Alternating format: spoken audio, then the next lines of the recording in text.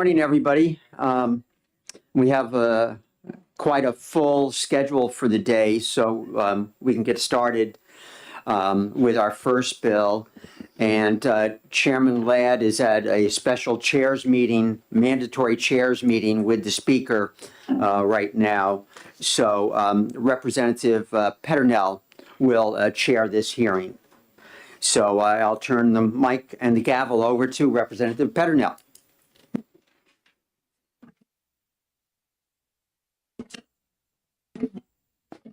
Good morning. Good morning. This microphone's different than mine. Yeah. Welcome to the House Education Committee. The first hearing of the day is House Bill 1176, establishing a commission to study current funding for special education and potential other funding sources. And with that, we call on Representative Heath, the prime sponsor of this bill. Thank you. Do I need to do a card? Yes, Okay, please. I will do one. Thank you. It's nice to kind of be here. I don't do this very often. My name is Mary Heath, and I represent the city of Manchester, and specifically wards 2, 4, 5, and 7. I have been a longtime educator. Actually, I was an educator for over 42 years. And once upon a time, a long, long time ago, I was the first special ed teacher at Memorial High School after 94-142 was passed. So my history with special ed goes back a long, long way, and I've served in a number of different capacities at the local level, at the state level, at the Department of Ed, and when I worked at Southern New Hampshire University as in the capacity of a teacher ed program. So House Bill 1176 is designed to look at a few things, but most specifically the funding. And I'm not going to take up the time because I know you have a big agenda today. And I have there are people here that will speak to the report that I just handed out, and also the need for us to look at special education. But more specifically, the whole funding issue, and in the report you'll see those issues, and the urgency that we really need to start thinking and talking about what can we do in the near future to really compensate school districts for the extraordinary costs that they've had. And we certainly know that the old catastrophic aid is quite a hurdle for school districts to get through that program. You don't get the money till the next year. And if you have a student come in with huge costs, if you're a rural school district, it's a nightmare. And all our kids deserve the best possible education that they can get.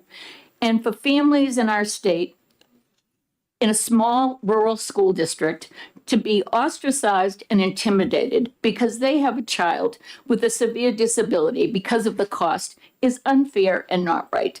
And we need to come up with some way to keep that from happening. I never even realized something like that could happen because I had worked in Manchester, but when I went to work in a small rural school district, and we were at a town meeting and I heard complaints about a particular family and the cost for a student, their child. There's no parent asked to have a severely disabled child. But we still need to adhere to the law, and we still need to do the best for those children that we can do. So I'm going to end there because I can go on for hours because this subject has been near and dear to my heart for a long, long time. Because all kids, I loved what Dean said yesterday when capital L, capital A, capital L, because really all kids deserve an education and all kids can learn to some extent. So, we're really invested in our kids in New Hampshire and we need to do a better job. So I am going to stop unless you want me to answer any questions, but the experts are behind me. Thank you very much. Are there any questions for Representative Heath? Yes, Representative Myler. Thank you, Madam Chair, and thank you for being here. You cited the federal law 94-142. Would you please review that? Because there are members of this committee who are not, I'm sure are not familiar with the impact of that and what it meant for special ed students. And I'm sure Jane can do a better job than I will do. But in 1975, the U.S. Congress and Senate passed IDEA, which the Individuals with Disability Education Act. And when that happened, it required each school district to look independently at each child that was referred for special education, and then to come up with an individual education plan, and then to provide the necessary education and supports for that child. When I first began my program at Memorial High School, nobody really knew what special ed was. And I remember the principal way back long ago, I had a student in a wheelchair and she needed to take typing before we had computers. So I'm really dating myself. But the principal would not move the class upstairs for her. So her mom and I, unfortunately, had to go to the superintendent and explain, Mr. So-and-so, we need to do this. Well, anyway, Memorial High School got an elevator, so it worked out well. But there are things that there was a lot of reticence. I remember the principal saying, well, I'm not going to turn my school upside down for one student. But the thing is, every child needs to have that opportunity, and 94-142 made that possible. It's come a long way. Those folks that are full-time people now know the complexities that go along with special education.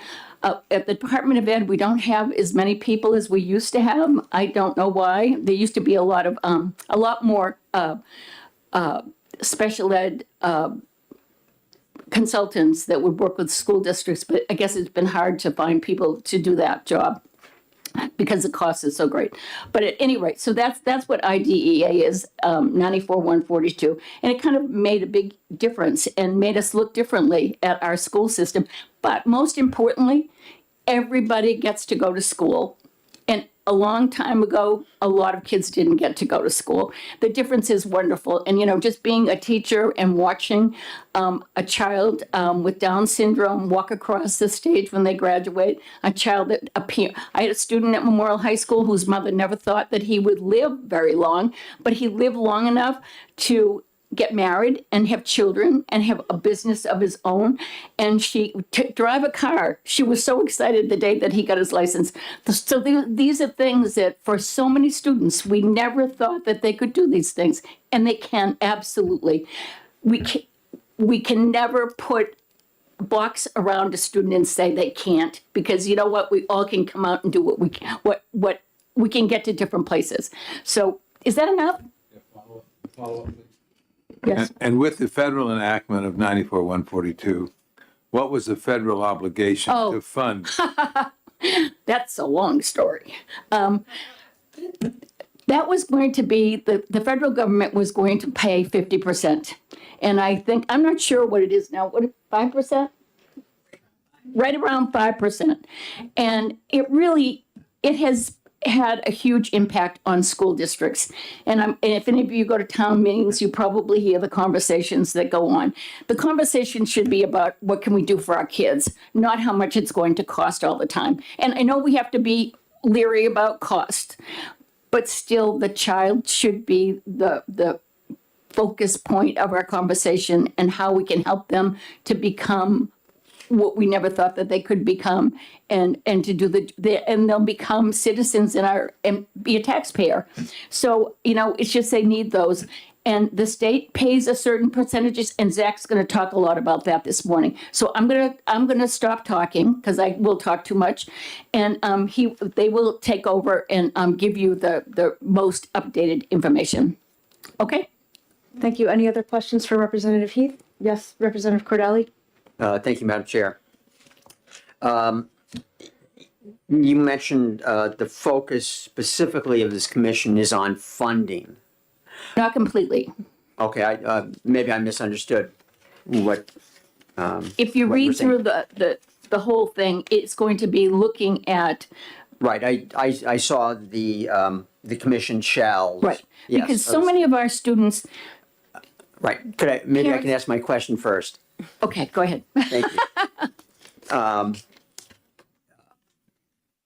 On lines 5 and 6, you talk about study-specific revenue sources. On page 2, Roman 5, you talked about current funding sources. And you even talk about on the last page, this commission to come up with a draft proposal for future funding legislation. Yes. I'm concerned about this commission, and especially looking at the makeup of this commission. I'm concerned about these people coming up with legislation for funding special ed. Could you explain why you think that that has to be the focus of it? And we already, I see you handed out a report from one organization that's also involved in this commission. So I'm not sure, I'm concerned about one, coming up with legislation for funding, and two, the makeup of the commission seems slanted, if I could say, given who's on the commission. Could you speak to those concerns? Well, when we put the membership together, I worked with the across the street, and we talked about who might be on it. We also talked about the fact that when the Education Committee took the bill, that you may have some other ideas of folks you might want to have on the committee. But the fact is, you see that we do have a number of representatives and senators. So I think it's important. Some of the people that are listed, one special educator appointed by the different organizations. So I think this is a commission that's going to take some time. But if you have other people that you feel, or people that shouldn't be on there, it's your purview to make some amendments. But what I'd like to ask is that you listen to the folks here behind me and hear what they have to say. Thank you. Any other questions? Okay, thank you very much, Representative Heath. And next, I'd like to call on Jane Bergeron.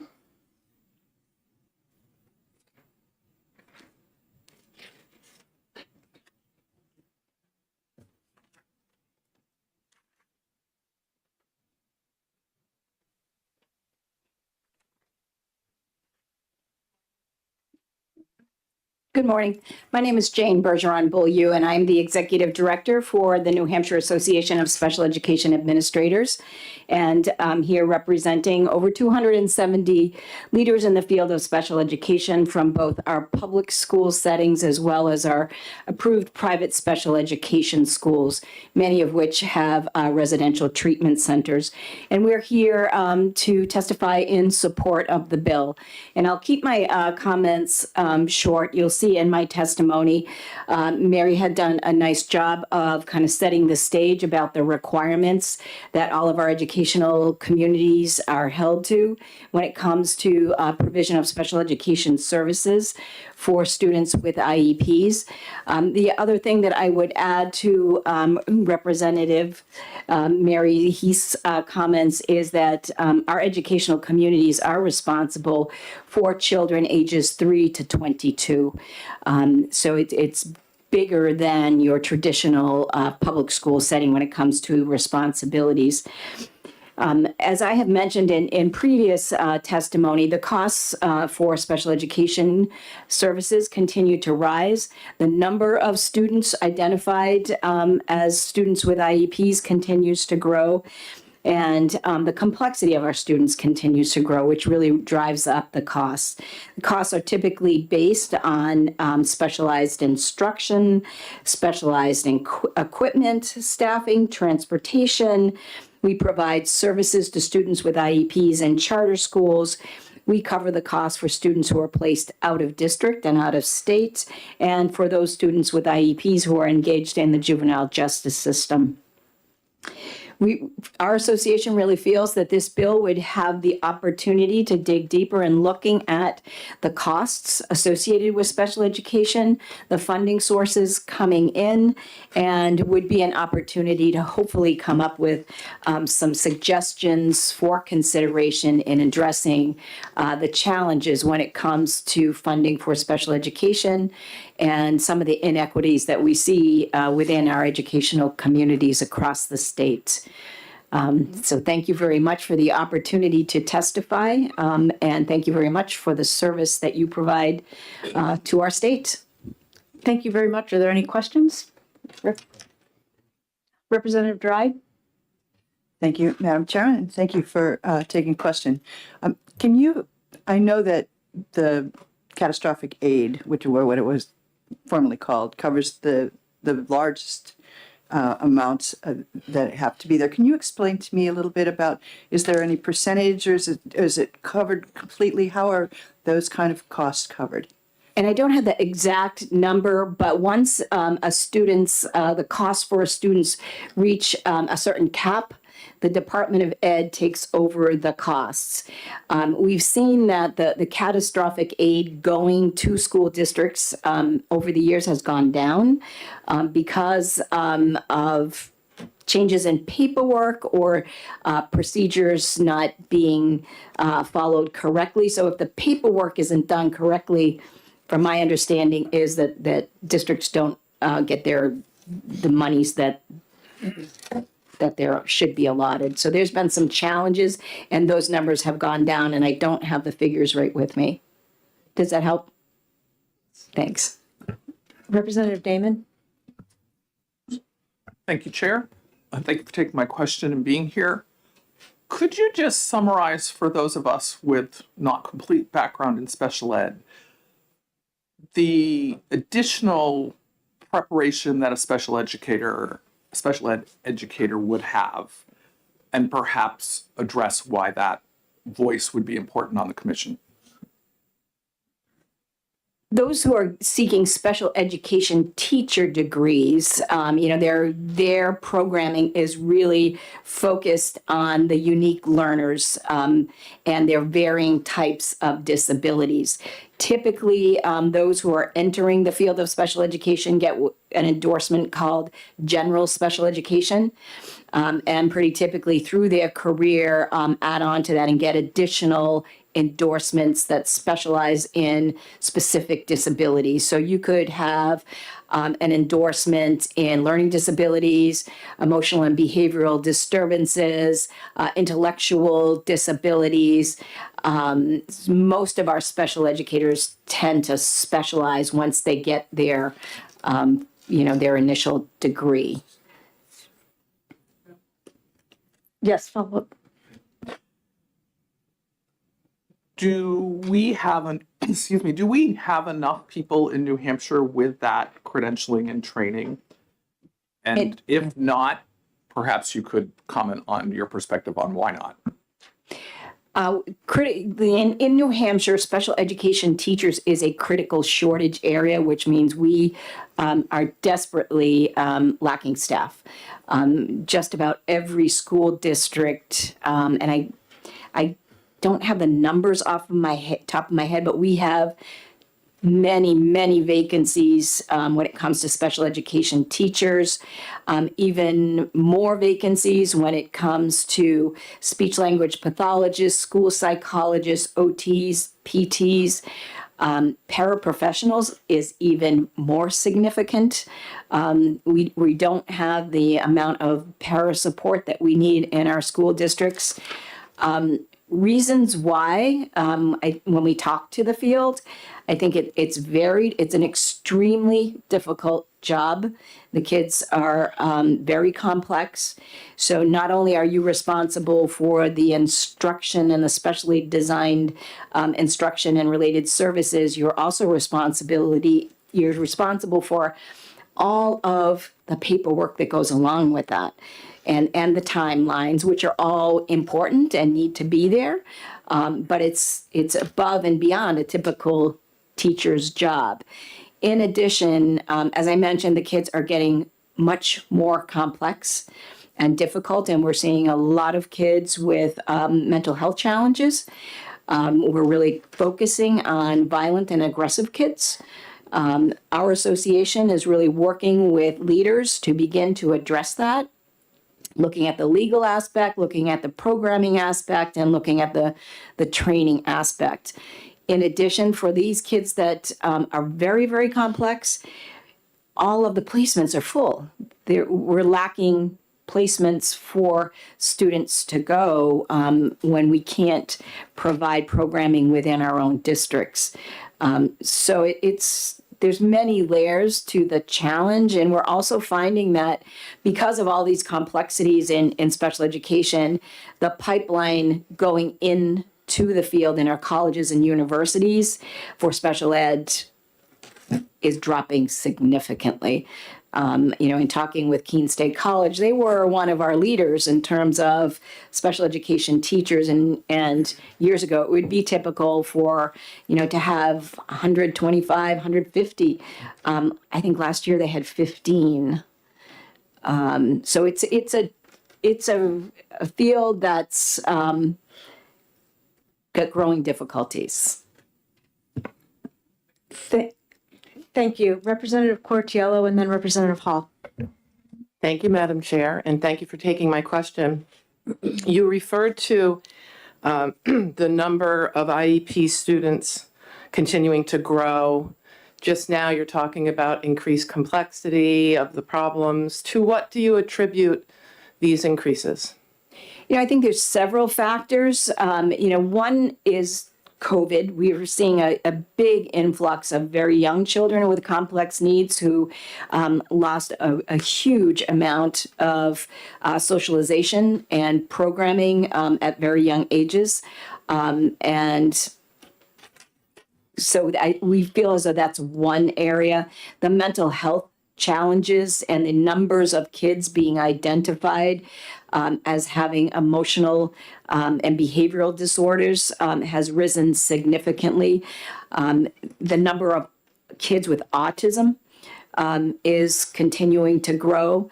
And so those are the areas that we're seeing some pretty significant growth. And for those young kids, a lot of it is around the social emotional piece and the speech and language piece.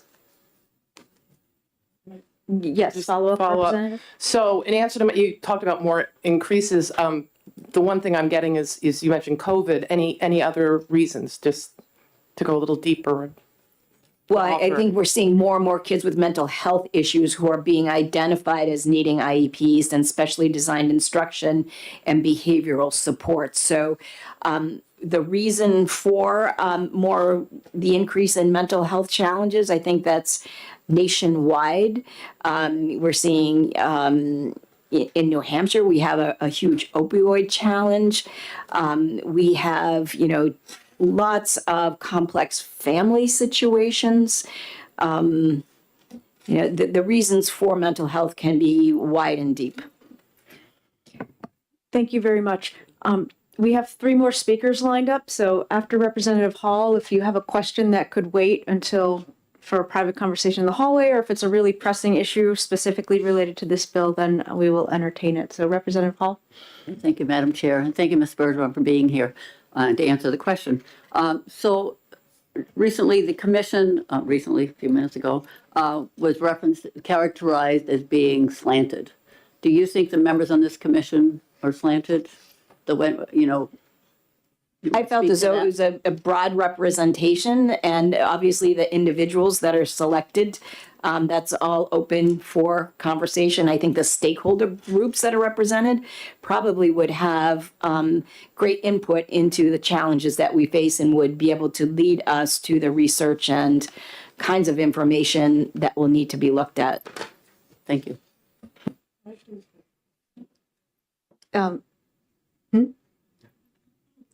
Representative Lekis and then Representative Cascadin. Oh, you? Okay. No, I said Representative Lekis and then Representative Cascadin. Yeah. Thank you for taking my question. I want to follow up on the paperwork issue and all the paperwork that has to be done. And I'm wondering, A, is that federally mandated, or is there some way to reduce that? And B, is that something we can have the commission also look at? It is federally and state mandated. certainly the commission can look at it. I mean, it's one piece of documentation in terms of the expectations around special education. It's just a part of the game, you know, when you go into it and you become kind of an expert in the law and timelines, and it just becomes a part of what you do each and every day. I was just trying to eliminate yes, thank you. I was just trying to eliminate a barrier to people going into that. That's, I don't think there's any way around it. okay, that's what I wanted to know. Thank you. Thank you. Representative Cascadden. Thank you, Madam Chair, and thank you, Jane, for taking my question.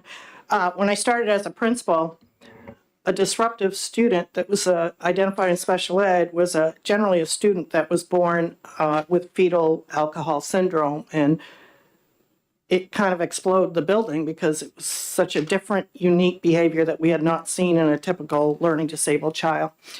But today, is there any data on the number of special ed students who have been born drug addicted? And is there a number or data that can be identifiable with adverse childhood experiences? Because those have both exploded in the field as well, as you know. But I'm wondering if there's data on that. I'm not aware of it, but we can certainly, look at that. I'm not quite sure how in-depth we get with IEP teams on medical kinds Early of challenges. childhood. Yeah. But that's an interesting question, and we can do some research on that for you. Thank you. Thank you. Representative Cordelli. Thank you, Madam Chair. Thank you for testifying today. First, 3 or 4 years ago, we passed legislation to create the opportunity for high-risk pools, if you will, insurance pools for special education costs, being funded from possibly district special ed reserve accounts to make up the basis for these high-risk pools. But to my knowledge, no school districts have attempted to try this to see how it can impact and save costs on the local level. Do you have any feel for why that is the case? I don't. And maybe if we talk to our superintendents association, that's not something that our association has been engaged in. Follow up? Thank you. You're welcome. Perhaps something the commission could look at, but also in relate to the commission function. Do you think that the commission, as a prospective member, would be hearing from parents in relation to special education services? I see that you talk about, the bill talks about services required and so forth, but some of the most memorable testimony that I've heard sitting here as a legislator has been from parents crying because they cannot get services for their children. And so I'm just wondering how that balances with the funding nature of this. At the same time, there is a performance audit going on by the legislative budget assistant on special education services being provided by the district. And they are not looking at local operations. So I'm just, maybe you can help me. I'm a little bit confused between the LBA audit, the role of this commission, and also providing opportunities for parents to give input and talk about services that aren't being performed, because it talks about services that are required by statute, but nothing about services that are not being performed for these children. Could you answer that long-winded question for me? I'll try. First, I would say our association values and recognizes the essential voice of parents I mean, they are so integral. They know their child the best, and they have to be a part of every aspect of the special ed process from start to finish and measuring along the way.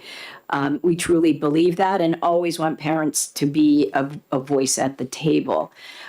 In terms of this study versus the legislative audit that's going on, the Bureau of Special Education has been kind of keeping us briefed on some of the activities, but to my knowledge, the first phase of the report hasn't become public.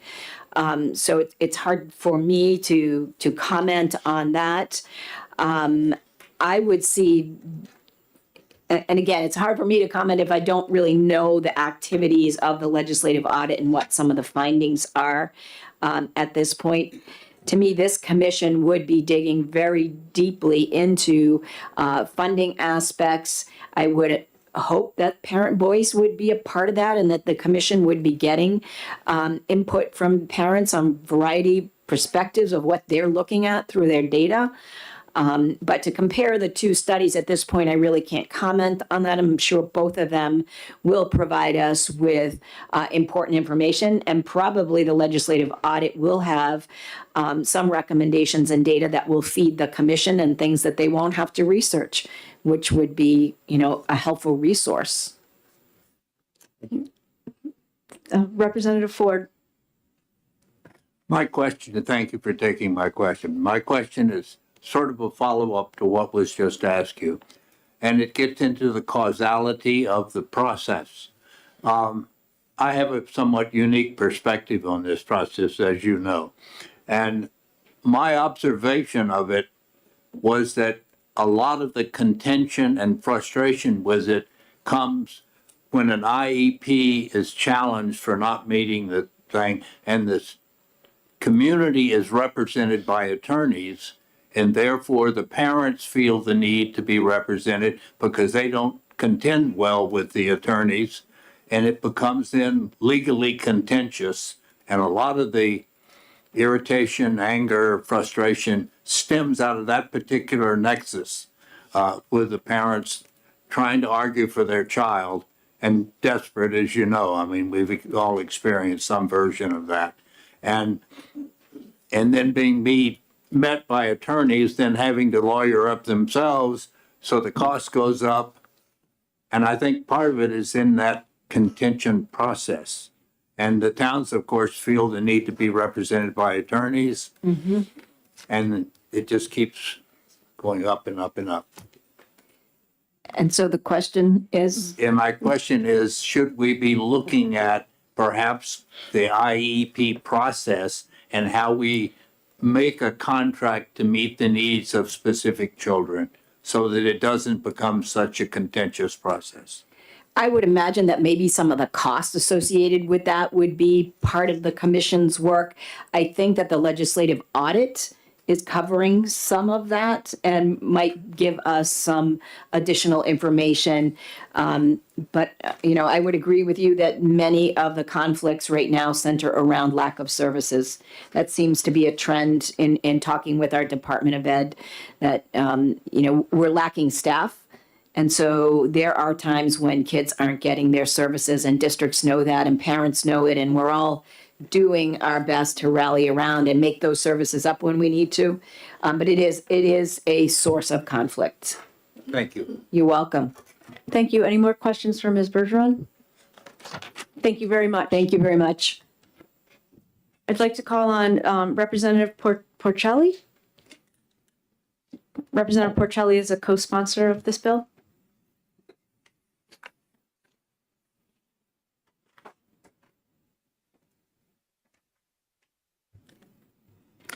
Good morning, everyone, and thank you for having me. My name is, for the record, my name is Representative Susan Porcelli. I represent Rockingham District 19, Hampton Falls, and Kensington. Although I am not an expert in education or special education funding, I am an expert on what happens when we have federal mandates that are not funded and the impact on our kids and property tax owners. And I am here today in support of this bill so that I hope that we could shed some light on what's happening with a topic that affects every single one of us. And that is how to look at special education, look at all the aspects of it, understand the cost drivers, and provide some relief for our property tax owners. This is critically important to make sure part of the conversation is to include the federal funding that we desperately need for special education services to help reduce our property taxes for our struggling New Hampshire residents and provide for the increasing needs of students with special disabilities. And I'm sure you all know this, but for context, in 1975, Congress passed a comprehensive law protecting and improving the outcomes of children and their families with disabilities. In 1990, the law was reauthorized and changed to the Individuals with Disabilities Education Act, or IDEA. The IDEA federal laws that we are mandated to comply with include services that must be provided to children with disabilities in elementary and secondary school. And I'm sure you're very familiar with all of the different requirements such as IEPs, et cetera. But it does not cover all of the costs. These federally mandated requirements are very expensive to administer, and the IEDA Act originally proposed only covered 40% of the costs, and that was back in 1990.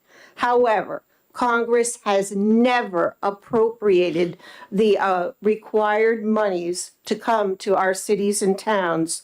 And this has resulted in an unfunded mandate, and it shifts the costs for educating students with special needs to the states and especially our school districts. And I think we're seeing that impact now. In the two small communities that I represent, there was currently a revaluation of their property. Their taxes have gone sky high due to the revaluation. In addition to that, many of the special education costs are increasing faster than our school budgets can allow. Children and taxpayers need to understand what these cost drivers are. An alarming 26 New Hampshire public school districts spend over 25% of their total school budget on special education costs. I would like this commission to do a deep dive and understand what special education instruction needs to include from a federally mandated and state mandated perspective, how these services can be delivered in a more effective manner, what are the outcomes, and how are we measuring success. I'd like to look at the exploding administrative costs and see what we could do to make sure we get that under control. The legal fees, as you have mentioned, the legal fees are borne by the town, and many of these lawsuits turn into year-long processes at very expensive costs to the town. And of course, transportation, which is also an incredibly expensive cost, needs to be understood. So I come at this from a different perspective. I want to make sure that we shed some light and put sunshine on what happens with our special education needs. We have needs from our parents and our students, and we have mandates from our federal government that were never appropriated appropriated funding for it, and now our cities and towns are stuck in the middle. So I would respectfully ask that you please consider this commission to look at all aspects of special education, and especially the federally funding opportunities that we have, that our federal delegation needs to make sure they are living up to their expectations. So thank you very much. I'll take any questions. Thank you very much, Representative Porcelli. Do you have any written testimony to submit to the committee? Oh, I can after this. Okay, thank you. Any questions for the representative? Representative Lekis? Do you have any specific ideas for things that can be changed or eliminated that are federally mandated but not necessarily helpful? Well, that's certainly something I hope the commission can look at. So, for example, in New Hampshire, and I'm sure you guys know all these stats, but I was just amazed. The total New Hampshire education operating expenses for 21-22 was about $3.5 billion. Total special ed cost expenses were $800 million. The federal government and local governments only account for about 20% of the additional funding. And we have about 20% of our students, or 300,000 students, requiring special education services. And of course, these costs, as you know, shift dramatically from district to district. So the number of students requiring these services could go down, but the budgets can be doubled. So it's very important for this commission to take a objective, bipartisan, comprehensive look at where we're spending all of our dollars, making sure the services are delivered appropriately, but then some type of measurement to make sure that these services are in fact delivering what they promised. Thank you. Thank you. Any other questions? Representative Dragg? Thank you, Madam Chairman. Thank you for taking my question. In the request in the resolution HCR 10 to ask our delegation to look into the funding, the full funding of federal mandates, if it were fully funded, how much of an impact do you think that would have on our state right now? It would have a significant impact. The budget for the U.S. Department of Education is over $80 billion. So we really need to understand, where is that $80 billion going? And this is something that I hope the commission plus the resolution will be able to address, to find out why is it taking so long for the federal government to live up to its promise to fund appropriately an act they put into law in 1990. It would be a game changer for us. Thank you. Further questions? Thank you very much, Representative Porcelli. Thank you. Next, we have Kristen Manshramani from the Office of the Special Education Advocate.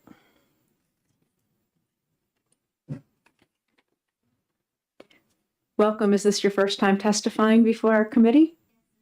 Nice to have you. Good morning. Does that work better? Thank you.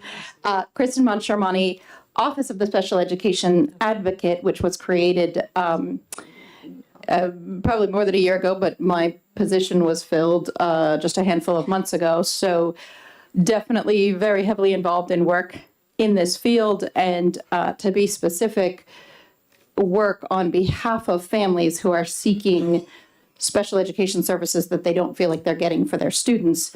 So we're seeing kind of the deep in the woods view of what's happening with special education. And I don't want to repeat a lot of the testimony that you've already heard. I just would like to put in 2 or 3 thoughts for the committee if we are looking at this financing piece.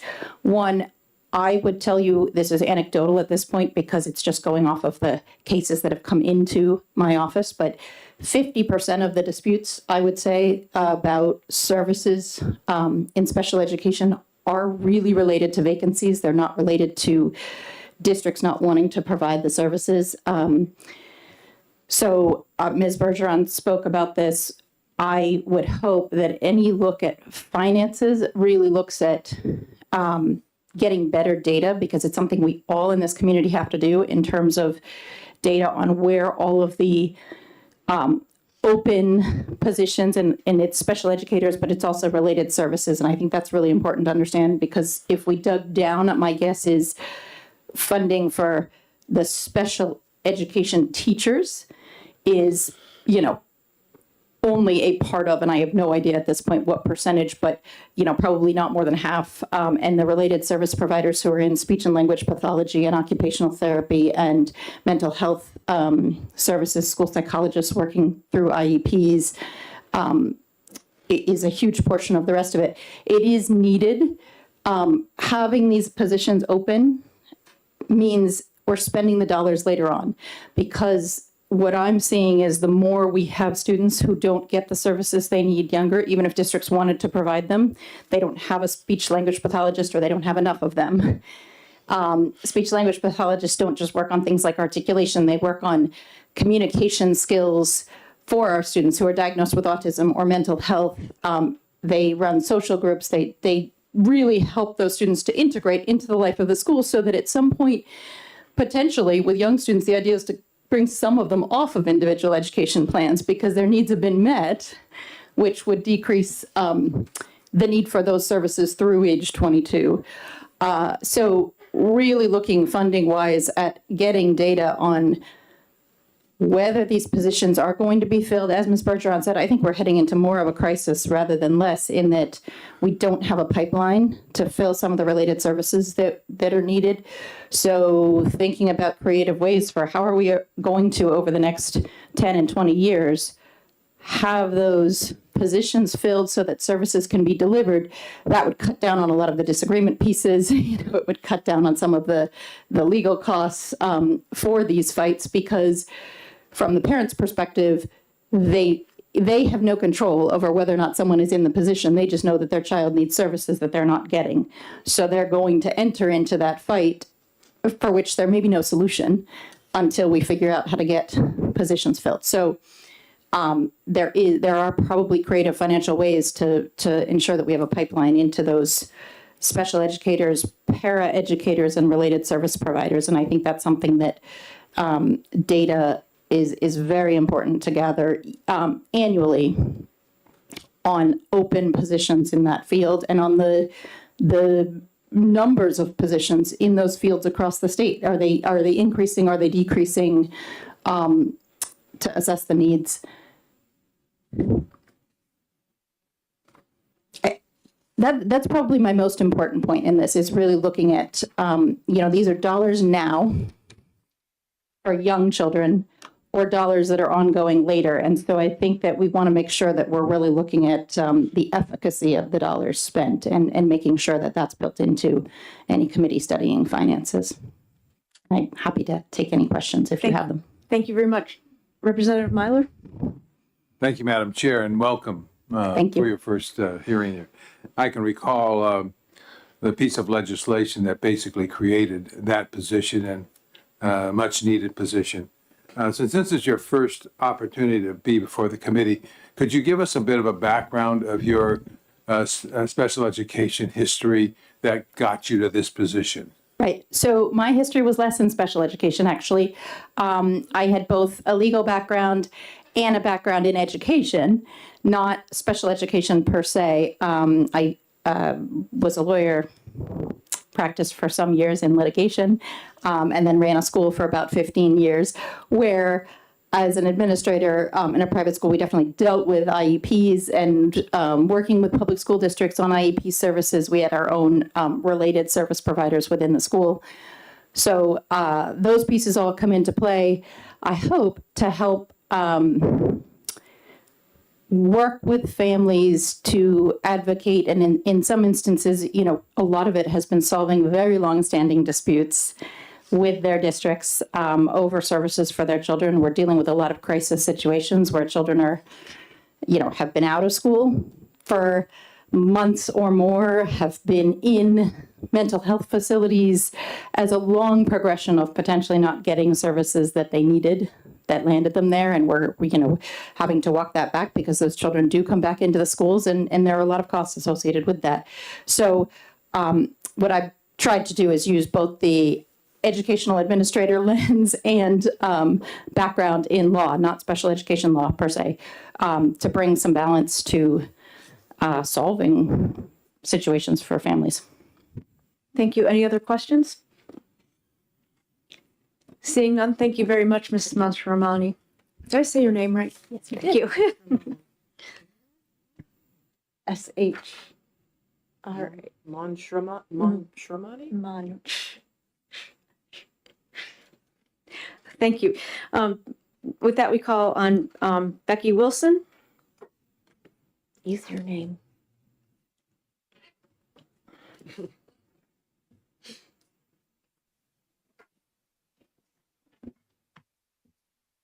Good morning, members of the House Ed Committee. Thank you for hearing my testimony today. For the record, Becky Wilson, I am the Director of Governmental Relations for the New Hampshire School Boards Association. For anyone who hasn't worked with me previously, prior to taking this position several years ago, I served as a special education director here in the state for about 20 years. NHSBA supports this bill. We'd like to thank the sponsors of this bill for highlighting the need to look at special ed funding and look at the complexities of funding in this state for special education. Our public ed costs, as everyone on this committee knows, are largely paid by local community taxpayers through your local property taxes. And while certainly NHSBA would acknowledge that some immediate relief is needed for our local communities, it's also very important that this commission is able to take into account the numerous aspects of special ed funding that are not easy to determine and not clear in a one-time, one-fits-all solution. We have several longstanding resolutions around special education funding. And as you've heard, I won't repeat, the federal funding obligation has never been met. While there is a bill currently before our federal delegation called the IDEA Full Funding Act, whether or not that will pass, I think is yet to be seen. That would only, again, if it were to pass by some small miracle, allow states to get up to 40% of the special education costs that they incur. So I think it's quite, if history repeats itself, I think the likelihood of that bill going anywhere is probably not that high, but we can always keep trying. And NHSBA certainly supports any full funding from the federal government that we can get in terms of meeting their obligation. There are a myriad of costs associated with meeting the provisions of IDEA at the state and federal levels, and I think it's very key to remember that New Hampshire has decided to exceed the federal IDEA in several areas, which also changes costs at the state level. We also fund all of the services for students who are eligible for special education at charter schools. The resident district is responsible for those costs. We, to my knowledge, New Hampshire is the only state that funds special ed at charter schools in that manner. The timelines in New Hampshire in several areas are shorter than what the federal IDEA requires. So that also can have effects on costs in districts if you are trying to meet tighter timelines in order to determine eligibility. The ability to use staff becomes more difficult. You need more staff to meet shorter timelines. We have higher parental consent requirements in some areas than the federal IDEA also requires, which leads to more meetings that need to happen in a short period of time, which requires staffing and things like that. It's also, I think, really important to remember that New Hampshire has been at the forefront of the inclusion movement for many, many decades. And just because inclusion is a more general ed, least restrictive environment for many children does not mean that it is cheaper than providing services in different ways. Districts and special ed admin are in a position to try to forecast needs for their community, sometimes a year to 18 months ahead of time when they are budgeting. The budget process in New Hampshire for school districts most often starts almost a year, if not longer in some districts, ahead of time. Trying to predict out a 3-year-old to 22-year-old system 18 months out. I don't know if any of you have your own children, but I can't even predict my own children's needs 18 months out, a year out. Those things change over time. And a lot of times those costs that are incurred by local districts are coming off of decisions that are certainly in the best interest of children and are meeting their obligation for IDEA, but were not budgeted for because there was no way to consider those when the budget was built the year before. It's a complex funding formula for special ed in this state. As many of you know, you have your base adequacy, your differentiated aid, there is special ed aid or catastrophic aid, you have Medicaid to schools, you have federal IDEA grants, you have preschool obligations, you have tuition agreements. The number of moving parts, charter schools, all of those pieces fall into the cost that local districts are incurring for special education provision. Lastly, I would like to just remind people that I think there's a lot of conversation in this committee about the fidelity of the special education process and concerns about the fact that costs may be somehow driven up by funding. People want more funding, so they're going to change the eligibility process, for example, to try to gain more funding at the local level. I think NHSBA would argue that districts are trying to balance meeting their IDEA obligations and following the processes that are very prescriptive and spelled out in the New Hampshire rules with being fiscally responsible, for lack of a better term. It's very difficult to look at all of those pieces and make a decision as an IEP team about what the students' needs are without considering the financial obligation that the district is going to incur by making that decision. And that is what we ask teams to do every day, is to make decisions that are for individual kids without any concern or consideration of what it's going to cost. That is what we are required to do. And the district is then on the hook for making sure they can figure out how to do that. Many times, as you've heard me say before in front of this committee, that is at the expense of the general ed programming, because districts don't have an obligation necessarily to provide all of the things that are in the budget for the general ed programs, but they are on the hook for special ed provisions. And lastly, I would just say, the best special ed is a very strong regular ed program. I've heard many people on this committee ask, why are the numbers going up? If you don't have a strong general ed program, or you have teachers, and this is not meant negatively towards teachers who are on an alternative pathway, they've not gone through teacher prep programs. General ed teachers have a high obligation to meet certain aspects of students' IEPs.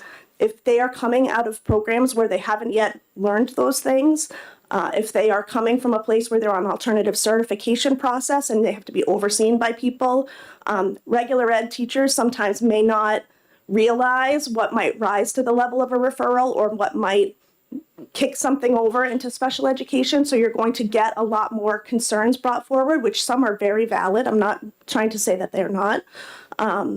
But if you don't have a system that is able to provide help to all students, and the only way for students to get help is to become identified, then certainly you're going to see some changes in that. It's going to drive up your numbers, and I think that the reason this commission is so needed is that there's many moving parts like that I think if there was some time given to look at the whole system and look at the system as a whole, you might be able to answer some of your own questions on this committee that come up repeatedly about why certain things are happening. And the costs then would be much more reflective of true special education need and not necessarily systems issues that are happening across certain districts in the state. I'm happy to answer any questions. Thank you. Representative Lekus. Thank you for taking my question. You mentioned that in some areas we're even more strict than the federal regulations. My question is, are there areas that that the federal government has made mandates on us which perhaps are not so useful or that could be gotten rid of if Thank you for the question. Yeah. I appreciate the question. Without going back in and looking at every individual piece of the federal IDEA, I would say that my experience with most federal legislation is it's sort of a bare bones situation. So I would imagine that the majority of IDEA requirements are mandatory in order to ensure that students are getting an appropriate free education across the state. Thank you. You're welcome. Representative Belcher. Thank you, Madam Chair. Thank you for your testimony. I just wanted to clarify one point that was brought up because you mentioned that the best, I believe you said, defense against having to expand special education programs is in fact a strong regular education program. I'm not sure I fully understood that because my understanding of special education is it's for students with disabilities. So that are you suggesting that education itself can induce disabilities? Thank you for the question. I'm not saying that.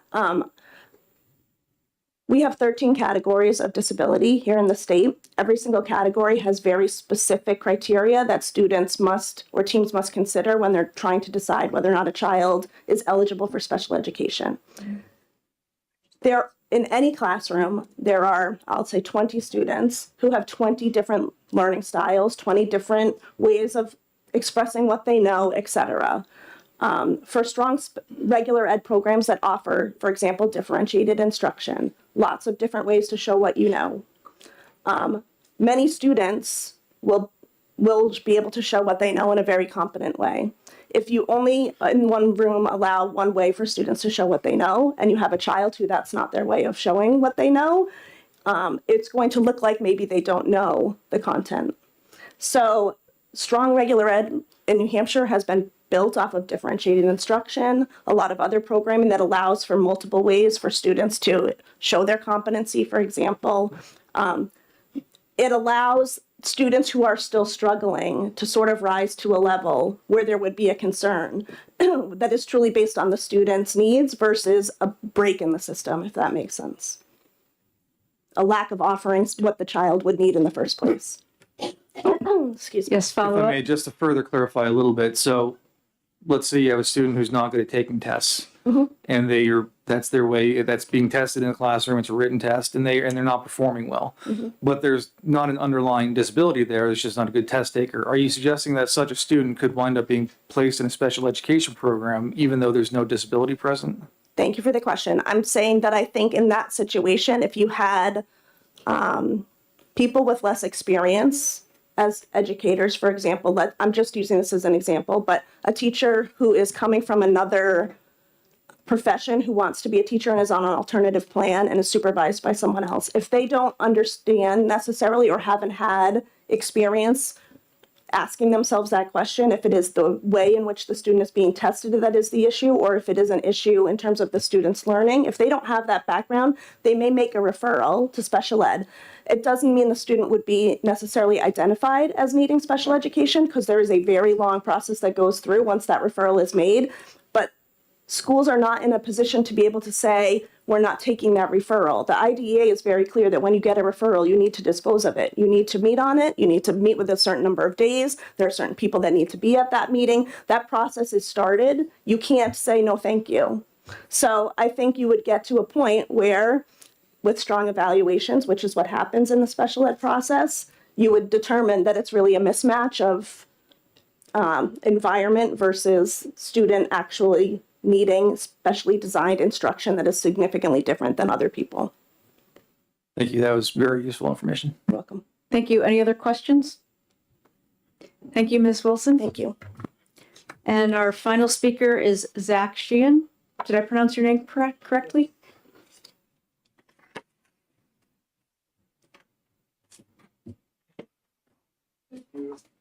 Thank you, members of the committee. For the record, Zach Sheehan, I'm the executive director of the New Hampshire School Funding Fairness Project. As often happens, I have written testimony prepared, but after everything everyone's saying, I'm going to bounce around because I don't want to repeat a lot. I know people have gone through a lot and folks who have much more detailed expertise in special education specifically. What I do want to hit on, though, is kind of the funding piece that the commission would be looking at. So just a tiny bit of background. Here in New Hampshire, we rely primarily on local property taxes to pay for public education, total public education. About 70% of all expenditures for public education in the state are covered by local property taxes. That's about 60% local property tax, 10% SWEPT, which, as you know, SWEPT is a local property tax because it's raised, retained, and kept locally. To put some numbers around special education funding specifically, in the 2021-2022 school year, there are about 30,000 students who receive special education services. The total costs, which have been referenced before for special education services, are around $840 million for that same year. And then we've kind of mentioned a number of times the lack of funding from the federal government and where that plays into this. I think it is an important conversation. I think that HCR 10 that was mentioned earlier is an appropriate step that the legislature can take to demand action of the federal government. But as was pointed out in testimony, I think repeatedly last week, waiting for that when it has not come through in decades, I think is not taking a logical approach to solving school funding for now. So I think the HCR is a really helpful approach to asking how that's going to be solved, but hoping it comes through when it hasn't in the past, I think, and continuing to kick the can down the road currently is not a helpful approach for our students right now. Just to give a little background on some of the kind of impacts on specific school districts, it was just mentioned earlier, about 26 school districts. It's year 2021, 2022 had over 25% of their budget was special education costs. And this can vary greatly, especially for a lot of our smaller rural districts. If a student moves in, has significant needs, it can really change a budget. And why we have a system right now where a family needs to fear tension at the grocery store because the community knows that their child is receiving additional services and those are being borne primarily by local property taxes. Like, that is a broken system in which families or students are, feeling penalized, as Representative Heath mentioned, for receiving the services that they are entitled to and that their students need, their children need to succeed. Relative to HB 1176 specifically, we think this is an important bill and an important step towards looking at solving what is, as you've heard, a very, very complex problem. I would like to point out specifically the elements that I think have not been touched on previously, which is the funding element. So how are we paying for public education at large? What are the revenue sources used for that? And then specifically with this bill, the revenue sources for covering the roughly $680 million that we are currently raising with local property taxes to cover special education services, right? So $680 million is the amount that is currently being raised and spent for special education services coming directly out of our local property taxes. And the way we look at this is this bill provides a few elements, I think they were referenced earlier, that look at what are what are current funding sources and what are other potential funding sources for both special education, but at large, public education. And I would just encourage, as a project, we would encourage that the commission be explicit in looking at revenue sources, all of them, as many as possible, not just property taxes. Other states, we might find that they have different revenue sources, different specific ways of delivering those revenues to special education funding. I would really encourage that to make this a useful and helpful commission to help provide, ideally, future budget writers in the legislature, the resources and tools to try to address this would be, what are the other revenue sources that are used, and really looking at an expansive approach. Talking about taxes here in New Hampshire is often not done, frankly, and I think that this provides an opportunity to look at what taxes are used in other states, why are they used, who pays them, what's the impact, and how does that help, as we've heard, relieve the burden on local property taxpayers in the state, many in rural communities that are really bearing the brunt of this current system.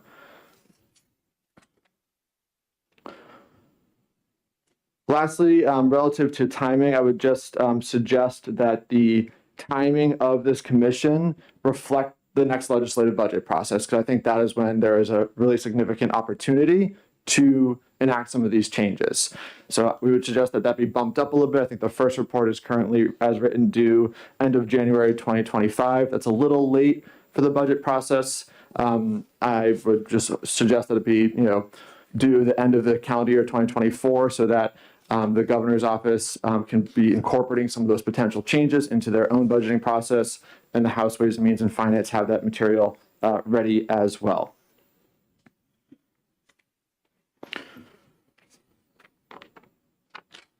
Lastly, I just wanted to answer two last questions. I'm happy to answer any remaining questions.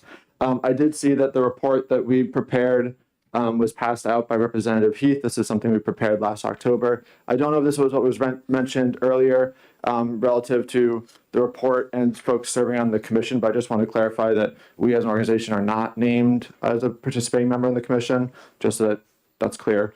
I didn't know which report was being held up in reference to that question earlier.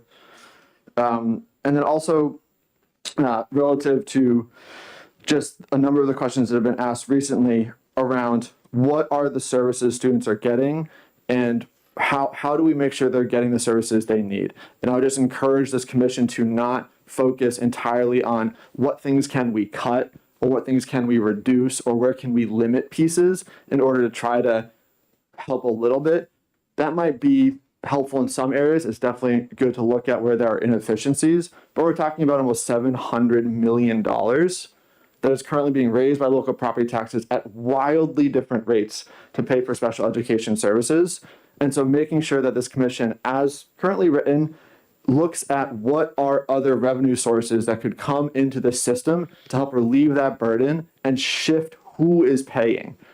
So that who is paying is not Charlestown at a rate of 4 or 5 times higher than some of their neighboring communities. We're looking at how this impacts different communities specifically and understanding that relying on local property taxes as much as we do is at the core one of the major challenges we're all facing.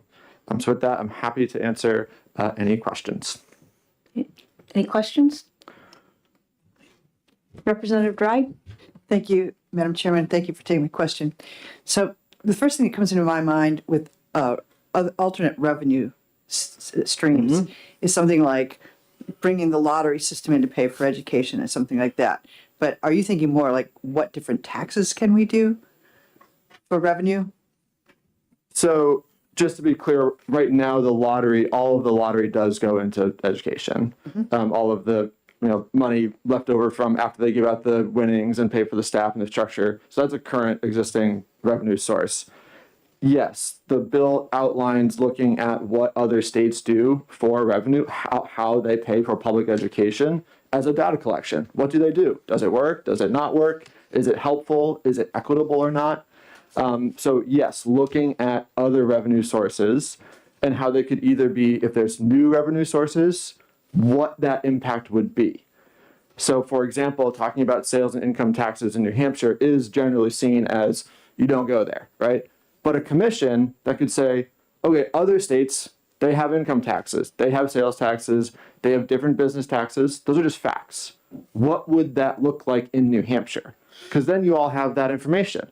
Then you all have that data. Would that help relieve local property taxes if it were directed towards special education funding specifically, so that Winchester doesn't have to rely so much on their local property taxes in these dramatic variations.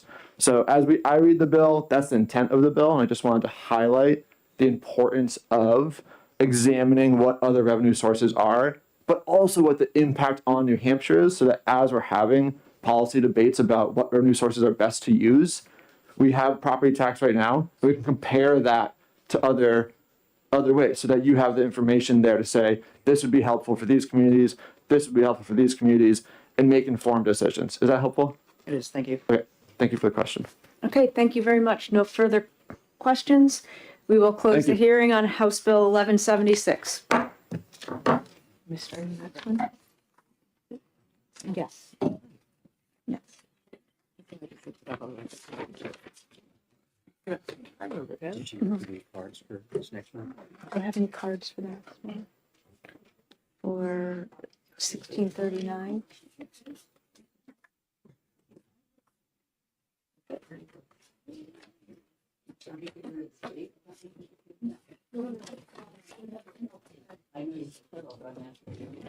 Gavel first. No, move it.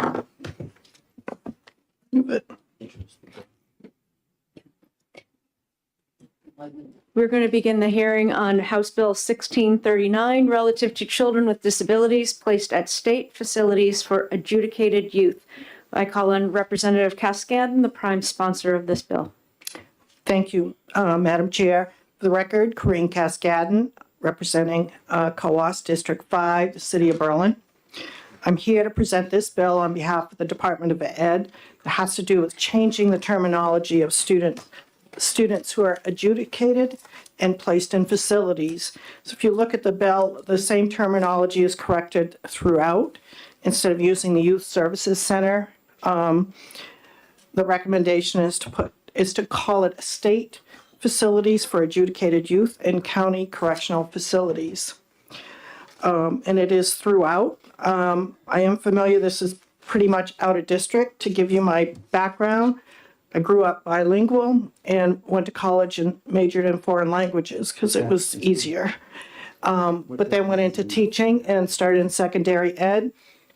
At the time, there was lots of federal money for bilingual education, and they provided me with tuition to be certified as an elementary school classroom and taught bilingual ed in middle school. From there, went into administration of elementary schools and was a very active part of the special ed process, from the referral to the disposition to the evaluations to the placements. Out-of-district placements were rare, but sometimes necessary. I made multiple trips visiting students at Prospect Academy, at Spalding, at Easter Seals, at ELC, at Pine Haven, because they were our students. So I have significantly participated in the special ed process. So I have the Department of Ed, Becky Fredette is here, and Attorney Fenton to answer any specific questions on the change in terminology for this bill. So that's pretty much it. It doesn't really change. Thank you very much, Representative Cascadden. Are there any questions for Representative Cascadden? Yes, Representative Damon? Thank you, Mr. Chair. Thank you for taking my question. So I just want to clarify, it seems to me that this is simply changing the language because we don't have a youth services center as such anymore. Or is it suggesting other kinds of placements that are already happening under different terminology? No, it's based primarily, I suspect, and you can get more accurate information from Becky, is that the Youth Services Center is not an existent facility. And as you know, the state is talking about what kind of facility to have, but at least this terminology would cover anything for an adjudicated youth, whether in a state facility. Thank you. Any further questions? Not seeing it. Thank you very much. You're welcome. I'd like to invite Rebecca Fredette. Rebecca's here from the department today. She is not taking a position. She is here to provide support to us.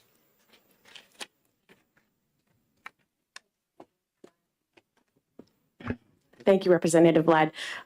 I am Rebecca Fredette. I'm the State Director of Special Education at the Department of Education. We did ask for this bill because if you look through the language just on this page, there are some inconsistencies between the Youth Services Center, the Youth Development Center, and then with the possibility of the Sununu Youth Services Center changing, we wanted to make the net language more generic so that we wouldn't have to keep coming back to you to change the name.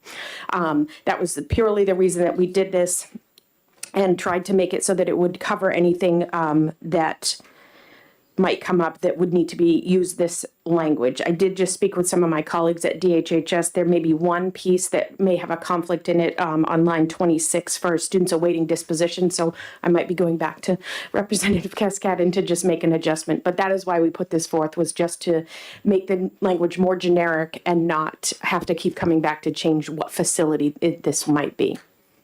And I'll take any questions if you have them. Thank you very much. Are there questions of the department? Yes, Representative Balboni. Thank you, Chairman Ladd, and thank you for taking my question. I'm just curious why it has a financial note. We were asked for a financial note, but it doesn't, I don't have it with me. Thank you. It shouldn't have any impact financially, but. Further questions? Thank you. Are there any other pink cards for this bill, 1639? Then we will close this hearing. These are for other bills. Yeah, okay. No, because she just said she had. Never mind. Director Fredette, can you get together and try to get some of that modifying, amending language together with Representative Cascadden right off here, so possibly this could come up for exec session today? So we don't start the next hearing until the time is set for 10:45. So we have a break. Enjoy it.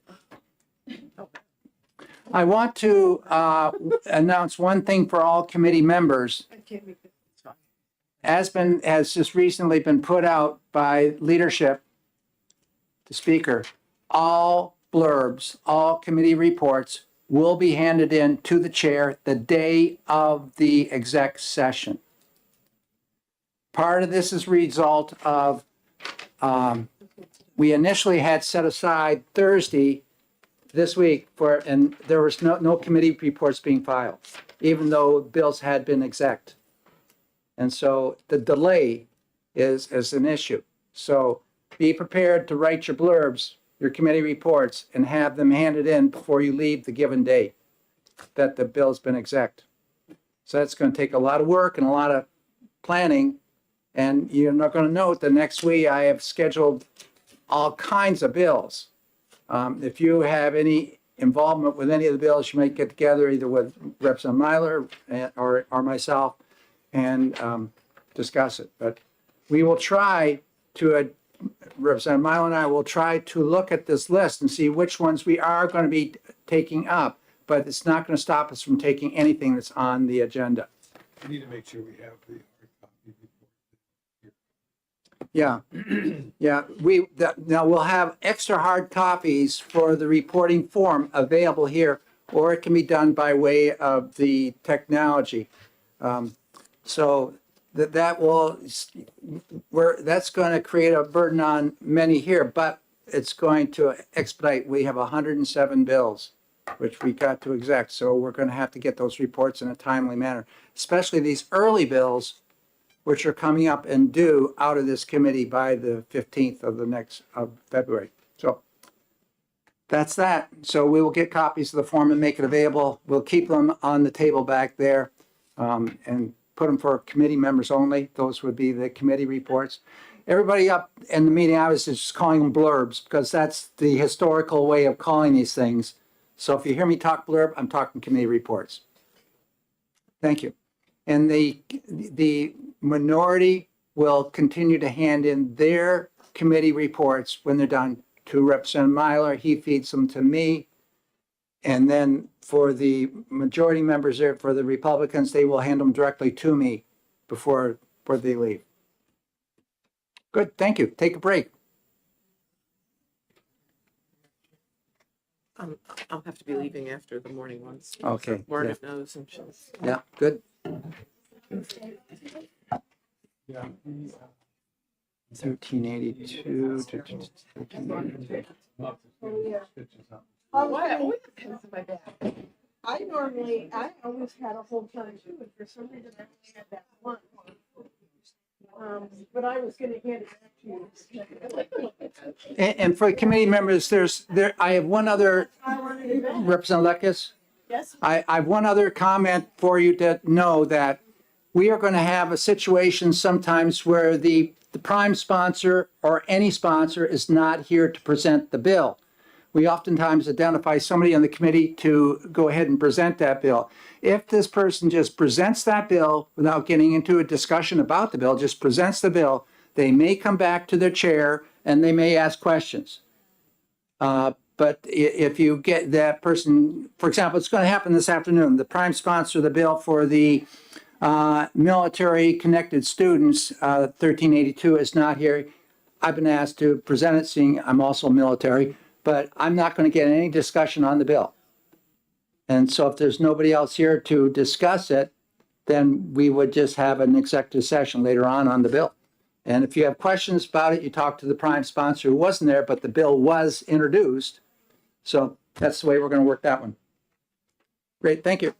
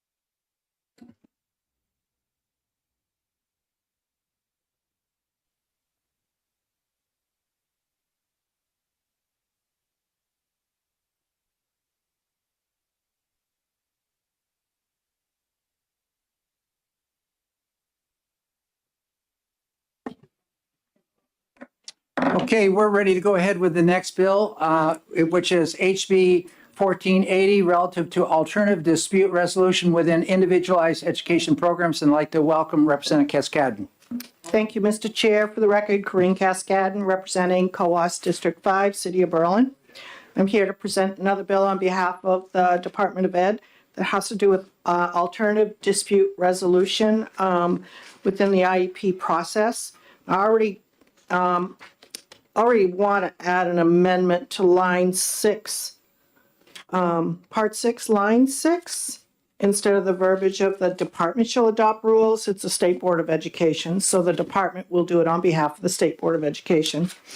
It is to put back in law the IEP facilitation process, which is a process that can be used prior to going to full due process or more extensive resolutions. The IEP facilitation process has been in place and it has been in practice. And in 2002, that's when it first started.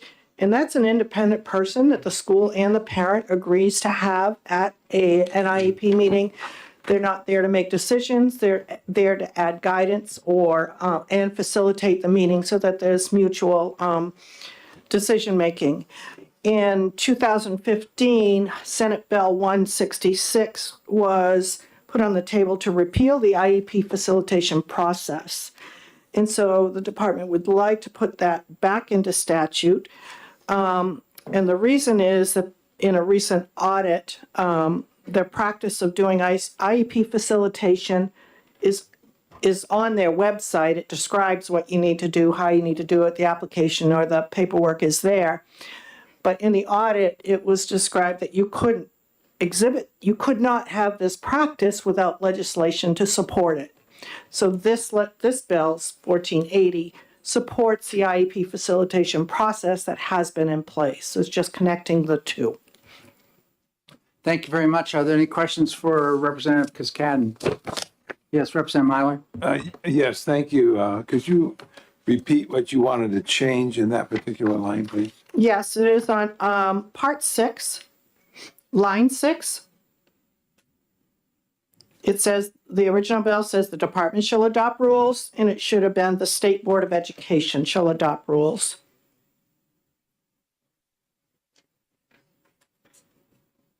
Any further questions? Representative Damon.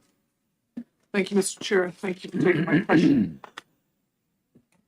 Did I understand you to say that this is putting IEP facilitation back into statute?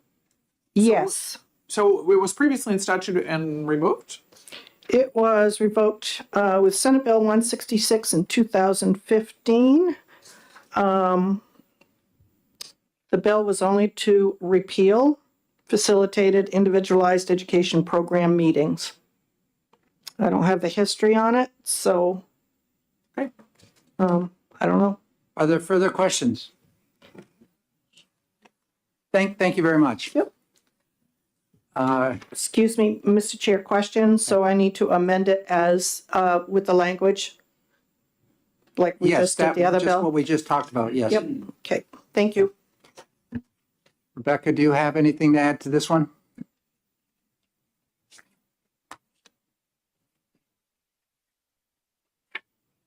Rebecca Fredette from the Department of Education, Special Education. Good morning.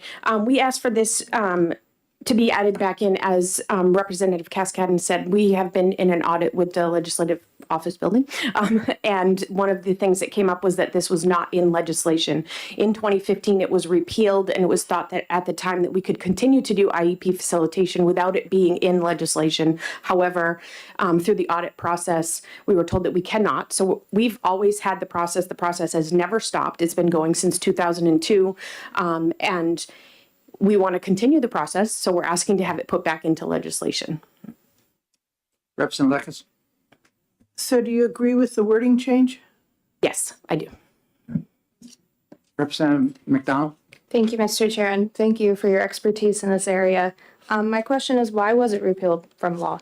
So from what I read in the documents from the statement, the Senate bill, it stated that the person who presented that it should be removed said that it could be done without being in legislation and that it would make it a less adversarial process, I believe was some of the wording that was used. Okay, thank you. I wasn't there. Representative Cordelli? Thank you. Thank you for being here. Are there any differences in the people who can attend a facilitated IEP that are different than IDEA outline of who are participants in an IEP? I talked to someone who participated in one not long ago, and he said there was 14 people there from the administration, if you will, versus him and the parent that he was with. Could you speak to the participants in a facilitated IEP? Sure. So this should still be the same participants that are required by IDEA. It shouldn't have any additional people beyond the IEP facilitator. This is typically used when the district and the parents can't come to an agreement on something, or they're having difficulty getting through the meeting and getting their work accomplished. So they ask for us to send this neutral party to come to the meeting to just literally run the meeting and make sure that they're crossing all their I's, dotting all their T's, doing what they're supposed to, and help them to come to resolution between the two of them. There shouldn't be any extra or additional people that are needed at the meeting. They are becoming adversarial because this is kind of the beginning of the dispute resolution process. So there may be a few additional people because it is becoming adversarial, but there's no requirement for that. There's no nothing that says that that should be happening. Follow up? Thank you. Since the audit indicated that this should be in legislation, it's in practice, and it should therefore be in legislation.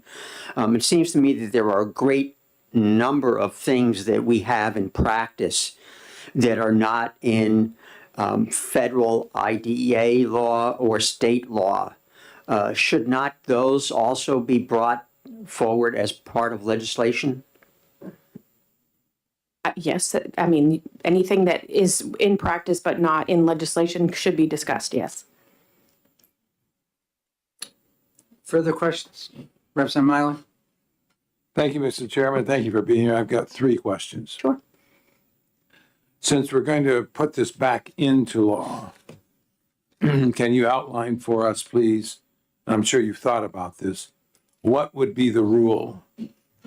What kinds of rules would the state board be adopting as far as what the language be and what the volume and area that this would cover? Sure. So as we've discussed with the auditors through this dispute resolution audit, we would go into rule to explain how the process should look when it is. We really already have procedures in place, but they have asked us to look at rules to set parameters on how this should run, how many people discussing, I'm sorry, there's a lot of things they've told me, so it's all running through my brain right now.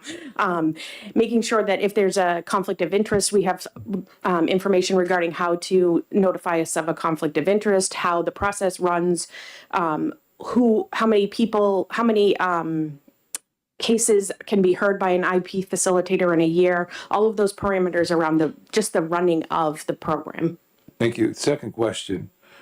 Follow, Yes, go ahead. Second question is, who are these facilitators and what, as a training, have they had to be the facilitator? Sure. So for many years, we had just one facilitator who was an experienced special educator who had been in the field for years and had retired. However, we do also provide them with trainings nationally for IEP facilitation. So anytime there is somebody from our TA centers or one of the national organizations for dispute resolution that puts out a facilitation training, we will pay for them to attend that training.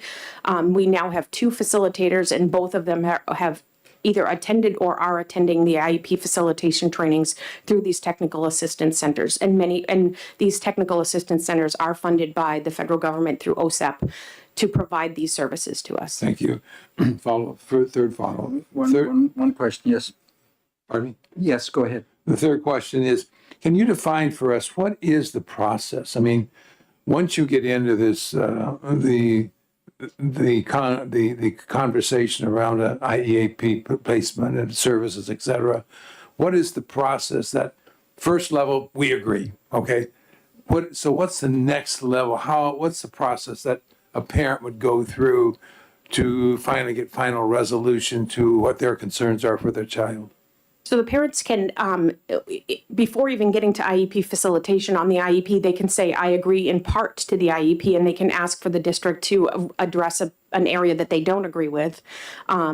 They can go to, the parents can request this IEP facilitation themselves. They can go to due process. They can go to complaints. So depending on what their issue is, we encourage the districts to work with them. And if the parent doesn't agree for something, they should be having another meeting to discuss the part that the parent doesn't agree to. There may just be one piece to it. I'd think that my child needs 3 services for speech instead of 2. And so I'll agree to everything else to get the IEP in place, but then the district and the parent should be meeting to discuss how they can come to an agreement on that next piece. And if I don't agree, what's my resolution? So then if you don't agree, you can go to IEP facilitation. You can say the parent can request an IEP facilitator or the district can request. The only caveat to either of those is that both parties need to agree to it. So if the parent requests and the district says, no, we wouldn't do it. But if the district requested and the parent said, no, we wouldn't do it either. We also will not do an IEP facilitation if you're already in another dispute resolution process. So if you've already gone to the complaints process or you've gone to mediation or due process, we don't want to go backwards and put you into IEP facilitation. We need to let you do that through the regular process. But you can ask for an IEP facilitator, and depending on what your concern is, you could take it even farther to complaints. Thank you. Representative Damon, then. Thank you, Mr. Chair. Thank you for taking my question. I have no expertise in this. So I'm looking at the current bill and a bill we're hearing sometime today, 1443, about special ed dispute resolution that talks about the process of neutral conferences.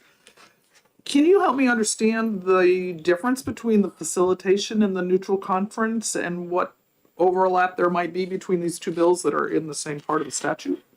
So I can explain to you the IEP facilitation piece. I would defer to my colleague Diana Fenton or Stephen Berwick to clearly explain to you neutral conference, just because I know the generic piece of it, but IEP facilitation is in my office, whereas any of the other dispute resolution processes are in the Office of Governance. So Diana oversees all of those. IEP facilitation is almost like the precursor to all the other dispute resolution processes. It's like we're having a disagreement, we can't get through the meeting. Let's have somebody come in and help us before we go to those other dispute resolution processes. So and we run that through my office with one of our education consultants, and we assign the IEP facilitator. Anything else beyond this IEP facilitation goes into the Office of Governance, where it would be the state complaint or the neutral conference or mediation or due process. Well, yes. So just to clarify, the facilitators that you described in response to Representative Myler's question are not the same people as the neutrals? No. Thank you. Representative Ford, or excuse me, Representative Tanner had her hand up first here. Thank you. Are there a list of facilitators? How do parents find a facilitator? So on our website, we assign the facilitator. We only have 2 right now. And so they would go to the website and there's a link that you contact our education consultant for the application and to apply for an IEP facilitator. And it depends on their availability and as I said, conflict of interest or anything like that. So we do assign them. It's not something you would reach out to them directly. It goes through our office. Representative Ford. Thank you, Mr. Chair, and thank you for taking my question. Is this process made known to the parents from the beginning so they understand they move this step to that step to the next step? It just seems to me that an awful lot of anxiety about this, and you can understand why with the parents and the students. But I'm just wondering, how do we facilitate their understanding of it all? So we share information with the Parent Information Center so that we ensure that parents know about IEP facilitation. We also have it on our website, and we talk about it anytime a parent calls and says, I'm having an issue, or I have, can you help me with this? We will suggest whatever dispute resolution process we think might help them. And we recommend this on a regular basis. Would you like to consider an IEP facilitator? It sounds like you're still in the process where that might help you where you are in this process. Does that seem seem in? Do you have a follow-up question? Follow-up, I'm sorry. Does that seem in your experience to reduce somewhat the confrontational aspect of it? From what we've heard from school districts and parents, yes, it does. We actually have had an increase in the last 2 years. We'd had probably 23 from 2002 to about 2023. And then since July 1 of 2023, we've had 17 IEP facilitations. So it is an increase. It is increasing. And from what we hear, it is extremely helpful on both sides from what we've heard from the participants. Thank you very much. Thank you. Are there any further questions of the department? Not seeing any? Oh, yes, Representative Balboni. Thank you, Mr. Chair. It's a quick one. Thank you for taking my question. There was a letter that came from the SAC committee that said that they supported the bill, but it says, we respectfully request that it be amended to state either party, school, or parent may request an IEP facilitation. Is that already I believe happening? if you look, I don't have the statute in front of me, but I believe if you look farther up in RSA C23, there it does state that it's available to parents or districts. Thank you. Further questions? Thank you very much. With that, we're going to close the hearing for 1480. 11:30. Pardon me? 11:30 is next. Yeah, yeah.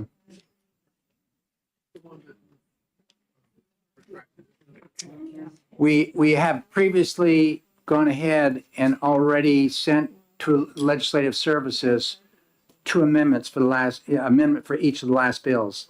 As soon as those come back to us, we intend to exec those bills.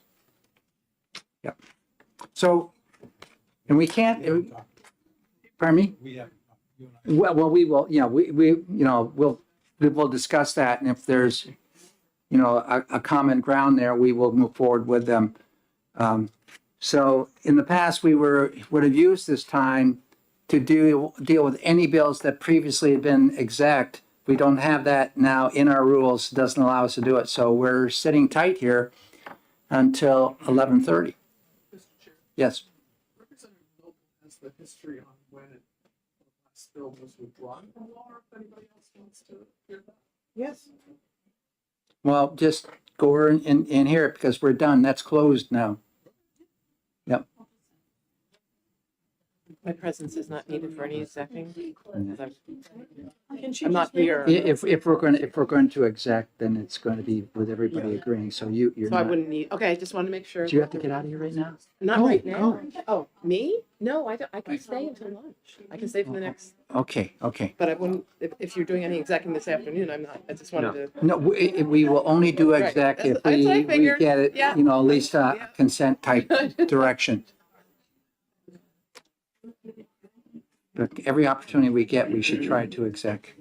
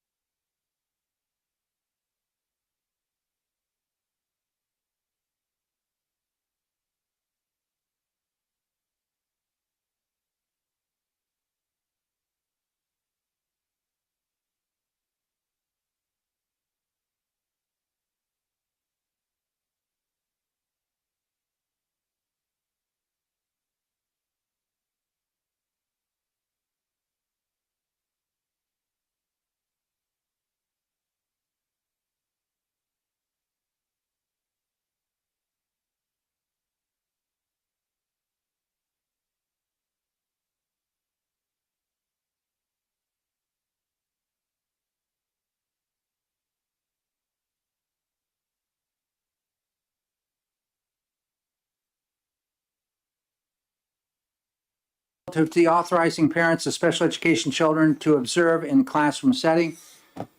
I'm going by the time zone in the opposite room here. You're sitting, it looks like it's 11:30. This one is 11:28. So we're going on the time zone in the other side of the room. So Representative Dunn, welcome.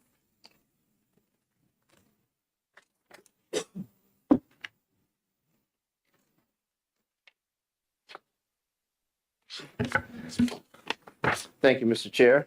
Good morning, committee members and guests. Thank you for having me today. I passed out two letters, one from my constituent, Jamie Carter, and one is from the New Hampshire State Advisory Committee on Education and Children and Students with Disabilities. They are supporting this bill. I just wanted you guys to have those statements in hand.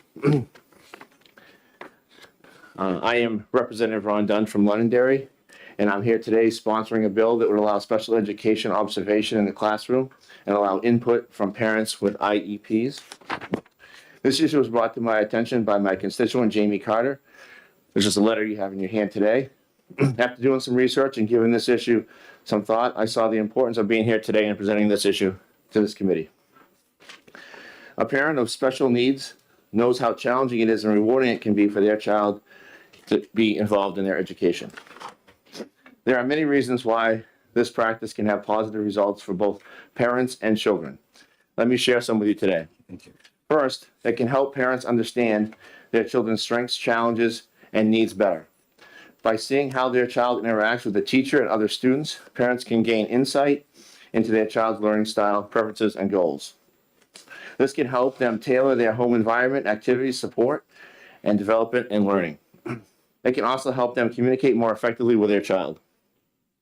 Second, it can foster a positive partnership between parents and teachers. By sharing information and feedback, parents and teachers can work together to create individualized education plans. Parents can also feel more involved and supported in the decision-making process.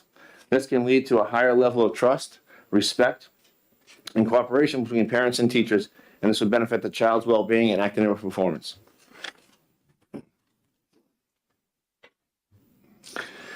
Third, by allowing parents to observe classroom activities, teachers can expose children to special needs with different perspectives, cultures, and experiences.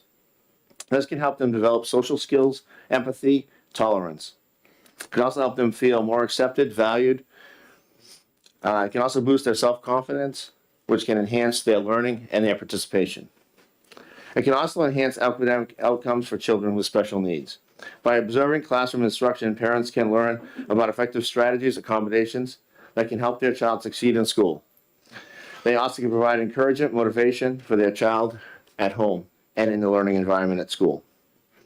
As you can see, by allowing parents to observe in the classroom for special needs students can have many positive effects for both the parents, the teachers, and the child. It can help parents understand their child better, foster more positive partnership with teachers, and enhance academic outcomes for the children. I hope you agree with me that this practice should be encouraged and supported by schools and policymakers. Thank you for your time today. If anyone has any questions, I'd be happy to answer them. Thank you very much for your testimony. Are there questions from the committee? Representative Myler? Thank you, Mr. Chair, and thank you for being here today. We did receive, one of your handouts was from the committee, and they noted here that they wanted it to be amended, the bill to be amended to remove the statement, school districts shall impose no conditions or restrictions. What's your response to that request? I'm absolutely fine with that, whatever this committee decides. I'm fine with that. Okay, thank you. Further questions from the committee? Representative Belcher? Thank you, Mr. Chair. And following up on that exact point on that last one, removing the line on shall not impose conditions or restrictions. Obviously, the point of this bill is to be as open as possible. I too see a problem with obviously the possibility of imposing no conditions because it could go weird. Do you think there might be a middle ground, such as school districts shall impose no unreasonable conditions or restrictions, something like that? Thank you for the question. Absolutely. Thank you. Representative Damon? I'm not sure if you're the person to answer this question or one of the technical experts, but what are the situations now for parents who want to observe? I mean, I know parents who have observed in schools. I've been one. I can ask you to refer to Jamie Carter's letter, and then I'll also defer the question to the next person to testify. She would have much more firsthand knowledge of that than I would. Further questions? Yes, Representative Cordelli? Thank you.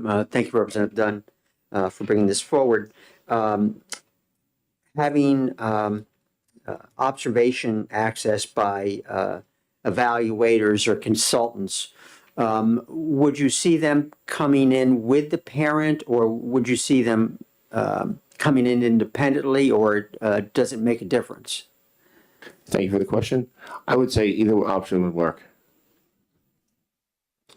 Further questions? Thank you very much. Thank you.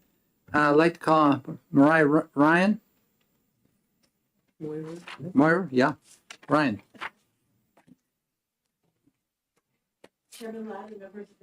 Committee, thank you. I'm here to support HB 1524. I want to point out in section 300.310 of federal code, it says that all public agencies must ensure that a child is able to be observed in the child's learning environment, and that this would support that. To your point, the courts have said that essentially school districts cannot impose unreasonable conditions, but they can request a confidentiality agreement. So the court felt that confidentiality agreements to not discuss other students would be okay, but a parent can obviously give permission to talk about their own kid. As for my own experience with trying to get classroom observations from my son who has autism, I had to fight with the school for 2 years. When I finally was able to get an observation in place, I was glad I did get the observation because I found that the school district had put my son in the corner with 2 special education teachers around him. And I said, we can't do that because he can't concentrate on a lesson and have 2 people next to him talking to him simultaneously. There are plenty of other parents who have gone into classrooms or had specialists go into classrooms to get data to evaluate whether or not an IEP is working, to determine whether or not FAPE is being provided. If a parent is denied an opportunity to observe in the classroom, the court has unilaterally said that is a denial of FAPE automatically. So this came about via various court cases. Schaefer versus Wiest is one of them.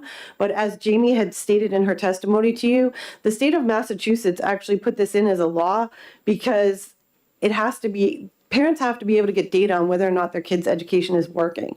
So it is an imperative component of this. And I think if the school district wants to have some sort of restrictions, if they work with the parent, I think the parent would be amenable.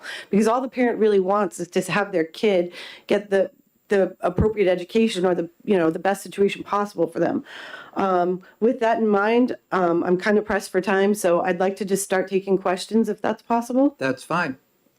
I have one for you. Sure. You mentioned confidentiality and unreasonable as a adjective for talking about imposing conditions, et cetera, or restrictions. Yes, sir. Can you give me some examples of what would be unreasonable? You can't observe unless the special education director is there. We'll only give you 20 minutes of time. You can't have a professional come in and observe. We'll only allow you to observe during gym class. Those would be examples of unreasonable, and those were specifically stated by the court, sir. Thank you. Further questions from the committee? Yes, Representative Cordelli. Thank you. Thank you for your testimony. When you say they were indicated by the courts, are you referring to Schaefer versus Wiest in that regard, or other cases? Schaefer versus Wiest is one of the cases, but that case in particular was a Massachusetts case in the federal DOE due process. And if you'd like, I can send that to the committee. Further questions? Thank you very much. Thank you. You're welcome. Jane Bergeron.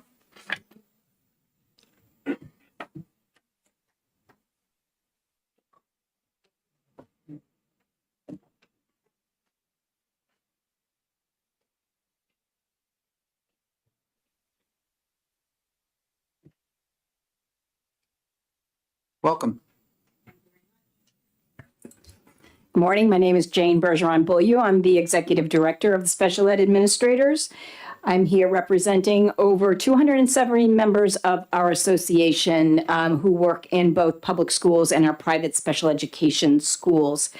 I'm here representing the association. We're not taking a stance on the bill, but our members did ask that I bring forward some comments for your consideration.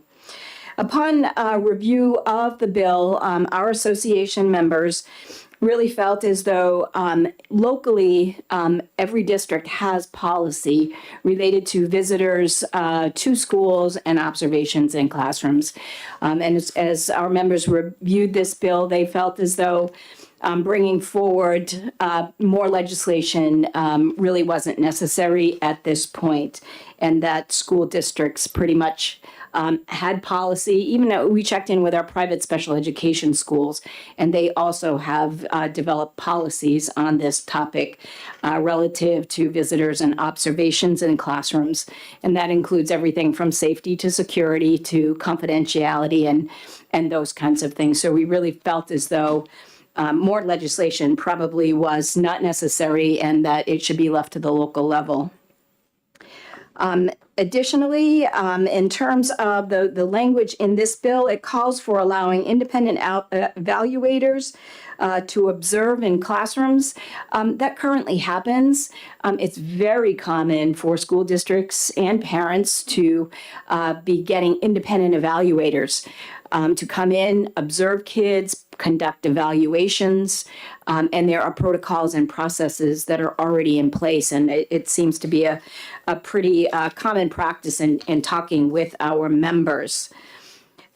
The other comments that our members brought forward was that the language in the bill really moves more towards giving very unrestricted, unlimited amounts of times and programs. And we all know, whether it be a special education program or a general ed program, having unlimited time for visitors can be very distracting, disruptive, and there really needs to be some guardrails around that. And this bill really seemed to be pretty broad. Those were the comments that our members brought forward and wanted me to bring to your attention. And we would ask that maybe you consider those before moving the bill forward in the process. So thank you for your time. Thank you very much. I do have a question for you. I'll start out. You talked about independent evaluators in the classroom, and there are protocols for that. Are those protocols based upon any policy statements that have been designed either by your organization or by the School Boards Association, so we have consistency throughout the state? We've got one of our members who can give you more details. In talking with our members, yes, they felt as though their school boards had developed policy on this topic and provided them with great guidance and guidelines for these kinds of situations. And as I mentioned, our independent evaluators in the world of special education, parents hire them, districts hire them. They're essential to bringing their expertise to assessing kids, observing kids, giving recommendations and consultation on best practice and input to IEPs and those kinds of things. Thank you. Representative Dry? Thank you, Mr. Chairman, and thank you for taking my question. In a previous hearing, we heard about a process that was going on without statute behind it, and they asked for the statute to back it up. So I'm kind of confused as to whether, it's nice to have policies with statutes behind it or operating without them.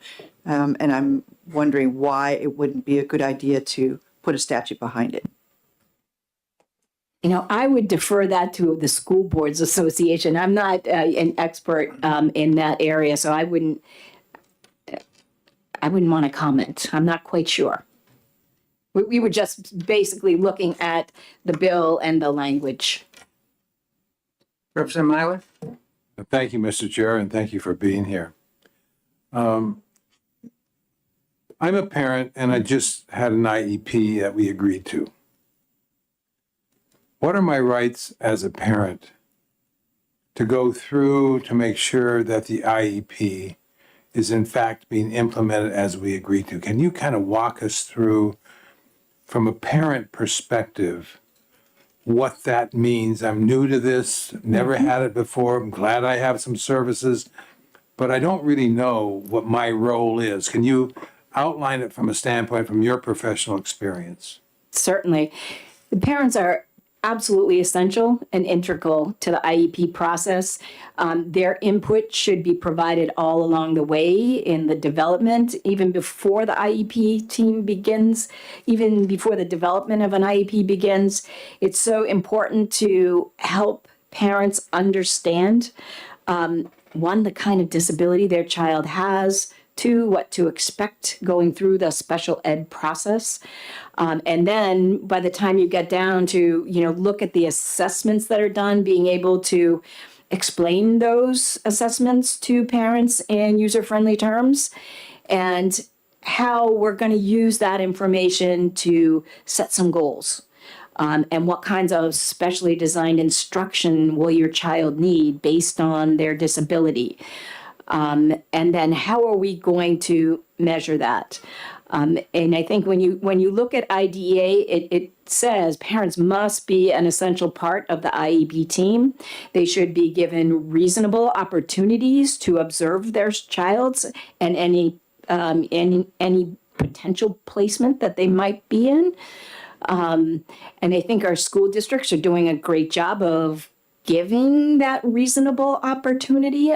Obviously, there's going to be times when conflict arises and schools may not disagree. They may disagree. But for the most part, in talking with our members in our private schools and our public schools, they really felt as though those processes were in place. Thank you for that explanation.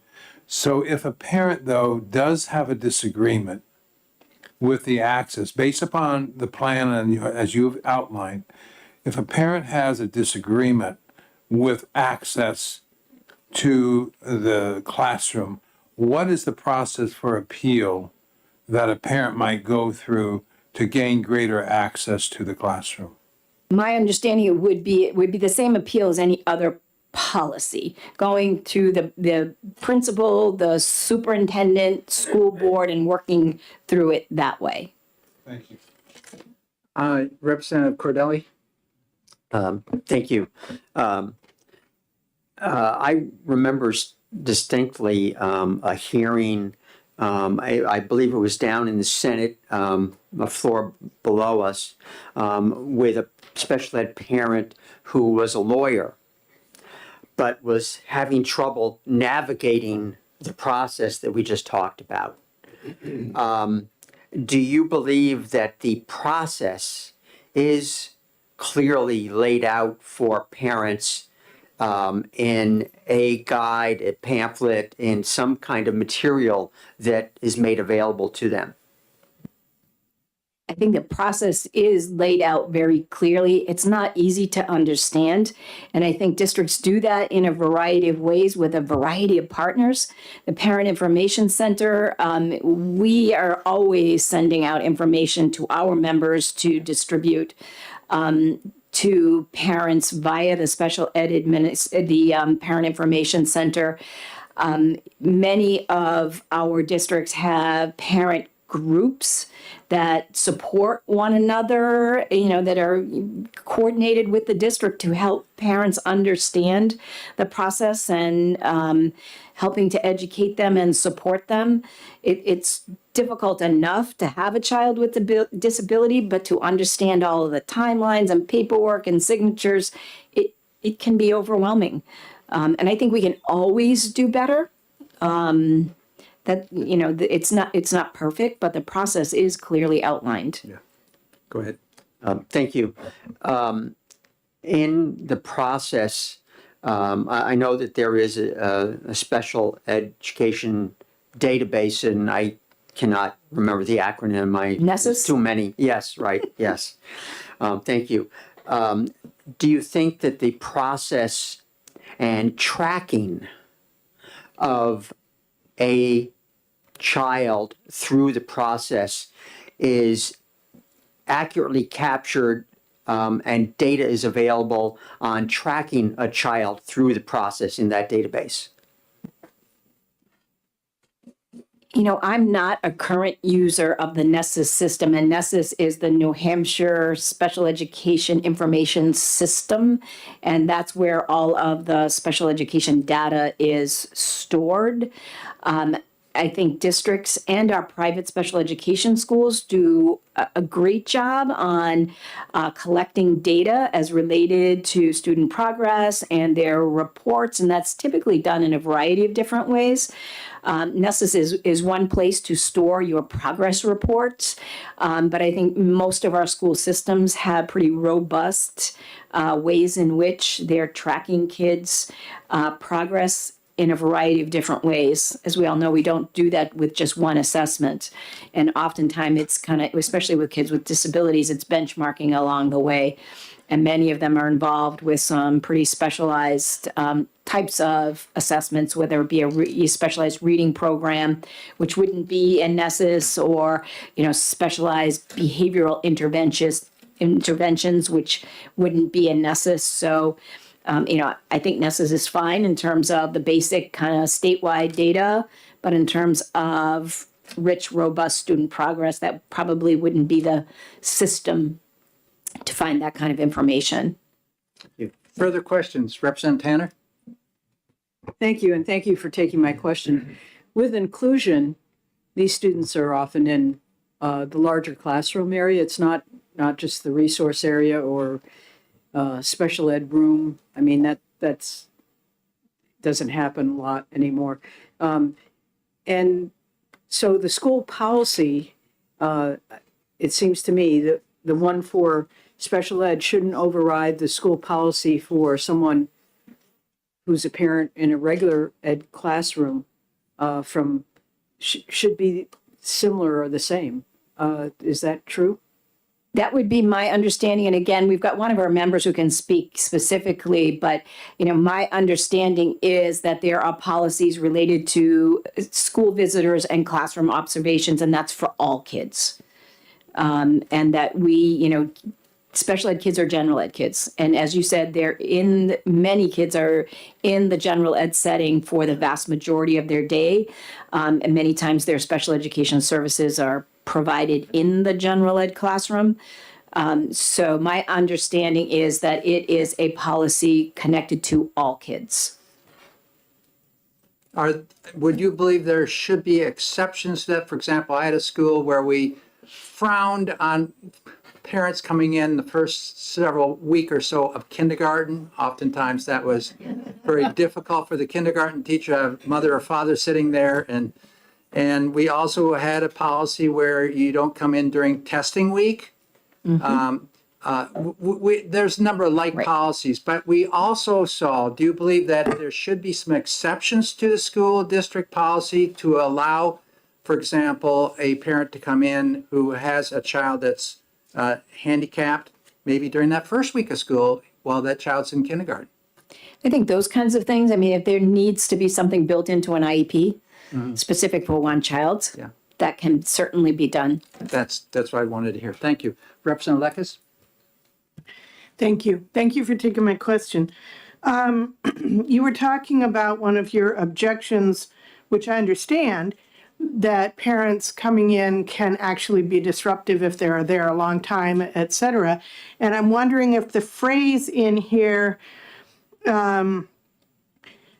except where it says they can't impose conditions or restrictions except those necessary to ensure and it says integrity of the program.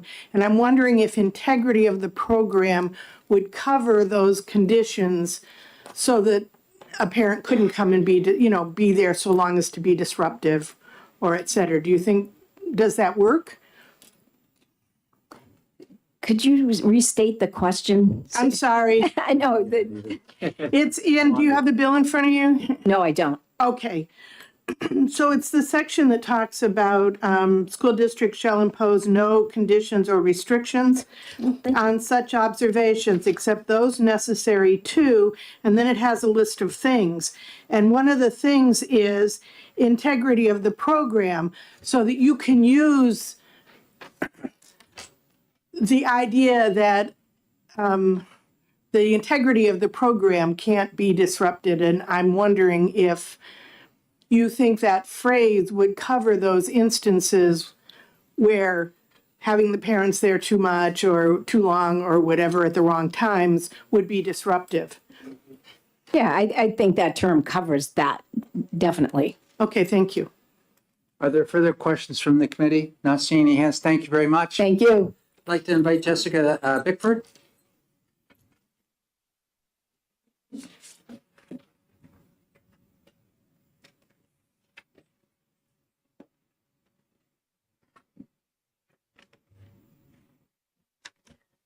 Hello, my name is Jessica Bickford. I fill a couple of different roles. I am a parent of a child with special needs, but I am also an assistant superintendent for SAU 53 Public Schools. Much of what I have to say is similar to what Jane had just said, not necessarily for or against in particular, but just I would like you to have careful consideration of some of the language that's in the bill. I would like to reiterate that many schools already have policies that cover visitors and those kind of things to the school, to the classroom setting, to programs, after school programs, those kinds of things. So just consideration that it might be a bill that may not be needed, or consideration to expand beyond just special education, because this bill just covers special education, and I'm wondering why it might only cover special education and not general education, which would encompass special education. It does raise some concerns around potential FERPA violations for other students in special programs. So if a parent is coming in to observe a special program, there may very well be other students in that program who have severe disabilities, medical issues, sensitive things that they have to deal with that are part of their own program during the school day. And that parent may not necessarily have the right to observe or have any knowledge about that child during that same time. So just consideration of that as well. There are mechanisms in place through the IEP team process that would allow parent to have some of this information, or the team could develop a plan for the parent to come in and do some of those kind of observations.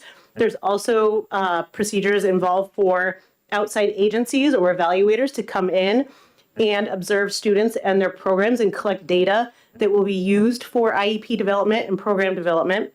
And I just would like to say that I think it's, because we're in the business of people in education, you're going to have different performances no matter where you go throughout the state.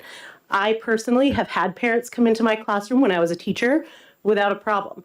But it was on good terms. We had a good relationship.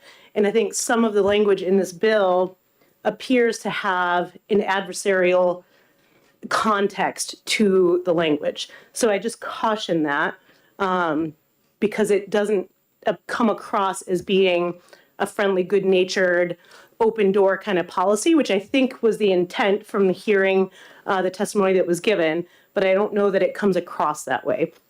So just caution with that as well. Thank you very much. Yep. Are there any questions from the committee? Representative Paranil? Thank you, Mr. Chair, and thank you for taking my question. In regards to FERPA violations, if I look on line 14 of the bill, I don't know if you have it in front of you, but it says, let's see, school districts shall impose no conditions, and then we move down to line 14 where it says, protect the children in the program from disclosure by an observer of confidential and personally identifiable information. In the rulemaking process, wouldn't it be possible to require a parent to sign some form saying they would not disclose in anything that they saw or observed? But I think we may have to be in a position where we get permission from that other parent as well to allow that disclosure of personal information, because their child's rights would be violated. We also can't control what people say, even though they sign a non-disclosure agreement or that a privacy agreement of some sort. they also have to adhere to those kind of standards when we go through due process as well. However, it's not very often followed. And we have no recourse as a school to hold that parent accountable, or whoever it might be, a visitor or a provider, accountable if personal information is shared out. Yeah. Thank you. Further questions, Representative Cordelli? Thank you. Thank you for being here. It's been mentioned that districts have observation policies in place, most districts, let's say. Isn't it possible, though, that those general observation policies might restrict observation to the parent and not include for an independent evaluator or consultant, and thus the need for some specific statutory language to allow those people as well? I mean, I guess it could be. It would depend on the school district's policy. There's no mandate for us to have that kind of policy in place, which might be what you're kind of alluding to. We don't have anything saying that we have to have or welcome visitors to come in and observe those things. I think schools choose to do that to cover the opportunity or that instance when that might happen. I know there's a lot of schools that have outside evaluators or consultants come in on a regular basis. I think it's usually done in collaboration with the teachers union, with the administration of that building, so that there is an agreed upon and kind of positive outlook from the beginning, right? It's not coming in as a gotcha or trying to find something wrong with a program or a teacher in general. So I think there is the possibility for, it might be a sound reason to have some legislation that says we have to have a policy around this, but I just would encourage you to kind of take into consideration all those factors that play into that, and the privacy of kids. And is it the program we're evaluating or the teacher that's being evaluated in delivering that program? Because those are two separate things. Thank you. Further question, Representative Lekes? You mentioned that it seemed to have an adversarial feel, and that was, the question is, would you be willing to make suggestions as to how to change the wording so that it is more friendly or open feeling? Sure. I certainly wouldn't mind helping reword some things if, I felt like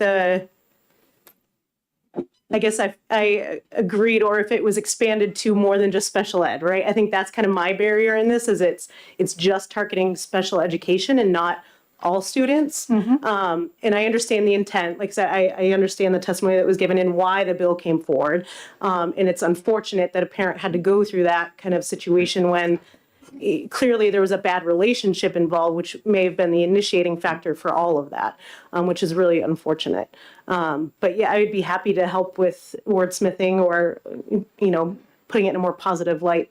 Absolutely. Thank you very much. I do have a question then, Representative Belcher.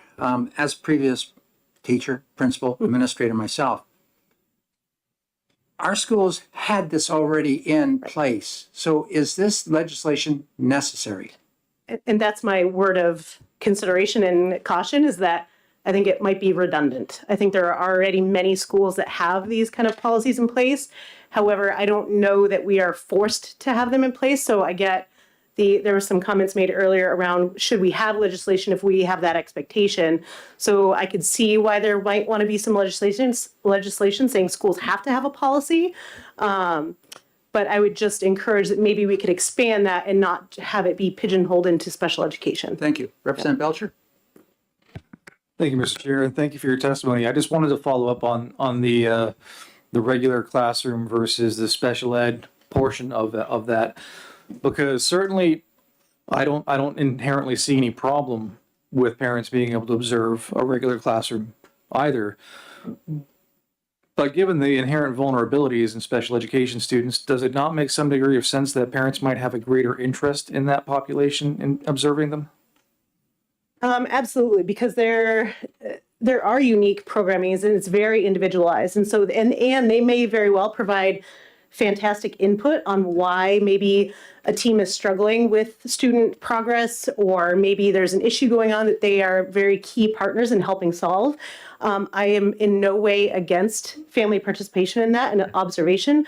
I think I would just not want it to be only representative of special education, because there is great value in having parent presence and community presence in the school buildings that I think is potentially underutilized and underappreciated. I think it's a really good thing to have a positive and open relationship with your parents and community members.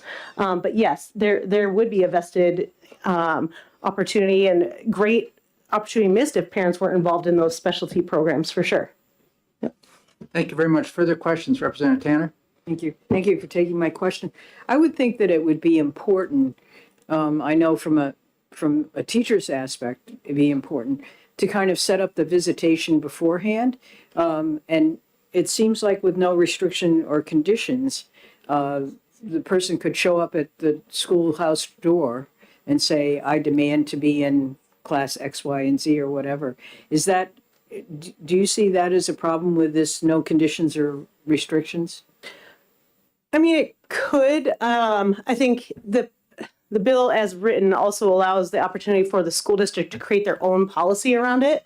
So the school district could create the policy that says has to be prearranged, it could be 3 days in advance or something. And I don't think that would be unreasonable. I think there's similar language that's embedded into the IDEA around, advance notice of things, like advance notice of meetings. We have so many hours or days or weeks to respond to certain things. And I think this would kind of be open to a similar lens. So I'm not necessarily worried or concerned about that, because the school district may very well build that into a policy that they create. Thank you. Further questions? Thank you very much. Yes, thank you. I'd like to invite up, before we go to the department, Becky Wilson from the School Boards Association. And I do have a question for you. Does the School Boards Association, this bill speaks about districts shall develop policies allowing classroom blah, blah, blah. Does the School Boards Association have policies for that? I know that you have a strong background in special education, so maybe you can help us out. Well, thank you for the question, and thank you for offering me that opportunity. The School Boards Association does have a number of policies, and I think it might have been last session or the session previous where we had a lengthy discussion at this committee about policies that are already available for school districts in terms of visitor policies, observation policies, surveillance, video recording, etc. There's also policies around special education evaluation. In listening to people talk a little bit about this bill, I'm a little confused about the catalyst for this bill, whether it is wanting observation to assess whether or not a student is making adequate progress in their program, or whether it is part of an eligibility observation process.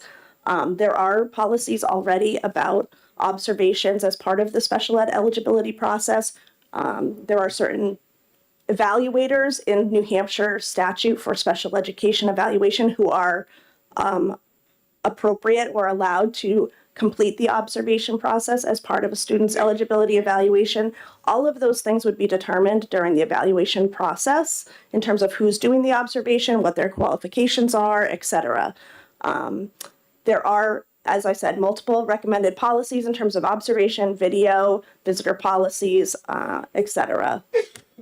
The school district also does have to uphold FERPA, as I think many people have said before me, in terms of these processes. The non-disclosure comment, there's no policy for that specifically. I think to the previous speaker's point, it would be difficult for a school to ensure that if a person is following a student for a length of time during the day, that would be very difficult to ensure that other students' privacies are protected, and those are not recommended options for schools to do. They are required to uphold student privacy. And that includes for outside observers, etc. But yes, there are policies for those things. do we have access to, are these on the web, these policies you speak to, or do we have to I request can them? give them to you again. I'm pretty sure we can pull them from last year's or the year before's policies in terms of that. And I also just want to be clear that parent training, for example, parent participation in the IEP process is very high in terms of the bar in New Hampshire, in most districts, in terms of ensuring that parents have the opportunity to participate in the development of all of this. And being able to vet out whether a child is making appropriate progress. Again, the language in this bill is confusing because effective progress is not used anywhere in special ed language in the state. It's appropriate or adequate in light of the child's unique circumstances. That's not anywhere in this bill. So it's a little confusing about whether the intent of the bill is to provide observation opportunities to assess a child's progress, or whether or not the program is appropriate for the student, or whether it is to provide opportunities for training for parents and schools to work collaboratively to make sure there's a good carryover between home and school with any interventions that are happening for a particular student. Thank you. Are there any other questions, Representative Meiler? Thank you, Mr. Chair, and thank you for clarifying these issues. I want you to put your SPED hat on for a moment. Because I think the issue, once a parent enters into an understanding of an IEP, there is an obvious concern about what happens to their child in these special programs.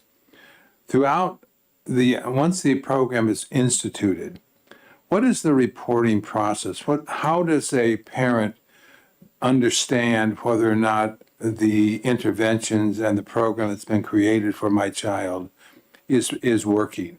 What's the feedback loop? How am I engaged as a parent in this process? Thank you for the question. Built into every IEP is a section under every single goal in terms of how progress will be reported to the parent and how frequently progress will be reported to the parent. That is different depending on the student and depending on the student's program. It's not uncommon for schools and families who have a strong relationship to set up, for example, this is an example, it's not a requirement, a monthly progress meeting with the IEP team to sit down and go over what's happened over the past month and talk about what is working and what is not working. It's not uncommon for those progress reports have to go out to parents at least as frequently as progress is reported to other parents who are not parents of children with special needs. So, for example, if your report card is on a trimester system, you have to report out IEP progress goals at least trimesterly. Is that a word? Or quarter. If you give a report card every quarter, you have to provide progress reports on the student's IEP goals and objectives at least every quarter. You cannot provide less than what you provide to other students' parents. You're welcome. Further questions, Representative Pitternell? Thank you, Mr. Chair, and thank you for taking my question.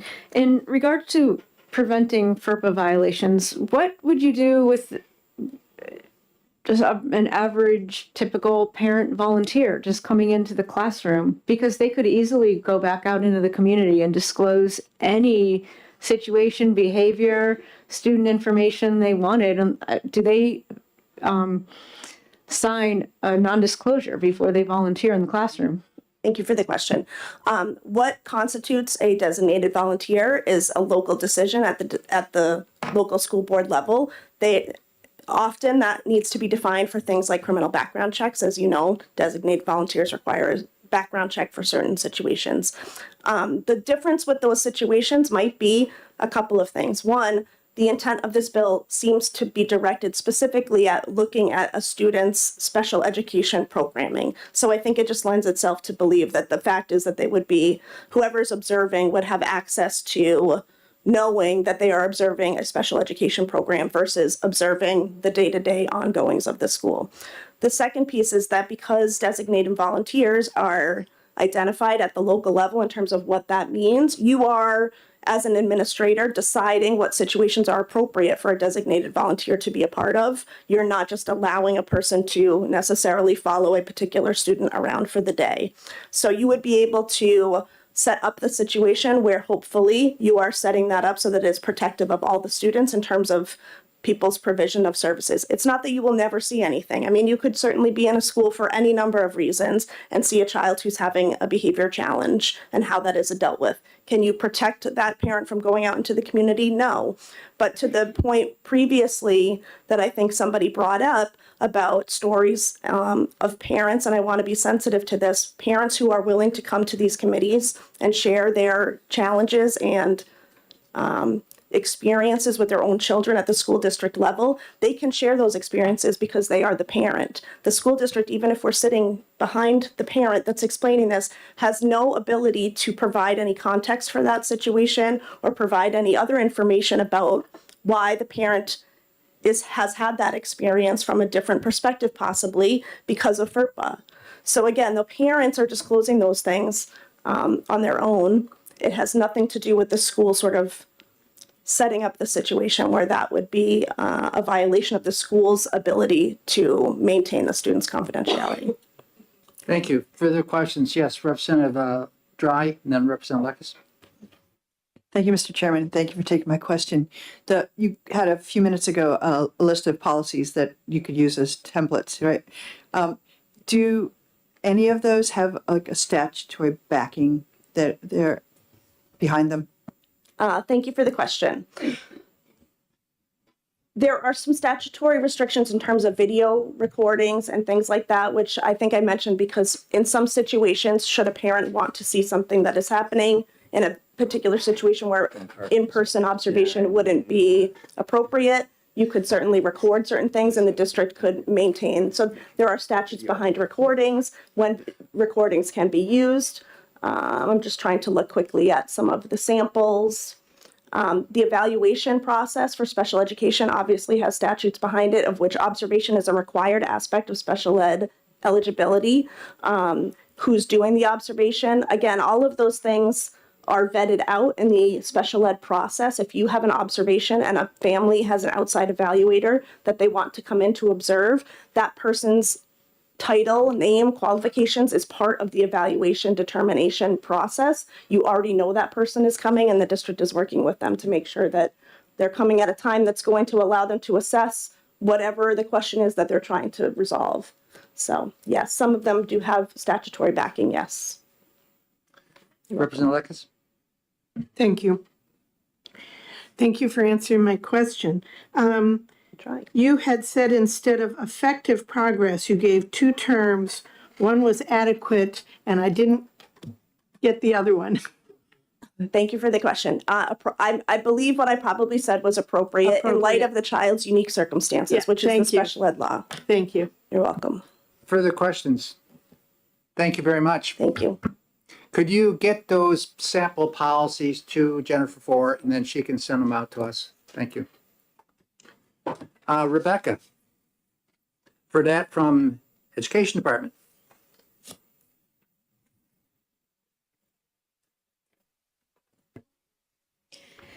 Hello, thank you for taking my testimony. We are not taking a stance on this bill at all. I am just wanted to provide some technical assistance regarding a letter that was put out by the Federal Office of Special Education Programs regarding observations in the classroom.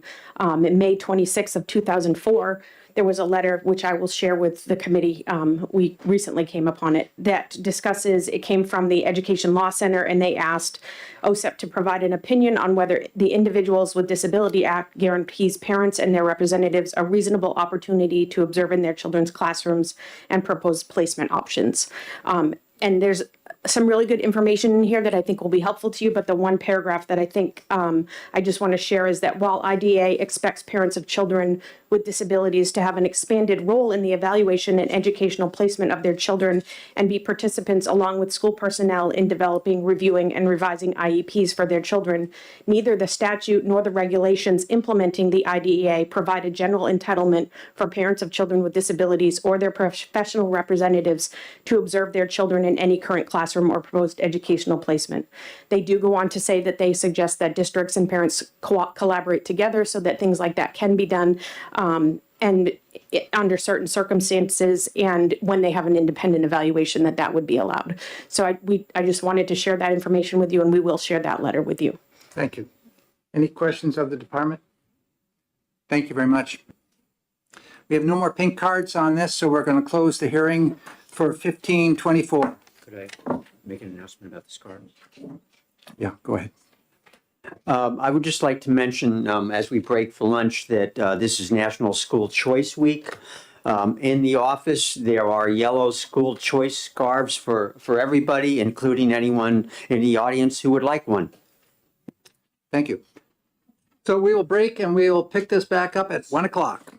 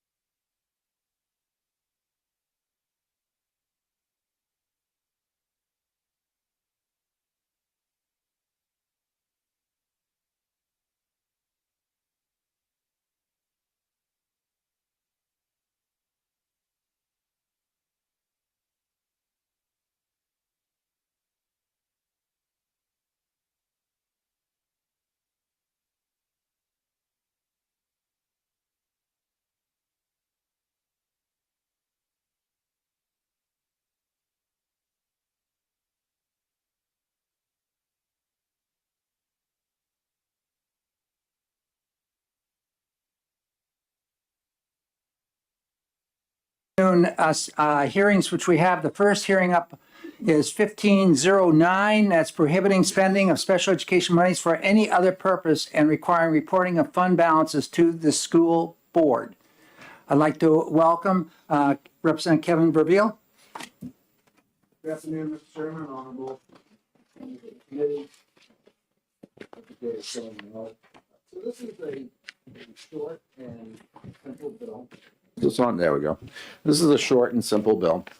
As I'm sure you are all aware, school district budgets are bottom line budgets, and monies can be moved from one line to another to meet the changing needs of the school district as the budget year progresses on.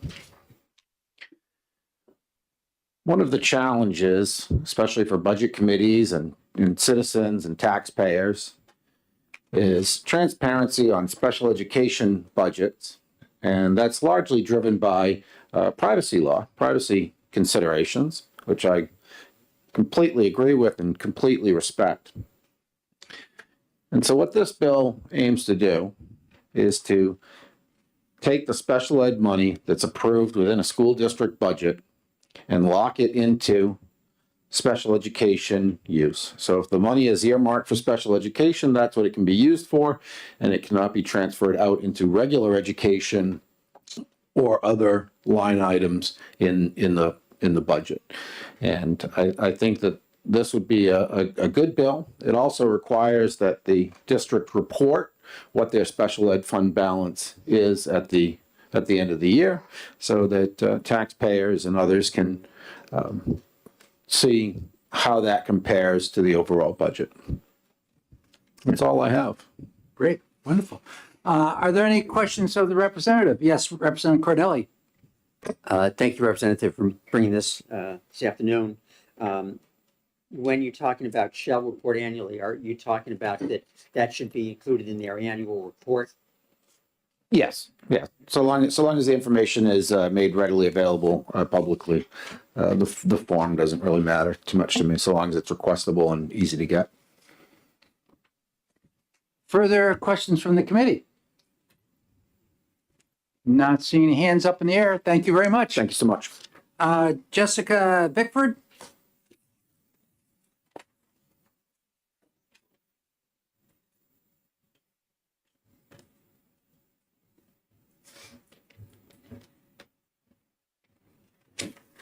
Hello, thank you, Jessica Bickford. Again, SAU 53, Assistant Superintendent of Student Services. Are you representing yourself? Or I'm representing myself, yes. Okay, that should be in the record too. Yep. Yeah, thank you. I oppose this bill. As school districts already have mechanisms in place to report out expenditures and costs in each of their budget lines. So at many points during a school year, a school board will ask for expenditure reports and for end of year reports that show in detail what monies are left in each of the lines, and that includes special education. So as the year goes on, school boards are well aware of what monies are currently in their lines, what monies are expected to be expended, and then what monies are expected to be left over or reserved at the end of the year. If there were questions in how much money those would be left in the budget, there's already processes in place to address that through the typical school board process. Spending is only done and allowed by line and allocation and description in those lines. So when we have a purchase order come in, we have to make sure that that activity matches the description within that line to be spent as it is. Line balances have to be reported by October 1 already. So I think that's redundant information. There's already processes in place. School districts already have to report out what was spent, what wasn't spent, and that has to go into public reports as it already stands. Thank you. Are there any questions from the committee? Yes, Representative Cordelli. Thank you. When you say that this is reported out October 1st, who is it reported out to? Because I think, as I see it, the intent of this, that is that this information would be readily available to citizens of the district? So a variety of different ways. So typically, by the time June, July rolls around at the end of a school year, that information is publicly already distributed through the school board meeting process. So typically at a school board meeting, we would publicly discuss what's left in each of the fund lines because they get an end of year report. So that information is already made public in public minutes, documents, things like that through the school board process. End of year reports have those line descriptions and amounts that are left over or that are over expended, or if there had to be line transfers or future line transfers, there would be entries in that would show why that had to be done. And if questions arose, the board would have an opportunity to ask or push back or say yes or no on those things.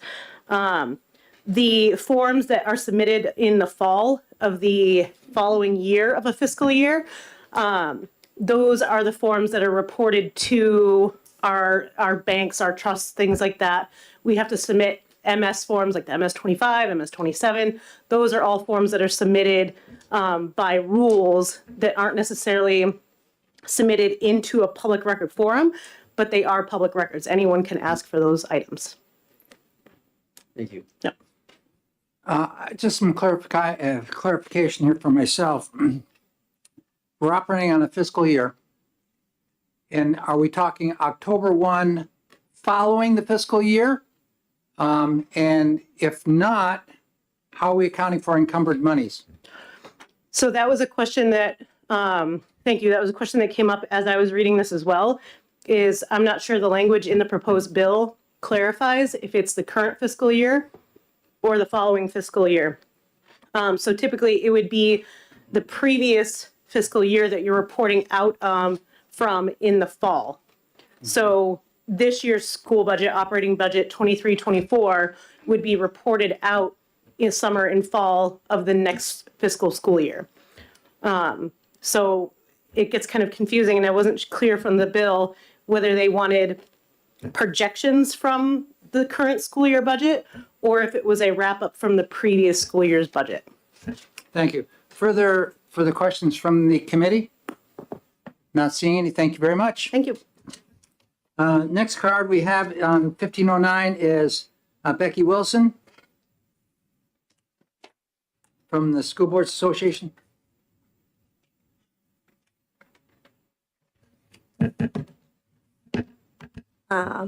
Members of the committee, thank you for calling me up. I'm just here to provide any technical assistance were it to be needed about how these monies are already reported upon. Are there any questions for the School Boards Association? Yes, Representative Damon. Thank you, Mr. Chair. Thank you for taking my question. So the bill was introduced saying that it would prohibit money in special education line items from being used for any other purpose. And the second speaker just said you already can't spend money in a different category. So could you shed some light on the current law? Thank you for the question. I mean, the School Boards Association would be opposed to this language as it is presented currently. Again, your line item budget is approved by your voters.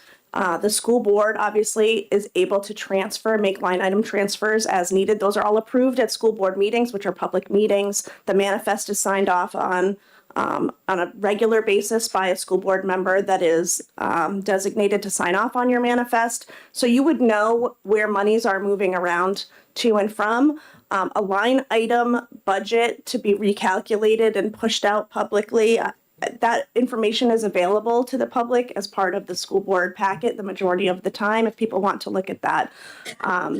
It's also a little concerning because I'm not clear based on this bill what would happen. How do you account for services or instructional materials or trainings that influence many students or teachers in a district that are not solely in your 1200 lines, which are your special ed lines, things like training for regular education teachers in terms of, working with students with special needs or particular areas, equipment, building changes, et cetera, that would need to be taken into account that may not necessarily just be under your 1200 lines. I'm not sure what situation is the catalyst for this particular language, or whether there's a concern that there's special ed money that's not being expended. Typically, we don't see that problem. It's usually the reverse, that there's not enough special ed money to expend. So I don't know of many situations where this has happened. Thank you. Thank you. Further questions? Yes, Representative Cornell. Thank you. Thank you for taking my question. It sounds like what you're talking about are places that vote directly on school budgets by the constituents. What happens in a place like Manchester that's giving a school district budget? Thank you for the question. That is a very good question.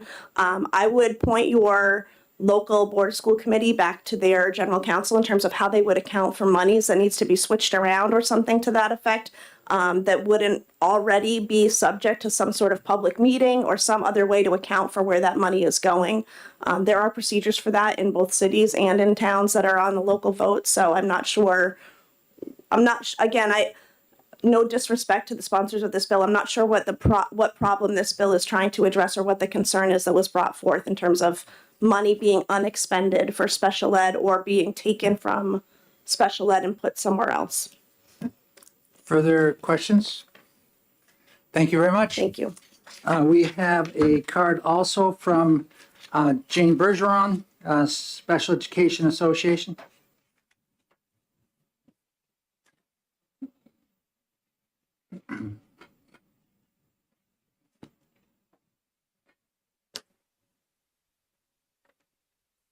Good afternoon, and thank you for the opportunity to testify. For the record, my name is Jane Bergeron Beaulieu, and I'm the Executive Director for the Special Ed Administrators Association. And I won't repeat any of the previous testimony that you heard, but our association, I'm here representing our association, and we're in opposition of this bill. The basis of the objection is really that our members can demonstrate and feel as though within their school districts there are well-defined processes in place for budgeting, monitoring funds, as well as any grant monies that come in. It's very highly regulated and well documented, and felt as though that this bill wasn't necessary. I think our biggest concern was that the bill, refers to only using special education money for special education situations. And as we spoke earlier today, most of our special ed students are in the general education setting. And our members felt as though this bill could really potentially negatively impact inclusionary practices. IDEA allows for preventative interventions in the general ed setting, which is where many of those kinds of interventions happen. And they often include general education students. So, for example, if a speech and language pathologist is working on language skills with a student who might have an IEP, they could be in a small group setting with general ed students. And so the monies are used for that speech pathologist to pay for the implementation of the IEP, but typical students are engaged in the small group and have to be so that the student can socialize and use their language skills. In addition to that, some other examples are many of our school districts are using specialized literacy programs, such as Orton Gillingham, just an example. Oftentimes that's used and paid for through special ed monies, but is used for all kids. If there are interventions out there that work, we might as well use them for all students. We also talked in our association a lot about response to interventions and multi-tiered systems of support, which are being highly encouraged and supported in all of our public schools. And these are, layers of interventions, and they are intended to be for all kids, including our most needy, who might be in the top tier. But within that top tier, special ed might be funding a lot of those interventions, but there would be general ed kids also engaged in those opportunities. So in conclusion, we felt as though that the bill as written really could have some negative impacts upon our entire school systems as it relates to both general and special education students, and hope that you would consider this testimony. Thank you very much. Thank you very much. Representative Dry. Thank you, Mr. Chairman, and thank you for taking my question. I like your example of using a mixed group of students for a process, but I I think the intent would be special education. I mean, it's not like this is a special education person joining a different group. It would be used for the special education process. So I don't see exactly how that would be not, it would be money that was not spent on special education. I guess that's the lack of clarity within the bill itself. You know, it speaks of prohibiting the use of special education monies for anything other than special education. And so that's an example where it's not just special education, and it happens often. So if you use, you know, the example of multi-tiered systems of support, the first tier is making sure that all kids have access to interventions. And it could be that in tier one, we've got several kids with disabilities who need a specific intervention. And you've got a teacher in there and you've got 3 kids. If you can take 4 general ed kids at the same time and they all work together and can benefit, it's cost effective and it's the most beneficial thing for the child. So you're using some of that money for general ed and special ed. Does that help to clarify? Yes. A little bit, but I think just in my mind, it would be adding to a special education process, not taking it as a non-special ed process and adding special ed to it. I think I'm looking at it that direction.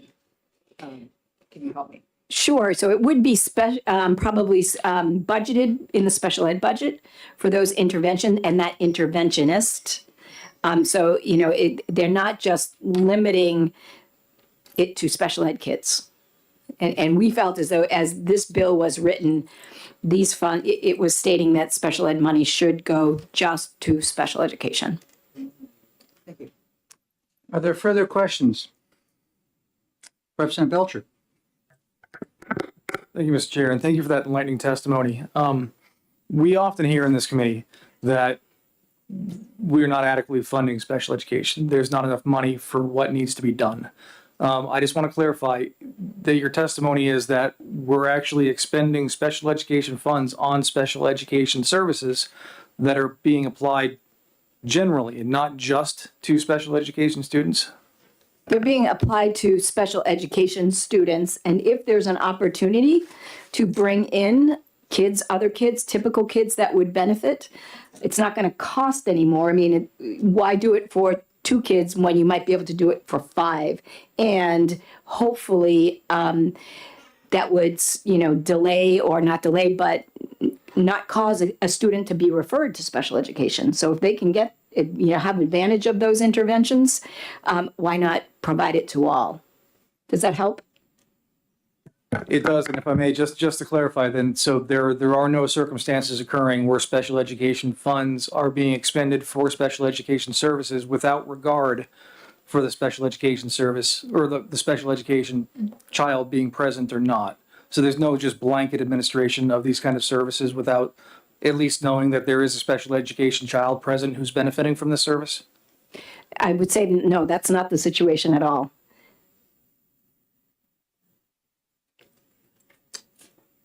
You look like you're questioning something. I think I may have reversed that question answer. So okay, why don't you pursue it? Thank you. So there are there ever occasions happening where we are spending special education funds and utilizing special education services wherein there may not be a special education child present receiving them? No, typically if the special education student is not there, the special educator would go on to the next kids on her case list and adjust her schedule, that kind of thing. Thank you. Are there further questions for Special Ed Association? Not seeing it. Thank you very much. Thank you.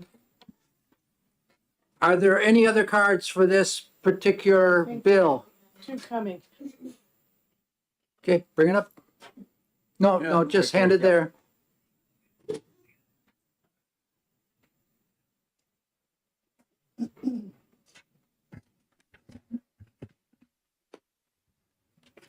Thank you.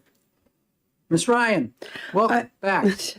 I'm sorry, I just directly need to rebut that because my school district paid for services for my son that he did not receive for the entire 2022-2023 school year.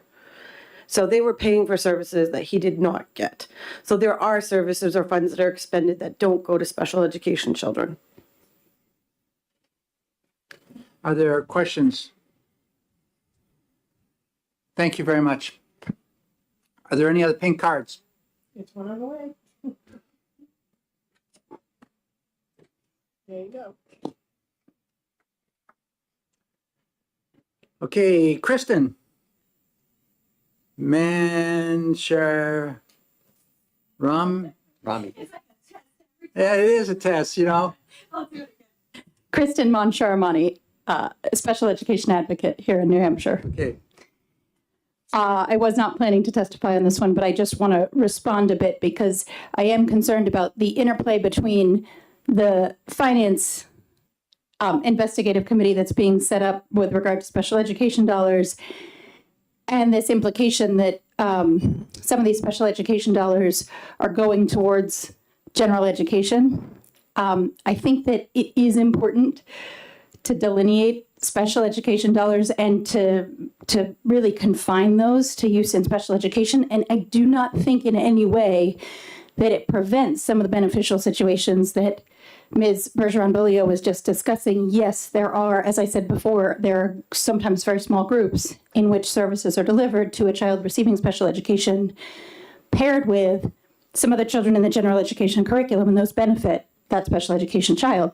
But it would that service would still be in the service delivery grid of the individualized education program for that special education child.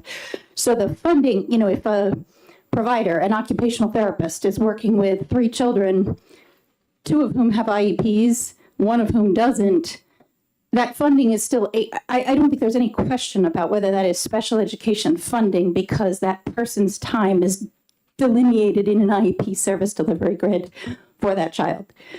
So the other point that we're talking about is this multi-tiered system of support.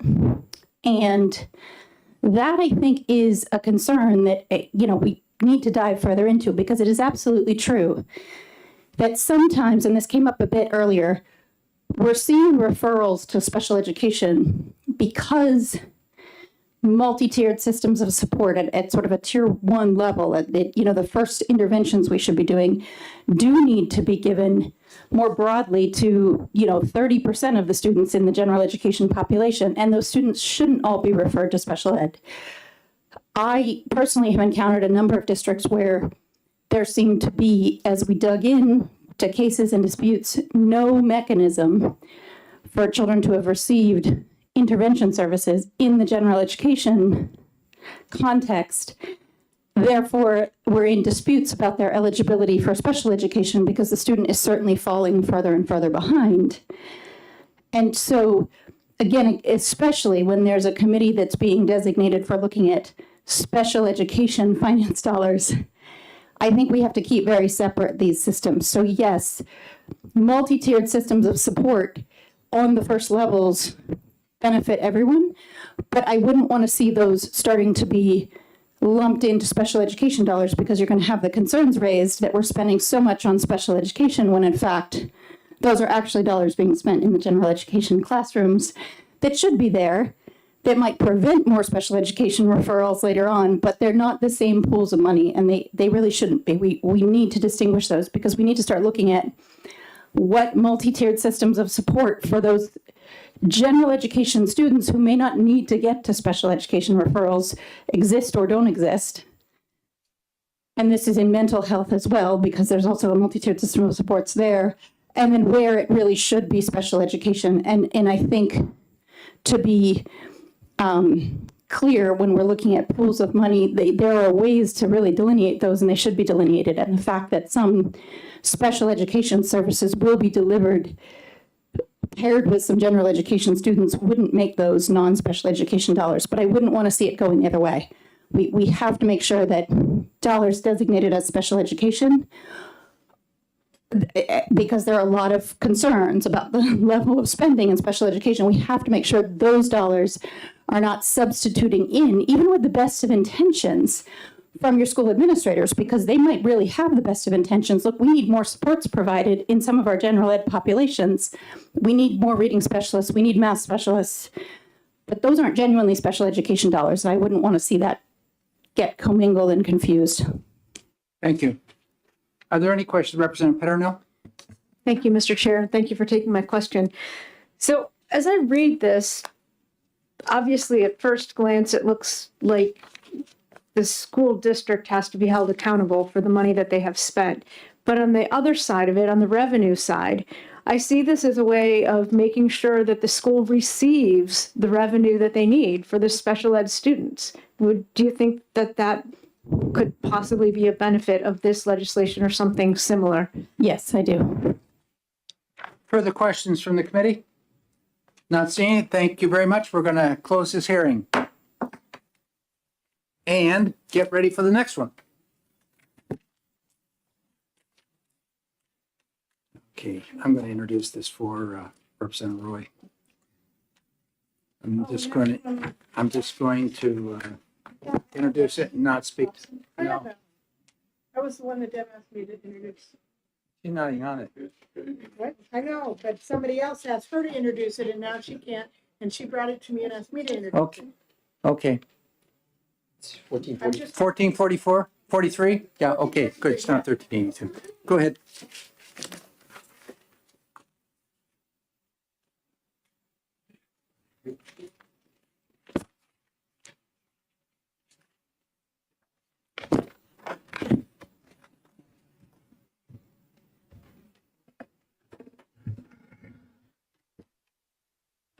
Alicia Lekis, Hillsborough 38.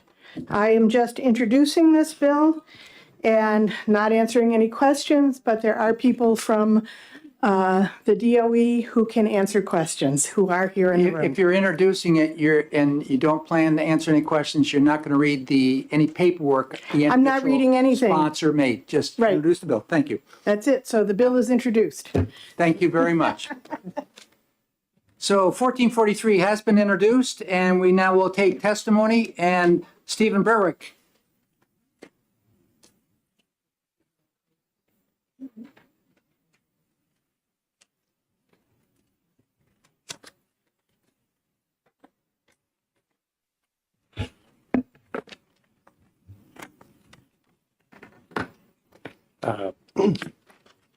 Thank you for the opportunity to speak with you today.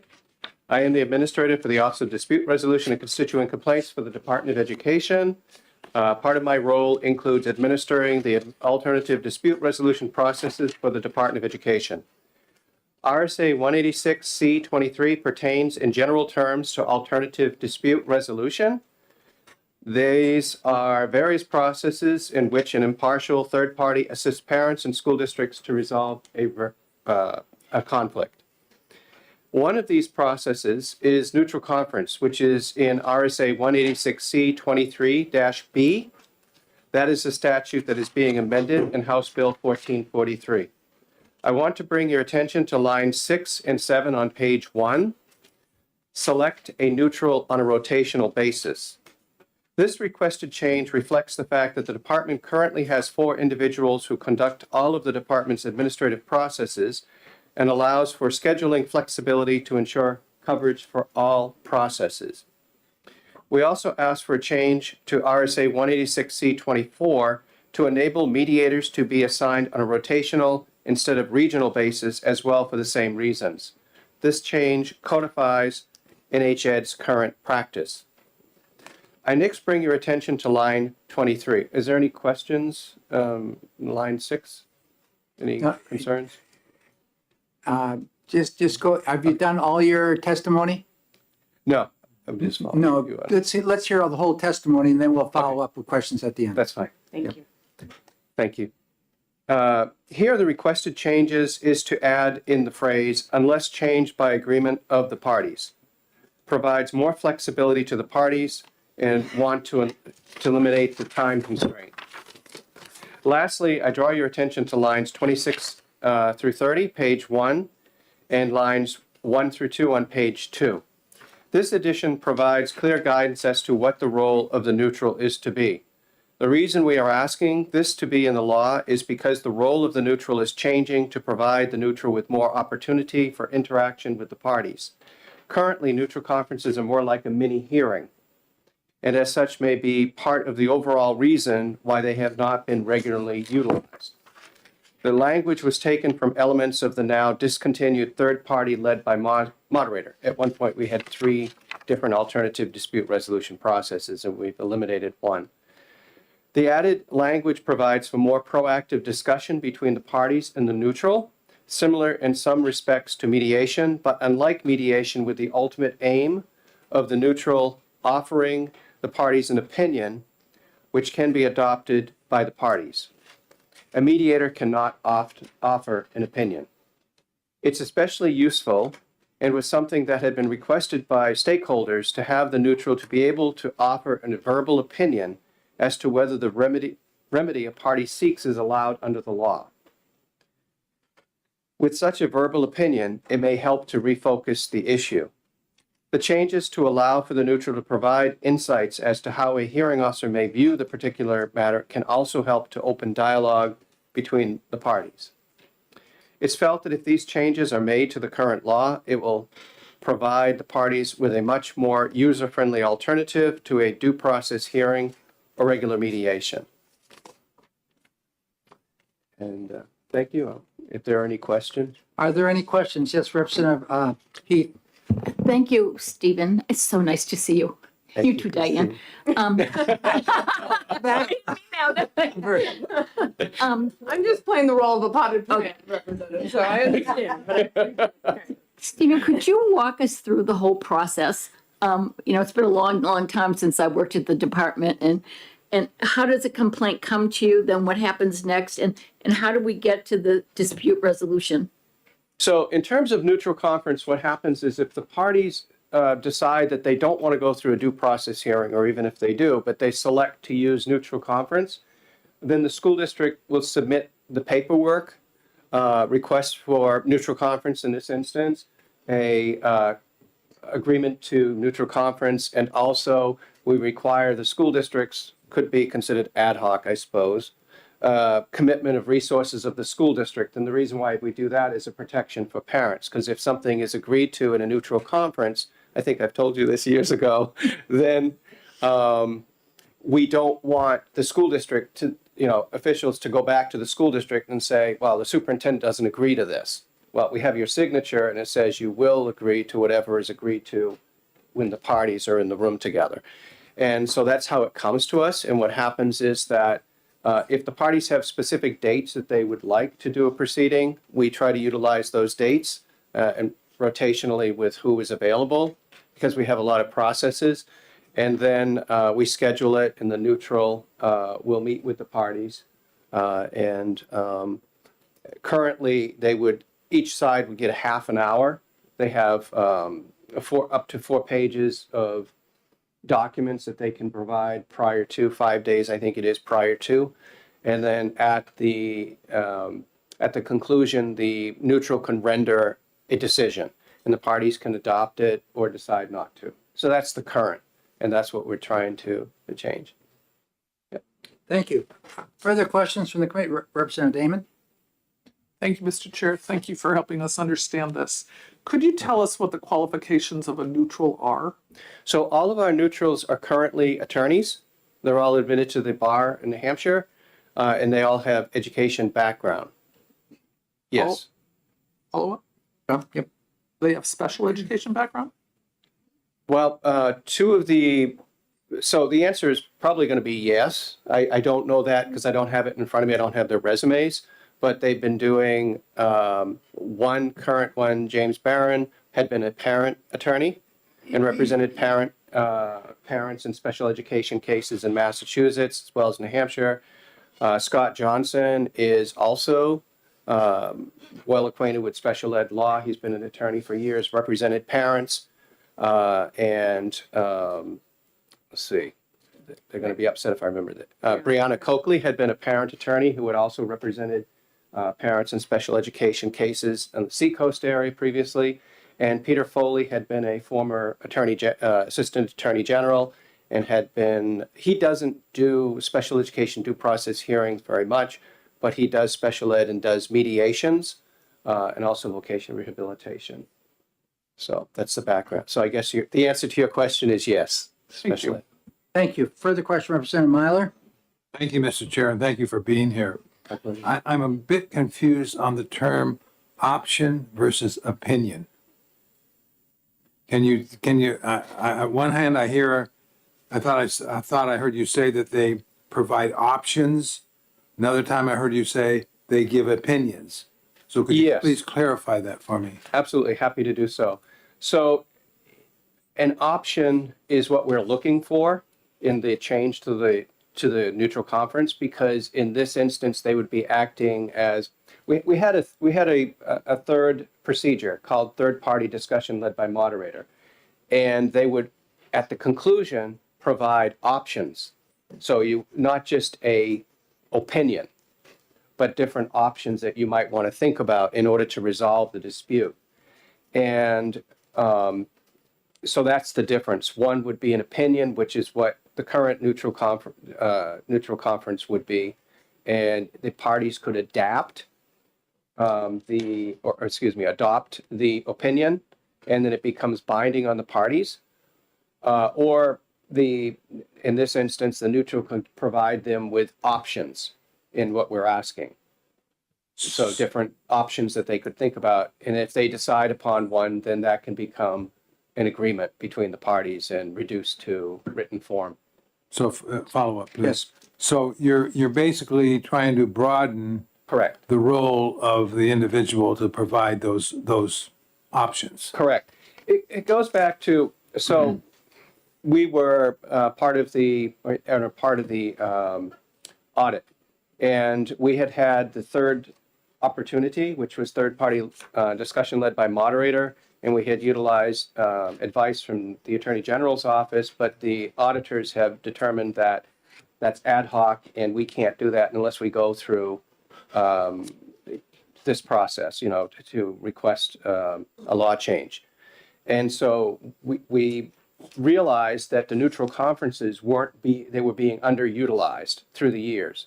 And the numbers are like, for example, 1995, when the law was promulgated originally, you had 4 requests and 1 agreement. In 1996, we had 1 request, which was withdrawn, so there was no agreement. And 1997, we had 5 requests and all withdrawn. So unfortunately, neutral conferences weren't being utilized. And more current, we had only 7 neutral conferences with 1 agreement in 2018 and 1 in 2021. So the thought is that if we utilize the neutral conference that we have, but change it a bit, it can be more utilized because people were using the moderator session more. And I don't want to, confuse and overstate everything, but there was a meeting with attorneys and advocates back in 1993, and they suggested that the department should have an alternative process where somebody could go and say, what do you think of this case? And so that's how moderator sessions had come about. So we put our heads together and did a tete-a-tete and came up with, well, why don't we just change the neutral conference? And it will have one less process, but this will give an opportunity for parties to be able to see how it might go without spending all the time and effort on a due process hearing. My long-winded explanation. Representative Cornell?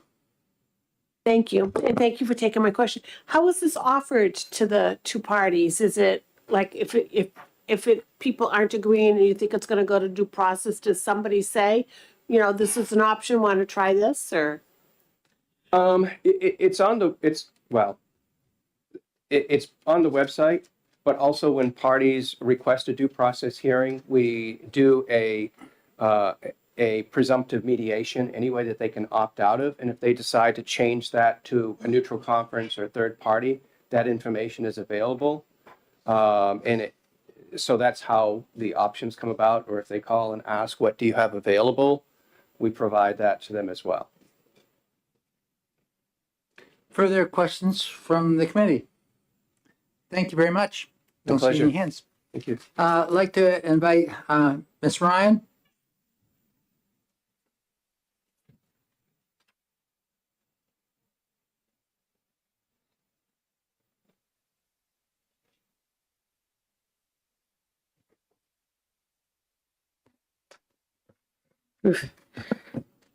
Chairman Ladin, Education Committee. I'm here today to oppose this bill. On its face, I don't have any issue with neutral conference. However, neutral conference is not an accessible format to normal parents who don't have a legal background. I don't know if anybody here has ever gone through neutral conference, but you actually lay out a legal case and the person gives you a legal opinion on what they think would happen with your case if you actually went through with it in full court. Because of that, I don't feel that people who don't speak English, I don't feel that parents who cannot afford an attorney, and I don't feel that pro se parents can adequately represent themselves, and that's why I oppose it. I actually think that neutral conference should be struck from the options, and we should reduce the number of options that are available. Most parents don't know what neutral conference is, and I work on a committee that deals with dispute resolution, and Parent Information Center had recommended to strike it. And at first I had thought people should have as many options as possible, but in consideration of it, I actually do agree that it should be stricken and there should be fewer options and things that are more accessible to parents and ordinary people who have to represent themselves pro se. Because again, it costs $20,000 just for a file review, and that's the price of a small car. So with that being said, I do oppose this bill and I'm happy to take any questions. 20,000 money for a very, very small car. That's true, but that means a lot to me. $20,000 for me to fork out is quite a bit of money, sir. Okay, are there any questions? I don't see any hands. Thank you very much. Thank you. Kristen?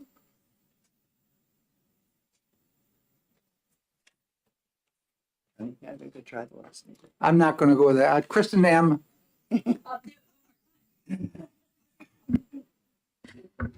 Kristen Moncharmani, Office of the Special Education Advocate, and it is much easier if you're looking at it. Moncharmani is sort of phonetic. I am opposed to this as well, and it will echo a bit of what Ms. Ryan just said, but I want to get into a bit more detail in terms of what I am experiencing, that our families experience in trying to settle disputes. First and foremost, this idea that more choice is always better. You know, there's some psychology around this, and I think it definitely plays in the special education dispute resolution. It is not always better because parents are confused by the range of paths and options and choices that they have in front of them, and no matter what they choose, they spend a lot of time and energy and sometimes money on whatever path they've chosen to go down for dispute resolution. When it doesn't yield a result that they feel is fair, you know, you can have results that parents weren't looking for, but that they at least feel like they have some transparency into the process. And I actually have to commend Mr. Berwick, and I think the due process dispute resolution here, it is very difficult for parents to navigate on their own, but I think there is transparency to it. And I think that when parents go through it, they really can point to, okay, what caused my case to go for me or against me? And I heard everyone's testimony, et cetera. So to come back to the neutral conference and to set the stage a bit here, the neutral conference is part of an alternative dispute resolution set of options. There's also a dispute resolution set of options where due process lives and where filing a state complaint live. And so a parent has to actually sort that out as well. Should I be filing a state complaint? Should I be filing a request for a due process hearing? And then there are many steps after you file the request for the due process hearing, most of which parents do not understand as they go into them. Before you even get to alternative dispute resolution, which is your neutral conferences and your mediations, mediation is also part of the dispute resolution due process. You've gone through numerous IEP team meetings. You might have had IEP facilitation that you've heard of here. So you feel as a parent, you already feel like you've tried and tried and tried, sometimes for years, to settle these disputes before you get to either dispute resolution or alternative dispute resolution. So then having numerous options in each of those, I actually think takes away from the process. I think it has led to a lot more frustration from parents because they feel like, I've filed complaints everywhere I could find to file them, and I've spent tons of money, sometimes if I do have representation, or I've spent years of my child's educational life trying to solve disputes. I think, what I'm hoping that my agency will be able to work with DOE on is some simplification of some of this and some really in-depth discussions about how do we make it so that parents are not sort of circling the system in all these different dispute resolution mechanisms for years. So neutral conference specifically, I probably am much more with Ms. Ryan, but I'm not sure how useful that mechanism is. And I have concerns about it from the perspective of representing parents. So I found our mediation process to be reasonably useful. And many of the things that are delineated here as options we want to have in the neutral conference, I think are already happening potentially in mediation. Now, parents can request mediation, or districts can request mediation as an alternative dispute resolution, or they can opt into it as one step along the way to their due process hearing if they've requested the due process dispute resolution.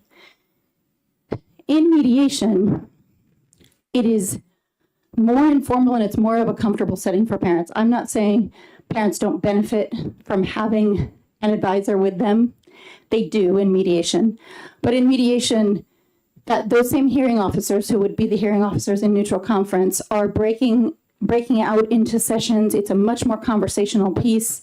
They're talking to each side independently. They are answering questions. I found the mediators more than willing to answer questions about whether they think that the parent's claim and the type of relief the parent might be seeking in due process is viable. Would they, as a hearing officer, if the facts lined up, award that type of relief? When I've participated with parents in mediations, the hearing officers, the mediators, are pretty open. They discuss, they go back and forth between the sides, often extensively. And I think it is a much less intimidating process for parents. I also think it doesn't require that they be prepared to lay out the kind of legal case with all of their documents, in order, the exhibits they're going to refer to, the write-ups extensively that they would put in for a neutral conference. It doesn't require that they be prepared for that in the same way that a neutral conference does. Whether or not, even if you had a school district on one side and the family on the other in a neutral conference, and if neither party was represented in that conference by advocates or attorneys, your district representatives they are experts in the special education field. They have, without a doubt, discussed that specific situation over months or longer with the district attorneys. So they're set up to understand what the legal issues they're presenting are going into that neutral conference. The families, on the other hand, are just talking about their frustrations. If they have no legal counsel, they really may not know how to ground their argument in something that can be offered legally. And I know that one of the things we've said is, okay, the hearing officers will give you some options. They'll try to maybe help you think that way. I think that happens much more in mediation. I think the neutral conference format, with the formality of it, puts a hand on the district side of the scale because they're going to be more prepared for that formal presentation. And the parent walks out of that having spent, again, tons of time, put a lot of hopes into this, with an opinion that they either do or don't have a legal case, that I think really influences their propensity to settle or to keep pursuing something that is actually to their satisfaction. I don't think it's not a forum for dispute resolution that I would recommend to unrepresented parents. I'd rather see them not be so reticent or hesitant to go down the due process path. And what I hope we can do is expand the core of advocates, et cetera, people who can. Representative McDonald. Thank you, Mr. Chair, and thank you so much for being here and for testifying on a number of bills today. I understand that you do not favor the concept of a neutral conference, and this bill is not instituting that into law. It's already in statute. It just has some changes to how the neutral conference would go about, specifically line 6, where it would say selecting a neutral on a rotational basis. Do you believe that would improve the neutral conference and address some of the concerns that you mentioned? Or would this make the process even more confusing or difficult for parents? So I don't think those lines on how we select the neutrals have an impact one way or another from the fairness to either side or whether I would recommend the process. I think I would favor giving DOE that flexibility. As they said, they have a limited number of people who serve in these roles. So I don't have any concern with that. I do have some concerns with kind of expanding the options for those officers, expanding the idea of the neutral conference theoretically with the idea to make it more accessible, because I don't think that's really what will happen. I don't think it will be beneficial to parents. Okay, thank you. Further questions? Representative Myler? Thank you, Mr. Chair, and thank you for being here. I need help. I mean, a lot of people think I need help, but on this particular thing, I do, because I'm confused at options here. So if you help me walk through this, all right? So we've come up with as I understand it, we come up with an IEP. And as a parent, I have some concerns about my issues for my child are not being met by that IEP. And I want to challenge that process. So if you could very rudimentally say, you've got this option to pursue, you've got this option to pursue, and help clarify in my mind exactly what that appeal process, the various phases of the appeal process, that would be very helpful for me if you could do that. Sure. I'm going to try to do this as succinctly as possible. Your question gets at the heart of the issue here of why there is so much confusion to dispute resolution. So when families come to our office and say, by the way, we've crossed a hurdle already by saying the child has an IEP, because it means we've gone through a whole referral process and evaluations and had them designated. And there are some parents who are fighting way back at that step, that they, the school is telling them you don't need services, and the parents say, yes, we do. But let's say we've gotten through that, we have the IEP. So this goes, before I launch into this tangent, I like to tell people where it's going. So I'm going to tell you the kinds of questions I would ask, and then I'm going to say, remember, I said that I think it's very hard as a parent to present your legal case well if you haven't had any preparation, and the districts know exactly where to present the legal issues in their case because they're experts in this. So I often say to families who call, okay, I'm going to ask a few questions. What specifically is the designation of disability in your child's IEP? Most of my families, even though they're in dispute resolution, can't actually answer that question until we look at the IEP. And that's because there were about 13 categories. One of them is something as vague as other health impairment, which could cover a whole bunch of things. All of these point to where your services are. Your designation of disability tends to drive your areas of need, your service providers and your related service providers, et cetera. So we get to that question. I ask them, who are the providers in your, what does your service delivery grid look like? What kinds of services is your child having and how many times a week and from whom? Also tough for parents to look at. We usually have to go to the IEP, look at the service delivery grid, actually track it through. What specifically are the goals in your child's IEP in the areas of need that you don't think are adequate, right? Or that services aren't meeting? Often these IEPs are 30-page, very legal documents. Those goals you have to really go through and find. And we have to look at, is it that the goals are written wrong? They're not specific enough. They don't give you measurable progress. And then the fourth question is really just, where's your child placed? Is your child full inclusion? Do they have a resource room placement? Do they have a special education, separate special education room placement? Between those three, often parents don't know the answer. They do know the answer if they're in a separate special education school or more restrictive. So there are so many different places that your dispute really properly could be lodged. And what parents know to say is, my child's just not making progress, or school's going really wrong for them. And to actually make the case for a lot of these resolutions, if they're that unspecific, then you're going to an IEP team meeting as your first step and saying that.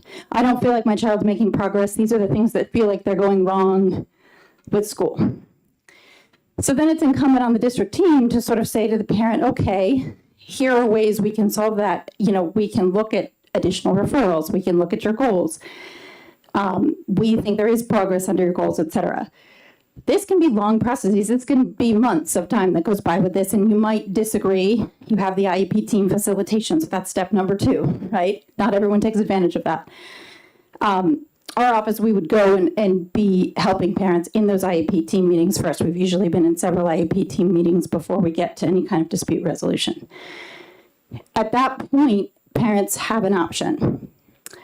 Does the type of thing you're complaining about fall better under a state complaint, which goes to the DOE? There's not a ton of transparency. It would be articulated as something that the district is not complying with the law. There's an investigation. Parents do not see all of that investigation. They will see a decision from the Commissioner of Education as a result of that investigation, usually a couple pages, instructing something or clearing the district of having done something wrong there. So parents could choose that. Or they could choose one of these alternative dispute resolution. They could choose to have a neutral conference or a mediation, or they could choose to file for a due process hearing. If they choose one, and that's the one they have to take, they can't come back and double jeopardy, so to speak. Well, is that correct? No, not necessarily. I would say not simultaneously for the most part, without getting too in the weeds. And I'd invite Ms. Fenton or Mr. Warwick to correct me here afterwards if they'd like. But for the most part, you're trying to go down one path at a time, not all of the paths at a time. But again, we're taking time from a child's education and we're taking a parent's resources and energy. So this can be years-long processes depending on how you pick to do this, which is why I'd like to see it streamlined. So you could have picked neutral conference, you could have picked mediation. I think you wouldn't pick the two at the same time, right? Those are alternatives. Or you could have picked due process and ended up with a resolution session with the district first, and then a mediation, which involves a third party. That resolution session with the district does not, and then several other steps. I think you can hear from just how complex it is to try to describe it, because within every one of those steps, there's a lot of work. So I think how hard it is for parents. is get on to another question. Representative Cascadden. Thank you, Mr. Chair, and thank you. So I want to kind of organize this in my mind and want either verification from you or not, the way I'm interpreting it. There are 2 ways of alternative disputes: informal and formal. This morning we talked about IEP facilitation. In my mind, that would be an informal process to get another professional to advise on a consensus on an IEP goal or a placement or something to that effect. Whereas the neutral conference falls more in the formal realm, which might be a process just prior to due process on the legal side. Does that sort of pocket it or not? All right, I'm going to try it this way in 2 or 3 sentences. Can you try to do that now quickly? Because we're over. So up here you have IEP team meetings and IEP facilitation, levels 1 and 1A. Then you could go to either alternative dispute resolution, which is either mediation or a neutral conference. Okay. Or you could go to formal dispute resolution, a state complaint, or due process. Okay. Under those, there are many other options. All right. Thank you. Thank you. Are there further questions from the committee? Representative Damon. Could you please send us the document of what you just diagrammed? And I am serious. Sure. Right. I will coordinate with DOE to make sure we all agree on that flow chart. Are there further questions from the committee? Representative Cordelli. Thank you. From the neutral conference, if you do not select an option, and maybe they say that there might be a legal case, Then do you switch tracks and jump over to dispute resolution? You could. Okay. Simple answer. Okay. Thank you very much. Are there further questions from the committee? Thank you very much. Those are different cards. Yep. We are now finished the hearing on this bill, and we'll prepare to go forward with the hearing on 1382, which is relative to special education support for military-connected students.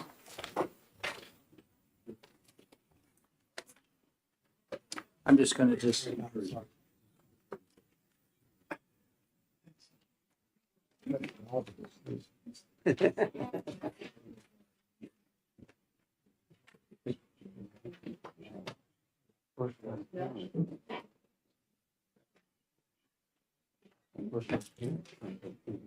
Navigate.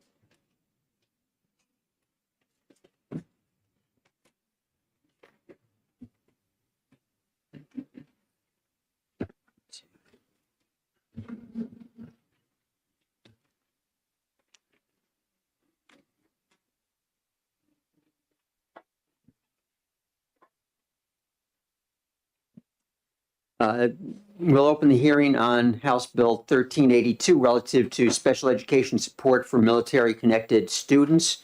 And I recognize Chairman Ladd to introduce the bill. Thank you very much, Representative Cordelli and members of the Education Committee.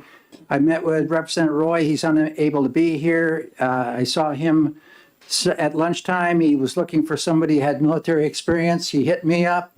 And so I'm introducing 1382. I'm not going to discuss it as we did for the other bill. I'll come back to the chair and we will continue with the bill with the next people on deck. Thank you. Next call on Warren Perry. If you wouldn't mind, I would ask that you call Melissa Willett first. Yeah. Do we have a call? Okay. I'm sorry, I didn't see your card. Yeah.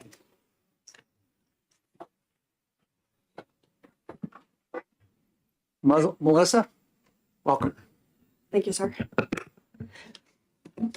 Mr. Ladd and honorable members of the committee, the Department of Defense is grateful for the opportunity to support the policies reflected in House Bill 1382 and hopes New Hampshire will implement these improvements to further support military children in the Granite State.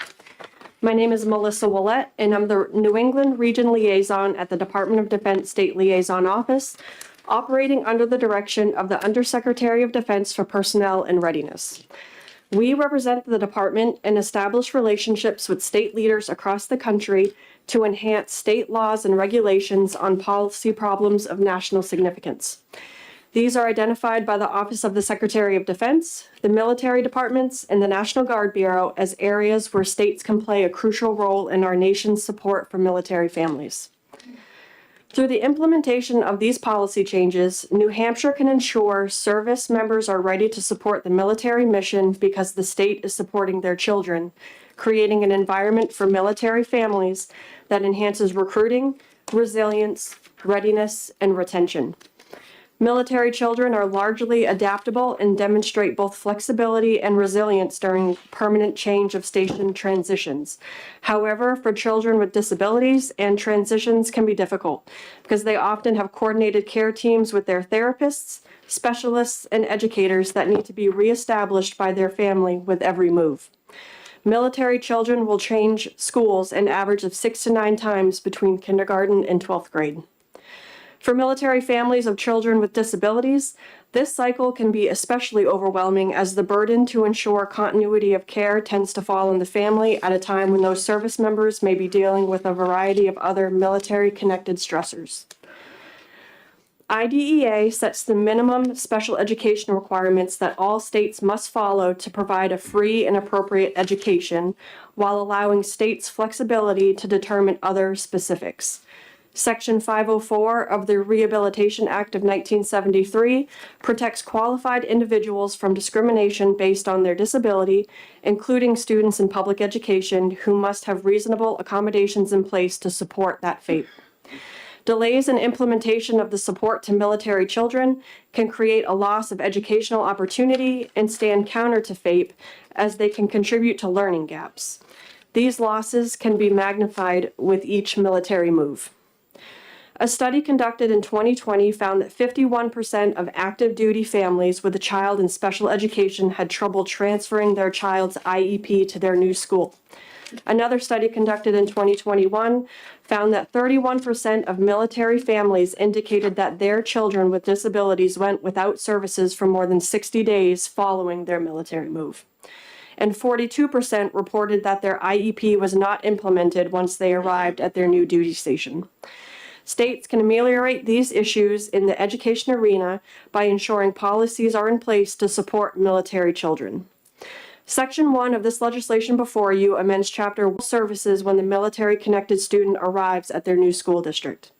Section 2 clarifies in statute that evaluations must be conducted expeditiously, no more than 30 days after the military-connected student's transfer from another state, even if it occurs during summer recess or during an intermediate period. This is consistent with a November 2022 letter issued to all state directors of special education by the U.S. Department of Education, strongly encouraging school districts to expedite their evaluations of highly mobile children, which includes military-connected children. Section 3 proposes the reimbursement of expert witness fees in due process cases in which hearing officers find in favor of the parents of a military-connected child. Reducing burdens during special education proceedings is a top priority for military families. In situations where parents and school systems can't come to an agreement on the provision of special education services, federal law through IDEA provides for procedural safeguards to help both parties work through that disagreement. This includes a voluntary mediation process, filing a state complaint, and due process, which typically involves hiring an attorney and potentially paying significant fees to expert witnesses. Procedural safeguards are those rights created by the IDEA to assist parents and school systems working through disagreements and to ensure the playing field is level between both parties. There have been anecdotal reports of school systems delaying actions for the children of military parents, knowing they are less likely to have the time or money necessary to utilize these safeguards. And even in cases where military parents are successful in due process hearings, relocation of the family due to military orders can make executing the hearing officer's orders very difficult. To level the playing field for military children and to encourage school districts to work with parents to come to a consensus prior to due process, states can take action to enhance these procedural safeguards. This includes the reimbursement of expert witness fees should the hearing officer find in favor of the parent. In conclusion, the policies incorporated into this bill offer a framework to serve military families impacted by disabilities and enhance the resiliency and readiness of our service members and their families. We thank the committee for considering this important legislation and are especially grateful for the tremendous efforts New Hampshire has historically made in supporting our service members and their families. We also thank the bill sponsor, Representative Terry Roy, for his continued advocacy and support, and for your service to our country as well, Mr. Chair. Thank you. Thank you very much. I'll start out with a question here. I can recall when we met and put the Interstate Compact in place in our statutory language. And I thought we had addressed some of these concerns and issues that you bring up, where there's sections within our Interstate Compact here, Military Compact, that address special education, dispute resolution, attendance, placement, etc. There's also a portion, I believe, as I'm reading it here, where it's underneath oversight, enforcement, and dispute resolution. It says that that the Interstate Commission can take an issue to the district court, the federal district court, either one in Washington, D.C. or one other. And the relief sought may include both injunctive relief and damages. In the event judicial enforcement is necessary, the prevailing party shall be awarded all costs of such litigation, including reasonable attorney fees. So does that cover what we're trying to do in this bill? I believe it would, Mr. Chair. However, this policy, if implemented, would allow the parents to not have to go through that particular process with the district court and they would work directly with the school district in order to recoup those costs.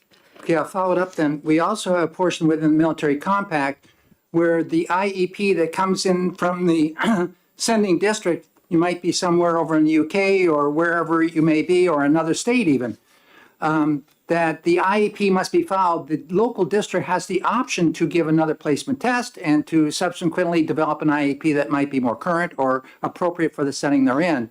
So how, with that being said, we're still having to operate as we would do in accordance with this compact. We'd have to immediately jump onto the whole process. I absolutely support this, did back when we put it in the law, but I'm wondering, is this becoming duplicative of what we have in law?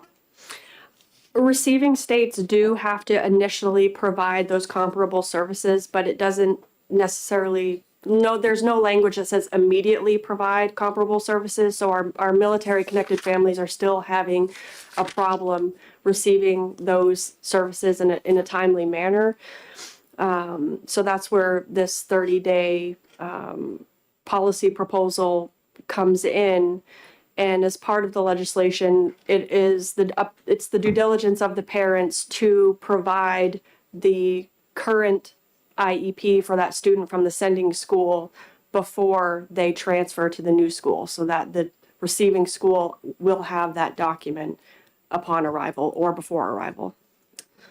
And I don't want to become debating this thing, but because I support everything you're saying, but I feel it does say that in 110D:6, placement and attendance, and it's specifically special education. It talks to the IEPs, 504 plans, the whole 9 yards. And it says that the receiving state shall initially provide comparable services and then have the option to even expand if they so desire. And that, to me, means when the student walks in the door, you have a responsibility then to take action with that current IEP plan that they're probably hand carrying with them. Understood, sir. But it is still the experience of our families that those services are not being provided. So setting that 30-day timeline would help facilitate those IEPs, the creation of those IEPs. Thank you. Are there questions from the committee? Representative Paterno. I just want to ask for the record, you're talking about students who are experiencing change of duty station pretty frequently, every 2-3 years, sometimes more often. So the continuity of their educational care, if you will, is really of the utmost importance in these situations. Is that correct? That's correct. On average, PCS, those permanent change of station moves occur every 2 to 3 years. But there are some instances where our military service members are relocating every 9 to 12 months, depending on their military occupational specialty. And if they do have a child with a learning disability, that becomes problematic for the child in their continuity in education. Further questions, Representative Myler? Thank you, Mr. Chair, and thank you for being here. I am familiar with the DoD schools and I've had the pleasure of being with teachers in Germany, England, Korea, and Japan. And they provide one heck of an education for those kids. And I compliment them for the work they do. One of the things they've always have said that it's great teaching there because they have no discipline problems. Because of the discipline problem, nobody wants to go to the commanding general there and have their child there. So it's nice. But anyway, on this point. So this is an interesting issue. So if for example, if I live in Portsmouth, for example, and I'm deployed to Wiesbaden, Germany, and I have a child who, my residence is in Portsmouth, but I'm deployed for a period of time, let's say a couple of years, to Wiesbaden, Germany, and I have a special ed child. Is the Portsmouth School District then responsible for the special ed services in that facility in Wiesbaden? The parent of the student would be responsible for providing that IEP or that paperwork to the DODEA school in Germany. Okay.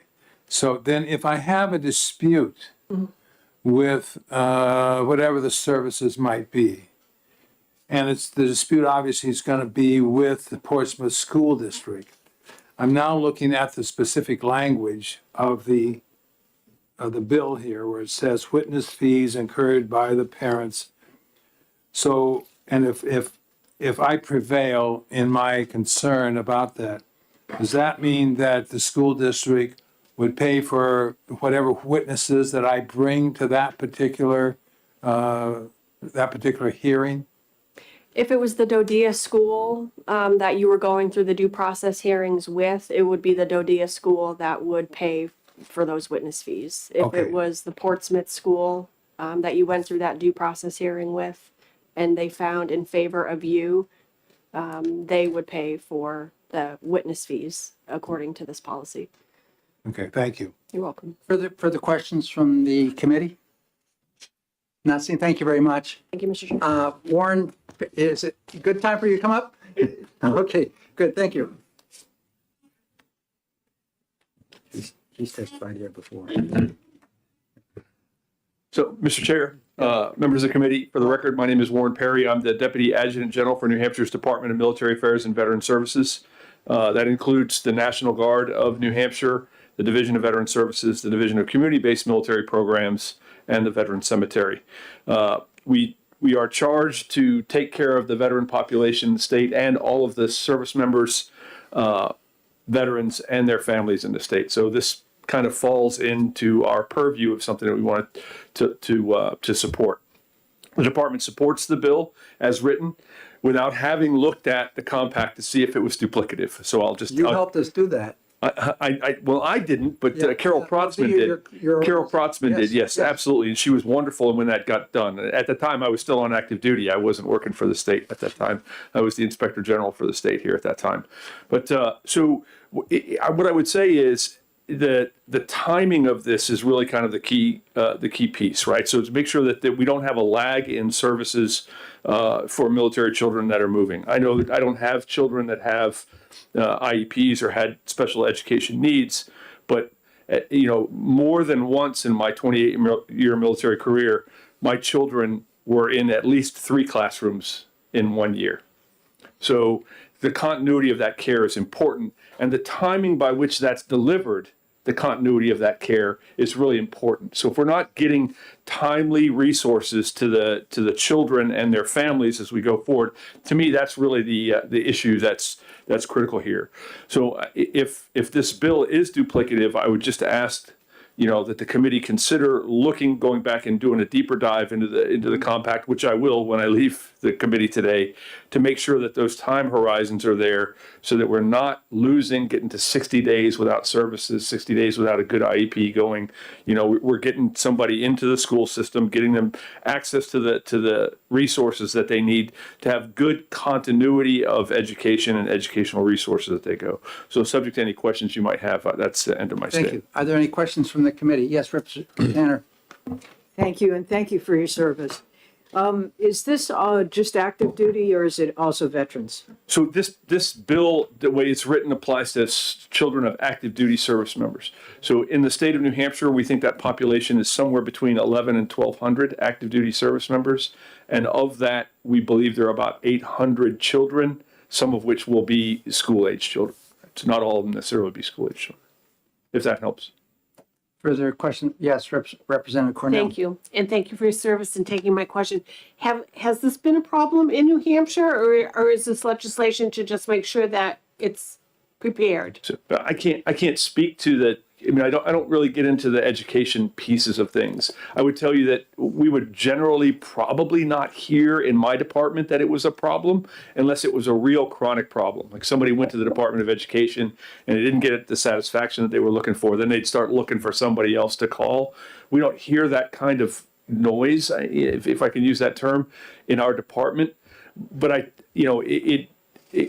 would say that just because we're not hearing it doesn't mean it's not happening. And just because we're not hearing it doesn't mean that it is happening. So I think the Department of Education would have a better feel for that.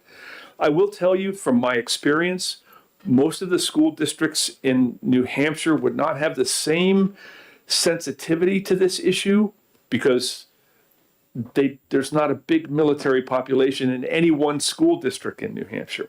So like if you were outside of Fort Cavazos, which used to be Fort Hood, every kid that comes in is a military child and they would have that experience here. I think the school districts would be more sensitive. There's less turnover, less churn. On a military installation, 1/3 of the installation turns over every year. 1/3. So I don't think it's a huge problem, but it certainly would be good to make sure that if there was, people would have a standard that they could go to, a time standard that they could go to, whether that's in the compact or this legislation. I think that answers your question. Are there any further questions? This whole thing just amazes me. I live right outside Elmendorf and Rich is up in Anchorage. And there we had a higher percentage of turnover, which were military. Yes. IEPs transferred back and forth, just, without a question. And if there is a problem here, because I was under the understanding that this was occurring, that we were due to that compact. Yeah. Kids should not have to wait. The IEP transfers with them, and they're good to go with that IEP. Yes. There should not be any delay at all. That's wonderful and encouraging to hear. And I know you, Representative, you have your finger on this more than we do at the department. I'm just stating our support for the outcome that this bill is trying to do, and if it's being met in the compact, we'll be happy with that. If it's not being met in the compact, we should probably go look and see that it is. Thank you very much for your time. Kevin Grady?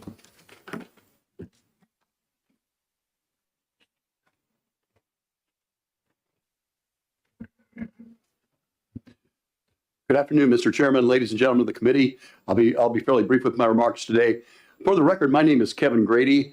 I am a 25-year veteran of our Air Force, and I'm a 25-year resident of the town of Hooksett, New Hampshire. Today, I'm here representing the State Veterans Advisory Committee, we're 20 veteran service organizations in the state. Their names would be familiar to you, things like the VFW, the American Legion, representatives from all of the services associations, if you will. And we're chartered by State RSA 115:A-8, if you want to look it up, to speak for the veteran community in New Hampshire. And one of the things that we do, we have a legislative committee, which I chair, and we look at the bills that are coming before the legislature each year. And this year there are 20 of them, and we separate out the ones that have the military impact, and then we come and tell you what our opinion is. Deputy Adjutant General Perry, we do support conceptually this idea of making sure that this is good. Again, the specific language, if it's better done in the compact or maybe just a little tweak to the compact is necessary, that's great. We think it's very important for that continuity of instruction for a student, particularly with an IEP. Now, in my post-Air Force life, I did spend 11 years as a school teacher in Hudson, New Hampshire. Representative Liggins, I started the Air Force Junior ROTC program at Alvin back in the day, back in 2004. And I've attended my share of IEP meetings. And I've had probably 10 to 15% of my students had IEPs. And I understand the critical importance of all of this. As I reflected on my own military career, I moved 9 times. 3 of those were in the summer. The other 6 times were off cycle, November, December, January, February.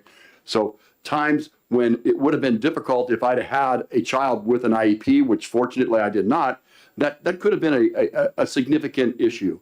We want for the students to be able to get in quickly, get their IEP from their previous school implemented. If our folks can do a better job with it, that's a wonderful thing. We really like that idea. Maybe we have access to services here in New Hampshire that they didn't at their last duty station for whatever reason. So we love that idea. And I think if we do the first part of this thing right, then the second part with the getting fees, if this has to go to court, that stuff's never going to be a factor. It's just going to be done correctly the first time. The last thing, and we've done a great job of this in our state, I believe, of making people feel welcome.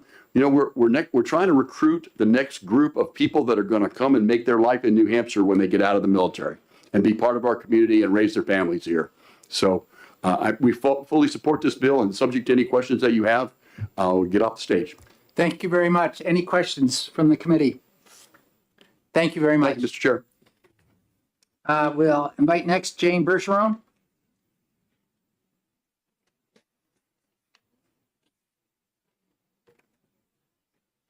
And Rebecca last.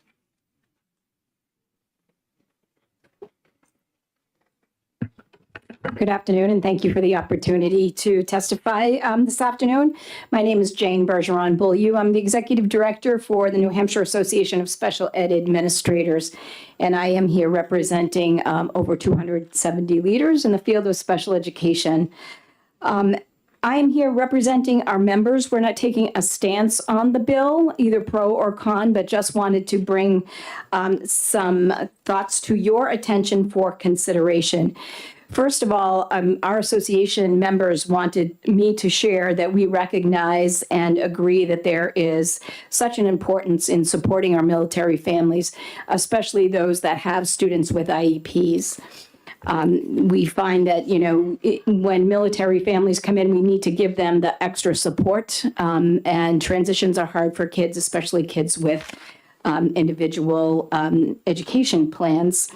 When we looked at the bill, there were a few things that we thought about, and the first one is around the enrollment of students with IEPs when they come in to our schools.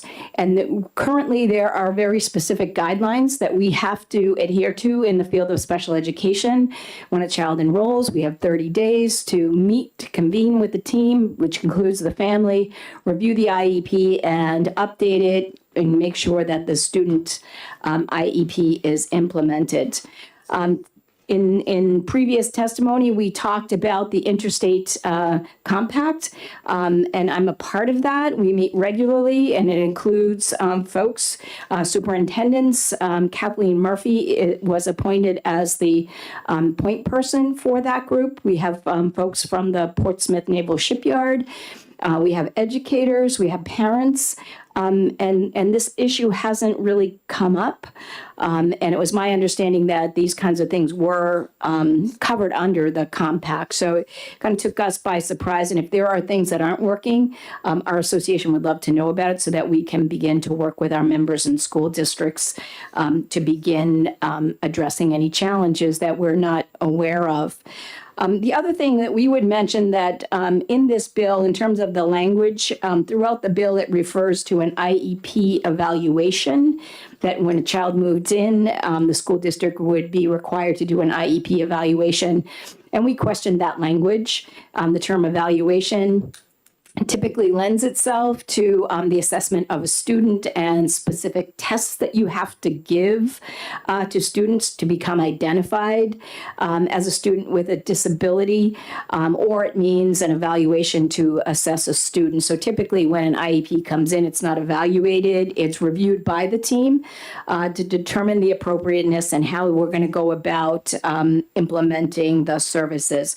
So that was also brought to our attention. Other than that, like I said, we also questioned the fiscal note in terms of paying the fees, and wondered where that money was going to come from. And so those were the comments that our association asked me to bring forward. We appreciate the opportunity to testify, and would be happy to take any questions. Thank you very much. Are there any questions? Yes, Representative Cordelli. Yes, regarding height, thanks for sticking around. In regard to comments about an evaluation, wouldn't you think, though, that a military family transferring from overseas someplace, for instance, it might be necessary for an evaluation regarding the IEP that they're bringing with them? After all, they're coming, from a military base, granted, in a foreign country, but still in a foreign country, not knowing, everything that's available to them there. Wouldn't you think that an evaluation would be the best course of action? Yeah, I mean, I think we're just questioning the language. We're required by law to do a 30-day review of an IEP when the student moves in. I mean, they have, the school district, is held to that timeline. It just was questionable. We wouldn't want to put a student through another set of evaluations if they didn't need it. So the language was just a bit confusing and probably should align with current special education rules. Thank you. Further question, Representative Lekis? So then, should that be review as opposed to evaluation, or what are you suggesting? I think we would suggest that if the bill were to move forward, that it align with the current expectations within the special education rules. And currently, when a child is enrolled, doesn't matter if it's a military family or kid from another district, the district is required to convene the IEP team and review that IEP within 30 days. So there is specific language already. Okay, and would you get that to us, what that language is specifically? Sure. Thank you very much. Thank you. Any further questions from? Thank you very much. You're welcome. I want to just ask everybody in the committee to read the compact in Article 5, because it talks about evaluations also. It says, this does not preclude the school in the receiving state from performing subsequent evaluation to ensure appropriate placement of the student. Now, I'm all for, if it's not being done, we got to do something. But this is done, this language right here, is replicated in all 50 states. So we're messing with a compact, and I'm concerned, and this is a thorough compact. It's a whole chapter of law, so please read it over. Next person and last person that has a card in here is Rebecca Fredette from the department. That particular article is on page 65. Thank you, Representative Vlad. My name is Rebecca Fredette. I'm from the Department of Education. I'm the Director of Special Education. We're not supporting this. We understand that military families have unique situations, and we hope that anyone would provide the services they need. My concern is just a technical one, which was brought up by Jane Bergeron with the evaluation piece. The language is unclear whether we're saying that an evaluation needs to be done within 30 days or if we just need to review the IEP within 30 days. So if it's the IEP, that's, as she said, that's already in law. If it's the evaluation and then subsequently an IEP, we're taking a 120-day process and doing it within 30 days. So that would be my concern, is if we have to evaluate every single child that comes in, that's going to delay their services. So I guess there needs to be a little clarity for me to understand if I'm supporting districts and saying you do need to evaluate a child every time they come in from a military base, or if I'm saying you need to review their IEP and meet as soon as possible once they come from a military base. Thank you very much. And to respond to that, when we did this, the intent was the IEP comes in is good. And if the district discerns that there need to do something, follow the procedure that's outlined in IDEA and the laws and statutes you follow. Right. So I think we have this thing covered. I hope we have it covered, because we had a long discussion on this Article 5 when we put this all together. More in this card?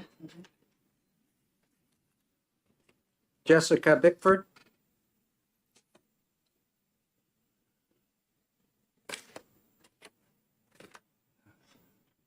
This one right here. Yep.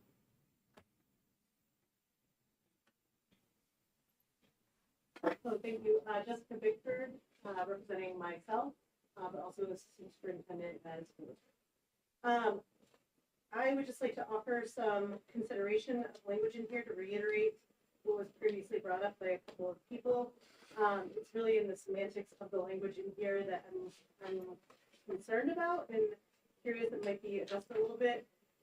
Lines 13 through 16 are really where I was previously to a difference. The evaluation regarding the IEP shall be conducted within 30 days. So evaluation and IEP are two separate things within the special ed process. And those two terms being put together are a confusing sentiment. So evaluation cannot be completed within 30 days.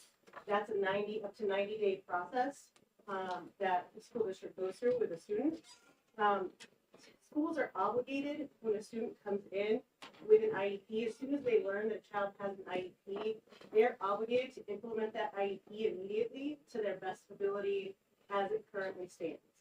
Then they have 30 days to review that IEP, see what is in the best interest of the child, get feedback from the parent, and then have that meeting to amend that IEP to accept it in, and determine if they're going to evaluate if the student moved across state lines or from another country.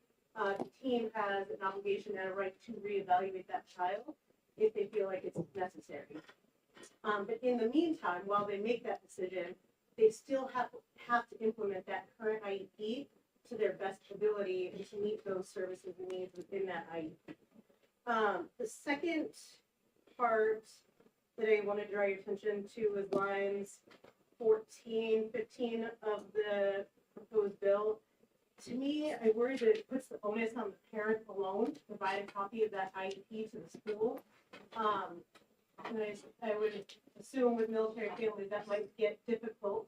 If they are moving frequently, they may lose track of documents a little easier than some other families. So I worry that that puts all the onus on the military family to provide that document and not the school for which they are coming from.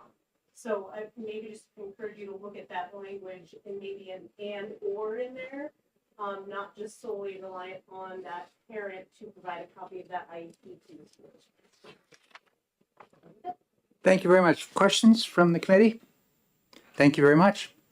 And last one is Ms. Ryan.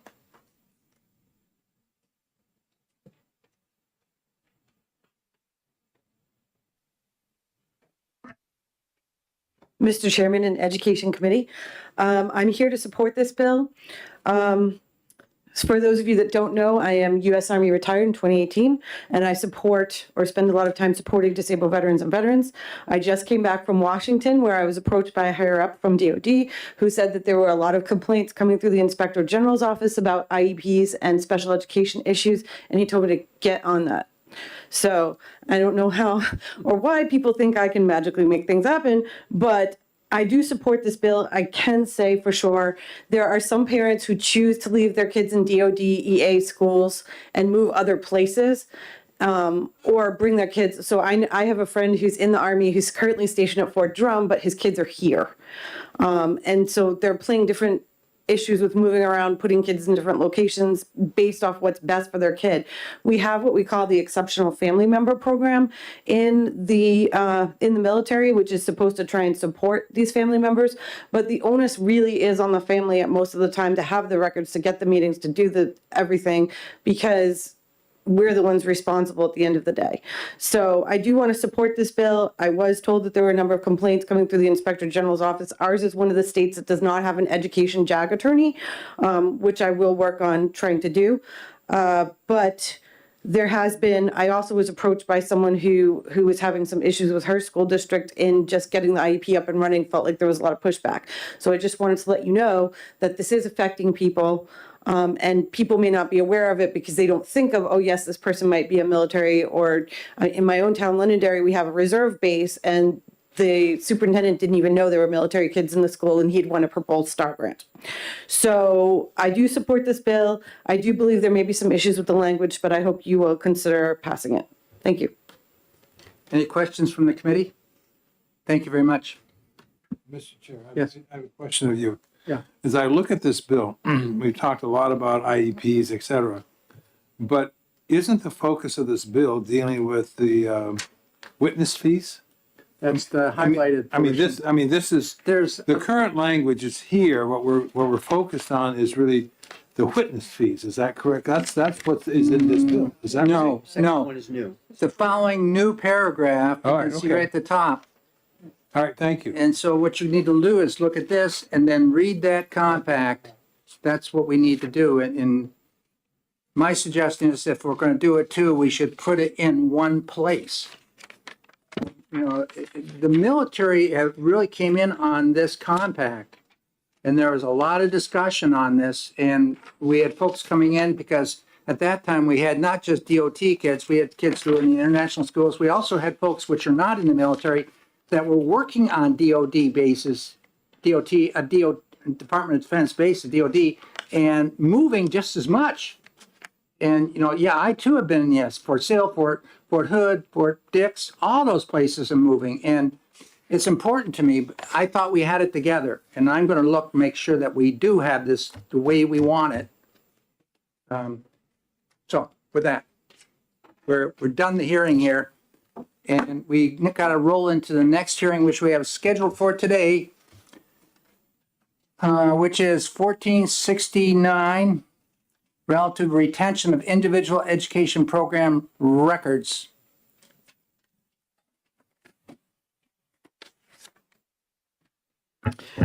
Thank you, Mr. Chair.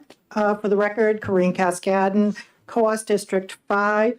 And to add, I was an elementary school principal for 23 years of one school. Due to budget cuts, I inherited 2 other schools.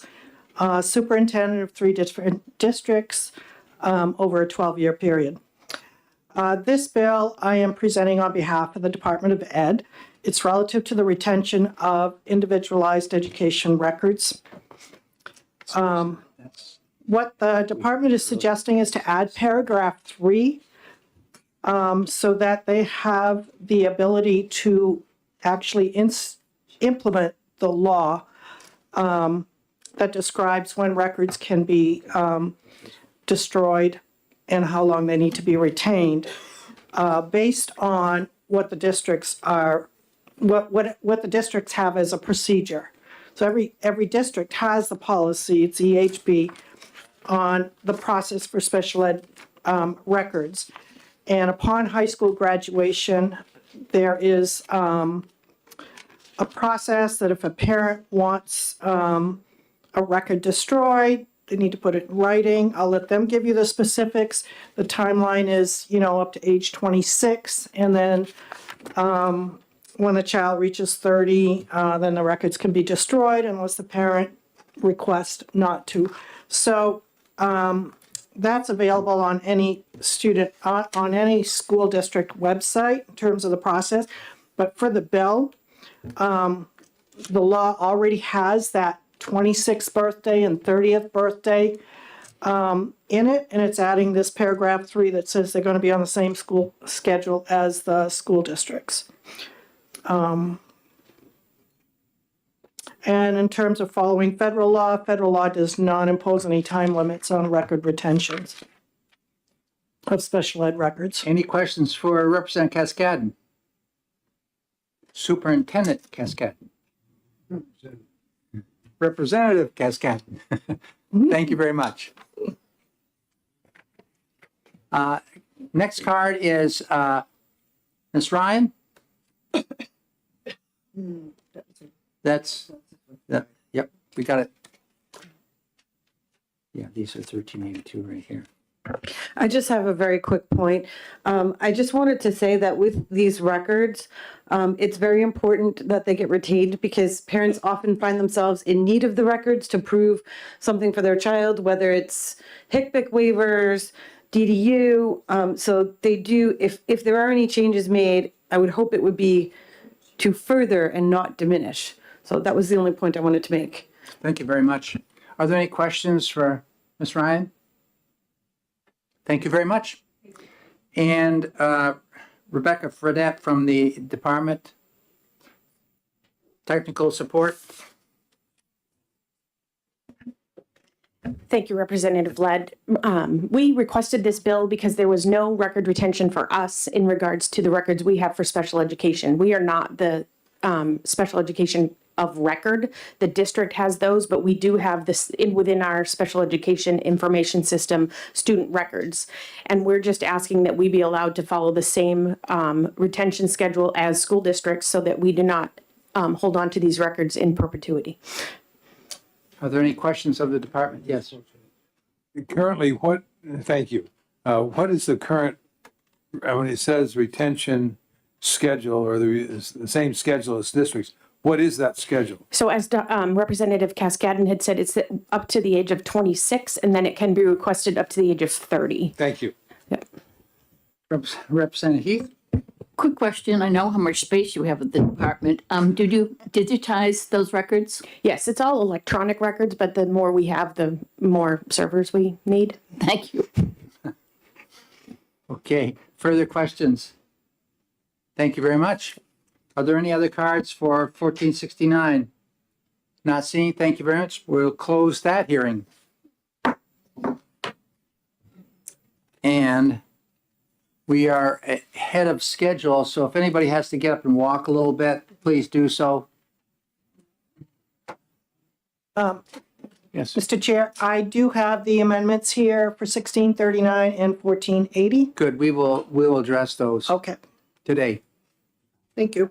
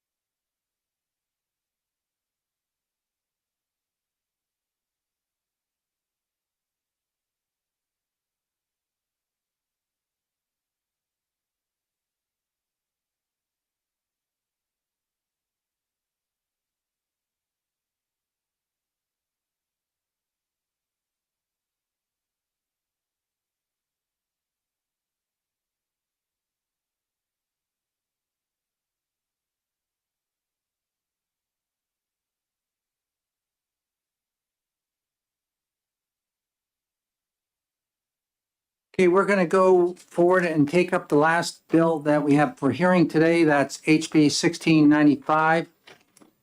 This is relative to the release of student personally identifiable information.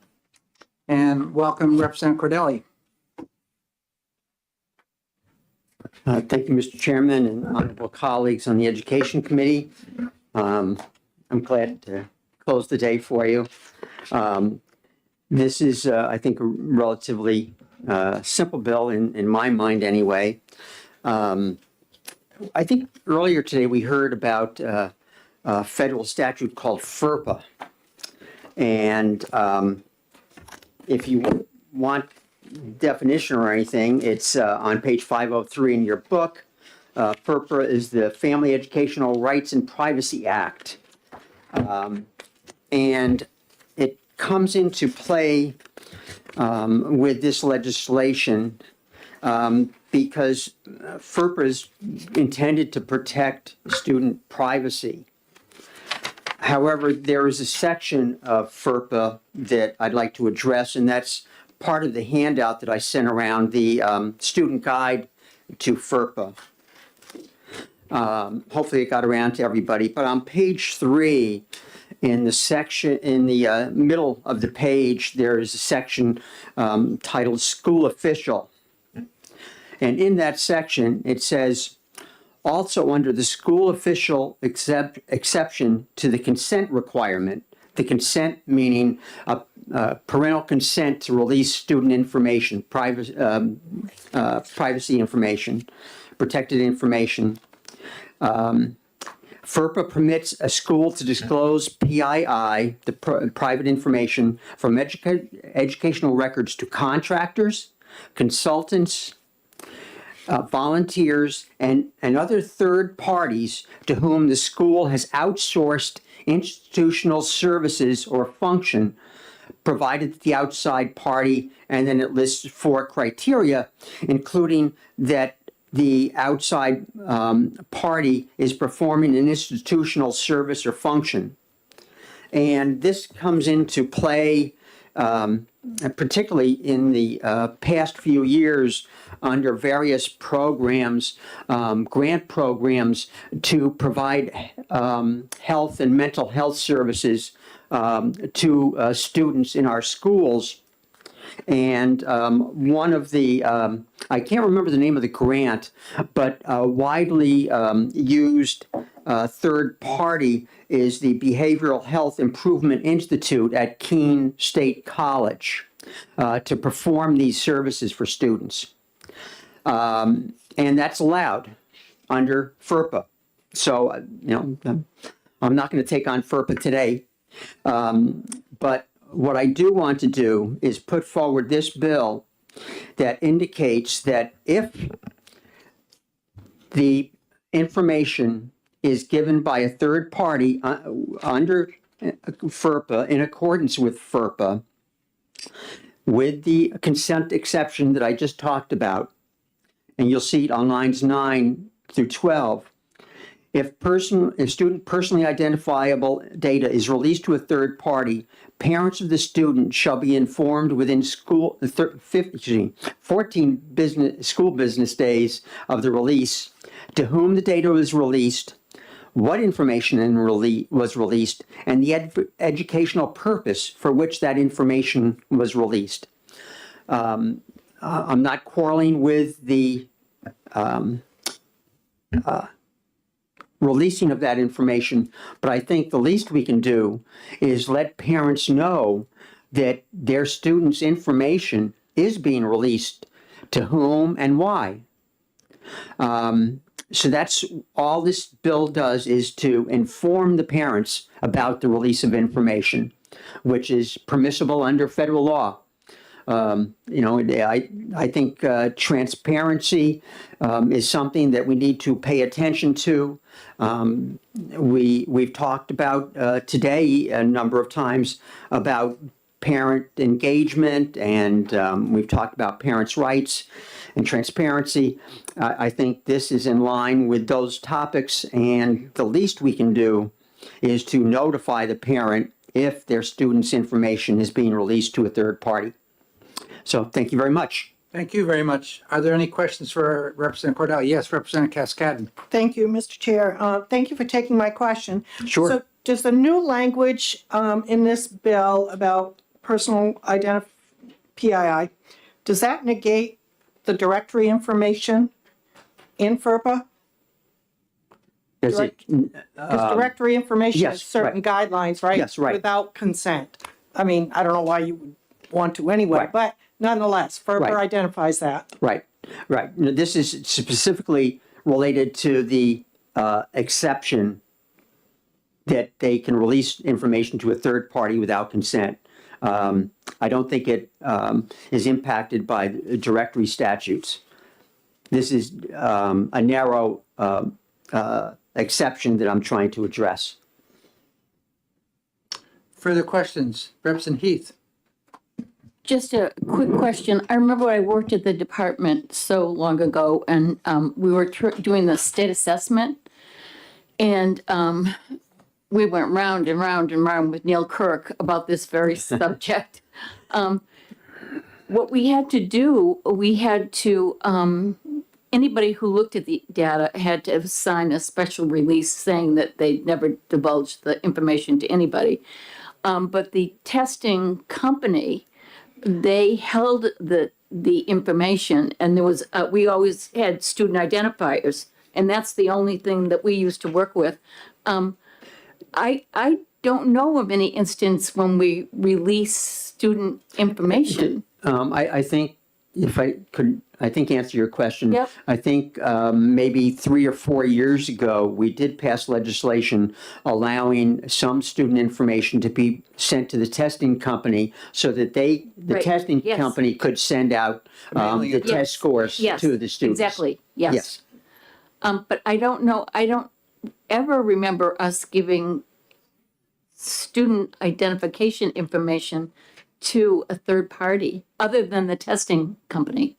Right. Under these, under some of these grants that are being made available and to third parties, such as the one that I mentioned, that information is being made available, and it's allowable. I'm not quarreling with that. It's just that I think parents should be notified. And I think there might be someone behind me who has maybe a better memory on those grants than I do. Representative Lekes. Is there a reason we're only letting parents know after the fact? I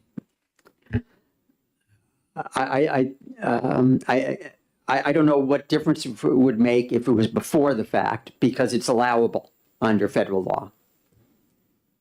Thank you. Further questions? Representative Ford. Thank you, Mr. Chair.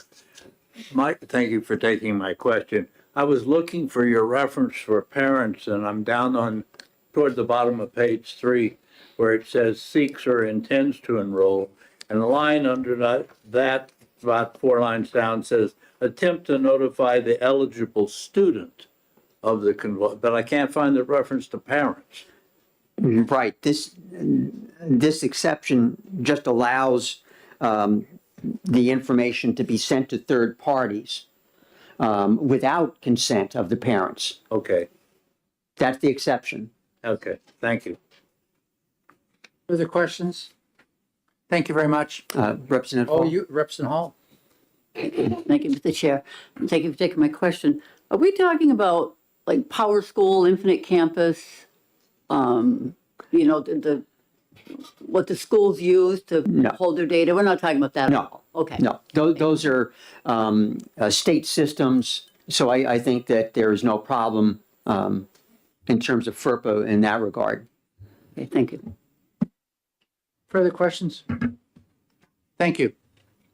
Nancy Betterman? Anne Marie?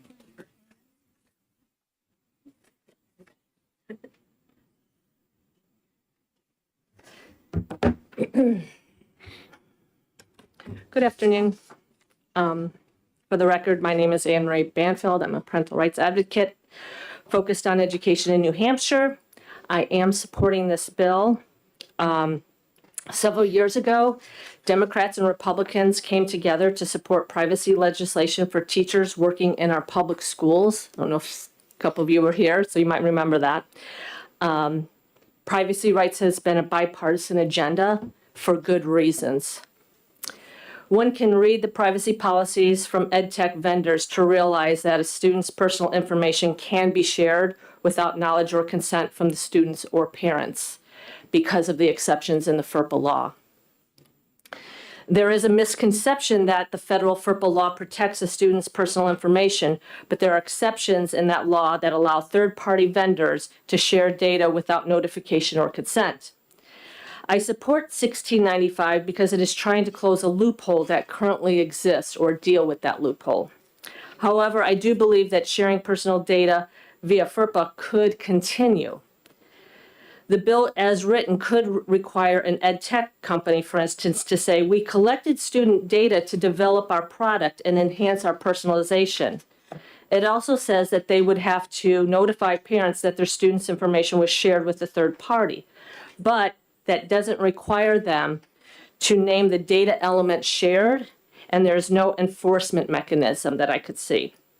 Colorado's bill HB 1423 in 2016 included similar language, but that bill did require data elements. The bill did not include a penalty or an enforcement mechanism, so companies do not comply. I appreciate the sponsor's efforts, but I think it can be a better bill if it included a definition of education purpose, although I just read that and I think that is included in there. So that might might be not accurate. It should require any PII disclosure, first or third party or subcontractors or partners, to name data element shared and purpose. This should also be a requirement of the subcontractor and processors. This would prevent unregulated downstream sharing with internal partners. An example would be the College Board selling licenses to view student personal identified data, or Naviance sharing student data with its umbrella company who owns several advertising companies. There should also be an enforceable penalty, such as if EdTech company does not comply, this will trigger both or either district attorney or attorney general investigation and possibly a fine of $10,000 for each violation. We need to be serious about protecting student privacy in New Hampshire. Representative Cordelli has been leading this effort, and I appreciate that. In the past, organizations like the ACLU has been a partner along with legislators on both sides of the political fence. I ask that you pass this bill and possibly make it amendments, including the things that I suggested. That's my written testimony. I do have a couple things I did want to mention. I did sit on a Bedford Privacy Task Force several years ago in that school district to come up with a policy that was required by law. And it basically what we were doing was trying to close that loophole. Parental consent when this data is shared. That was what we were trying to do. So something needs to be done. I think it should be done at the state level, because even though we worked on it in Bedford, that's certainly not going to apply to every school district in the state. An example of, if you're looking for an example of how this information gets out or how this information is shared, the New Mexico Attorney General and Mississippi Attorney General sued Google over children's privacy violations. There was a $93 million settlement. So this is happening. It does happen. That's just one of many examples. You can Google search and you can see how student privacy rights have been violated. Tends to be selling the information. That's what it tends to be, but it can go further than that. So that was it. Thank you very much. Are there any questions from the committee? Yes, Representative Balboni. Thank you, Mr. Chair, and thank you for taking my question. I guess I'm a little confused. Can you explain more with specificity specifications, what information is being shared? And how is that happening here in New Hampshire? Can you give like a real specific example, please? Sure. So when the kids have their Chromebooks and they sign on to an app, when they sign on to any vendor that's coming into the school that you're using on a computer, that there is information being passed on to that vendor. And if you read the vendor's privacy policy, it will state this information is being protected per FERPA. So everybody reads that and thinks, okay, it's protected, but they don't understand all the time is that, and we discussed this at the Bedford, when we did this at the Bedford task force. What they don't understand is that you think that the privacy is protected. You think that it can't go any further than that vendor. Well, number one, that vendor could be sold. Number two, they can exploit the FERPA exception, the FERPA loophole. And so somebody else comes along and says, well, we want to research that information on these students. Can you now give us your info? Like when I talked to the Bedford superintendent, he was like, I'm not giving away information. I said, yes, but once you've given it to these vendors, once you've given it away, they can then send it, they can then sell it, they can do, if they call themselves an education researcher, they can then share it. That's the exception in FERPA. So it's happening with any kind of vendor that is coming through the Chromebooks or coming to the school. It doesn't matter what vendor it is. If you read their privacy policies, they're not private. They're not private because they will cite FERPA, but you have to understand that FERPA has those exceptions and that information can then leave that vendor if they say, for instance, they are an education researcher. Well, I'm an education researcher. They're going to give it to me? I mean, if I pay the right price for it, that's what I think this legislation is trying to do. And I think this is one of the biggest concerns for privacy rights advocates across the United States is that loophole exists and that it hasn't been addressed in many states or in many schools. In Bedford, we sat down and discussed that. We came up with a privacy policy. My suggestion to Bedford was come up with because, okay, do I have a consent form for every vendor we use in the school district? How do we do this? Do you want to know this information? Am I explaining too much? I can stop if you want to know it. If you could just kind of summarize, I'm just curious, a vendor would be like, if a school district uses a particular app or something that the students sign on to, what actual information is the student putting on there that's being saved or shared? Sure. Their name, their age. I mean, it depends. Vendors collect different information depending on what that app, their scores, their reading scores, if they're using an app for math, anything like that. I don't think that those are really what sometimes you and I would consider to be a big deal. Maybe that's not something that would bother you if that information was, passed on. But regardless, there's other personal information apps that they could be using now. Everything is digitalized now. In the past, a lot of records were kept paper, and we didn't have this issue. But really, I think back when the loophole was, FERPA actually used to require this, used to require parental consent. And then it was, that was changed. And I think it was 2016, if I'm not mistaken, 2016, 2017. So that was changed. And then it allowed, if you call for the exceptions, that's when the exceptions came in. I think I understand. Thank you. Further questions from the committee? Yes, Representative Hall. Thank you, Mr. Chair, and thank you for taking my question. Do you think school districts are aware of this and have put measures in place to deal with it? I taught computers, and I'm going to say at least 6 years ago, we were given a list. And if Adobe did this, then they were going to shut it down. And if another company did this, and they were really on top of what the kids could sign in on and not. And like us as educators, we were frustrated because we couldn't use these programs that we wanted to use. So I guess my question to you is, do you think most school districts are aware that this is going on and have measures in place? I think that they are, because when I sat down with Bedford, obviously they had their data people in the room with us as part of the task force. So they were aware of a lot of privacy issues. But they have to know that the FERPA law has those exceptions. And that's the section that if the data people do not understand the law, that's how it's becoming, I would call it a loophole. It's a loophole. So all this information can be shared with the vendor.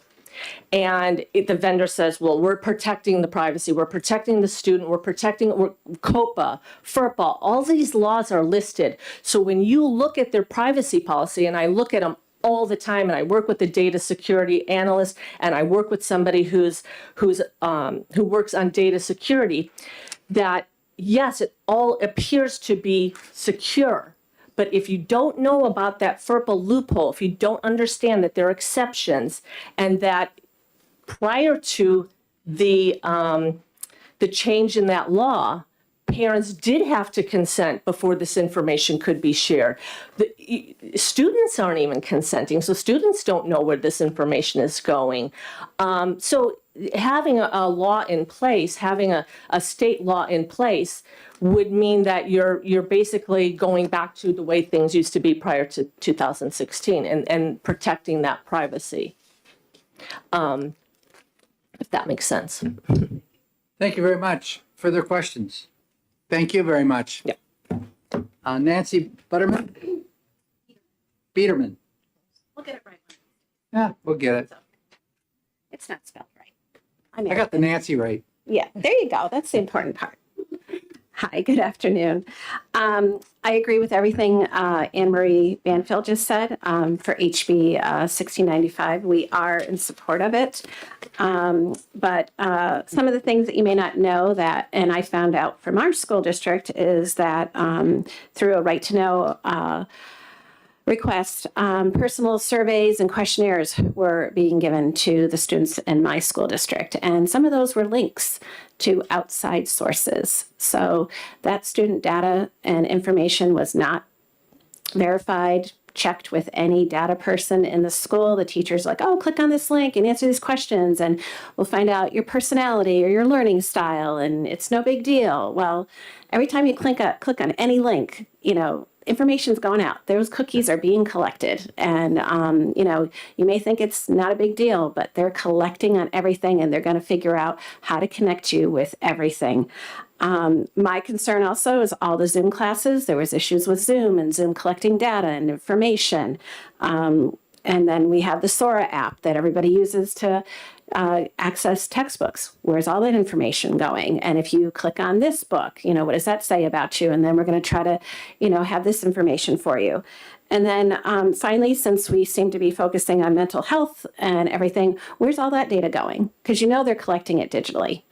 And so then as an adult, if you go to get a job or you go to join the military or do anything else, who's got that information on you? And is that going to keep you from getting a job or joining the military because of some link that you clicked on in third grade that your teacher said was okay? So again, personal information, they're collecting it everywhere, and they're so far ahead of us, and we can't even fathom what they're doing. But it's all out there, and it's all sold for a price. So thank you. Thank you very much. Are there questions from the committee? Not seeing any. Thank you very much. Are there any more pink cards on this bill? Not seeing any. We're going to close this hearing down. And we are going to, are we good for this, Representative Miley? Yes, we are. Are we good for this with our group? Yeah, we're going to go with it. Let's see where we are here.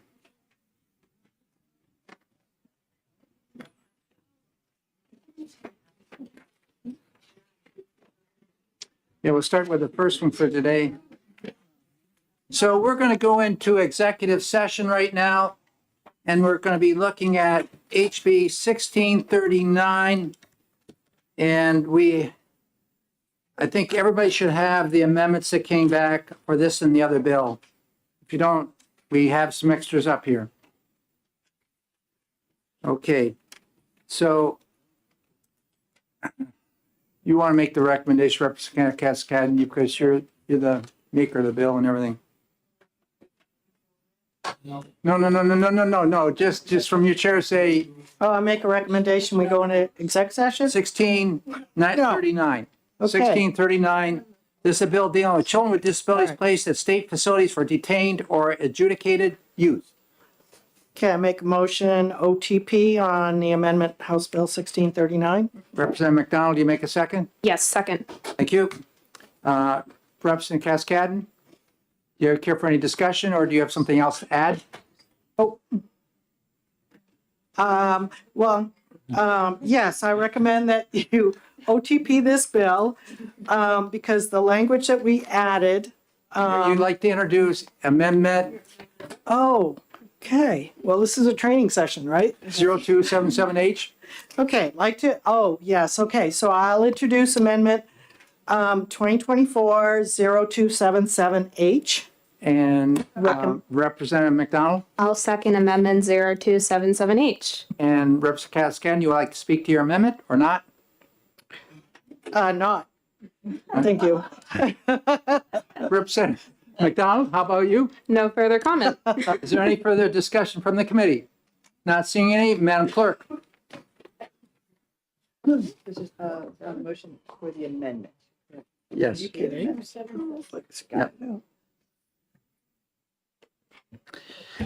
Representative Cordelli. Yes. Representative Lekis. Yes. Representative Ford. Yes. Representative Belcher. Yes. Representative Dry, yes. Representative McDonald. Yes.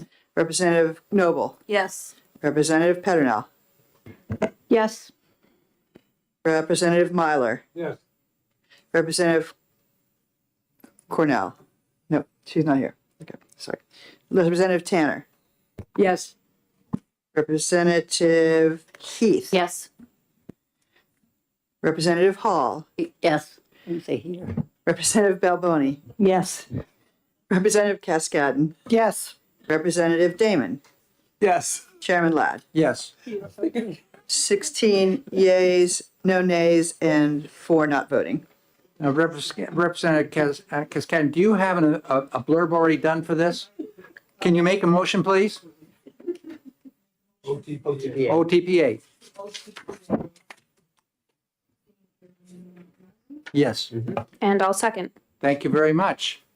So we have a motion on the floor. It is OTPA on HB 1639 made by Representative Cascaden and second by Representative McDonald. Any further discussion? Madam Clerk, it's yours. Okay. Hang on a second. Okay, motion is OTPA. Representative Cordelli. Yes. Representative Lekis. Yes. Representative Ford. Yes. Representative Belcher. Yes. Representative Dry, yes. Representative McDonald. Yes. Representative Noble. Yes. Representative Peternell. Yes. Representative Myler. Yes. Representative Tanner. Yes. Representative Heath. Yes. Representative Hall. Yes. Representative Balboni. Yes. Representative Cascaden. Yes. Representative Damon. Yes. And Chairman Ladd. Yes. 16 yeas, no nays, and 4 not voting. Representative Cascaden, do you consent for that? Everybody good? Yeah. Representative Cascaden, do you have a blurb already done on this next one? Yes, I do. Would you please make a motion? Hold on, it is 1480. No, Yes. hang on. 1480. Well, I- let our clerk catch up to us. Hang on a second. Okay.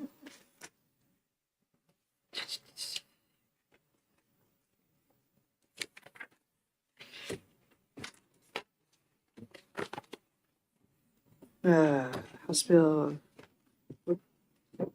It's 1480. 1480. Okay. And Representative Cascaden I'm calling on her to make a motion. I make a motion for OTP, House Bill 1480. Second. And second by Representative McDonald. Representative Cascaden, do you care to speak or do have another motion? I have another motion for an amendment for House Bill 1480.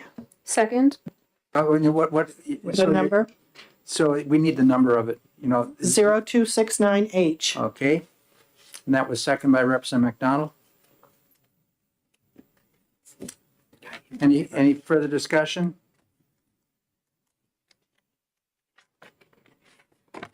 We're just clerks catching up on us. Yep. Okay, so OTP on the amendment. We're on the amendment right now. It's Amendment 0269H on 1480. And motion made by Representative Cascadden and second by Representative McDonald. Madam Clerk, call the roll. Representative Cordelli. Yes. Representative Lekis. Yes. Representative Ford. Yes. Representative Belcher. Yes. Representative Dry, yes. Representative McDonald. Yes. Representative Noble. Yes. Representative Petronell. Yes. Representative Myler. Yes. Representative Tanner. Yes. Representative Heath. Yes. Representative Hall. Yes. Representative Balboni. Yes. Representative Cascadden. Yes. Representative Damon. Yes. Chairman Ladd. Yes. 16 yeas, no nays, and 4 not voting. Would you like to make a motion, Representative Cascadden? Yes, I'd like to make a motion, OTP A 1480. Thank And you. I'll second by her motion. Representative McDonald. Further discussion on the part of anybody? Not seeing any. Madam Clerk?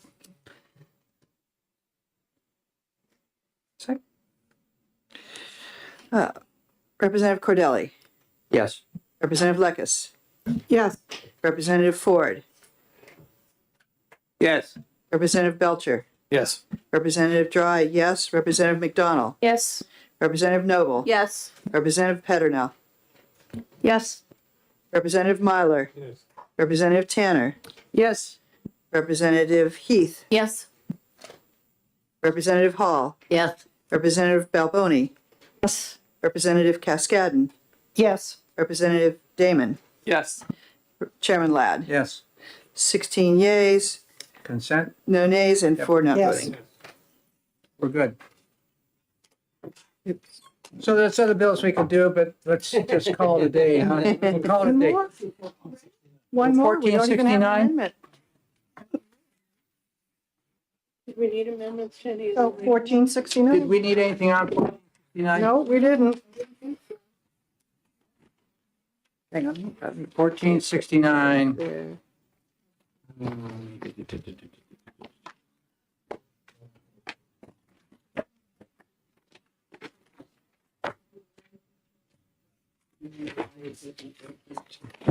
These things again.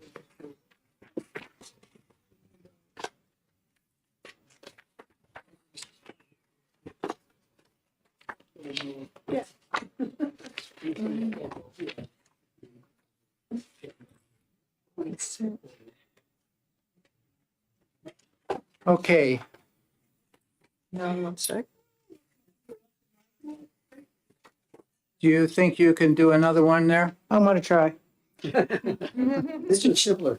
Mr. Chair, I make a motion to OTP 1469. Again? Yep, and Representative McDonald seconds that.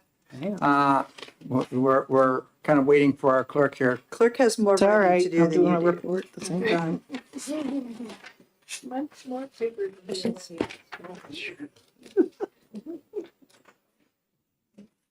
It's just OTP, right? Okay, give me the bill number again, please. It's 1469.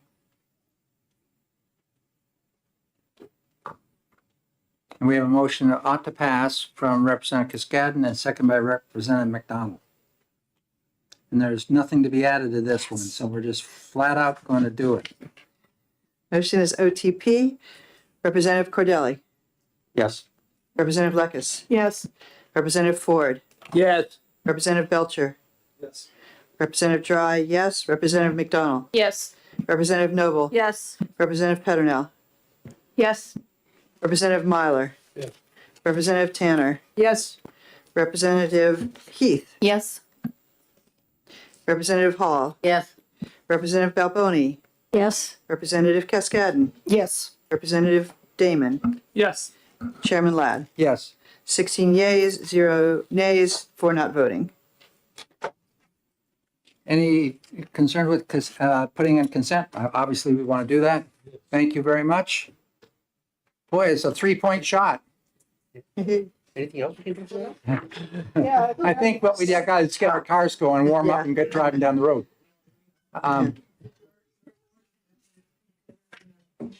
It's a committee report, It's majority.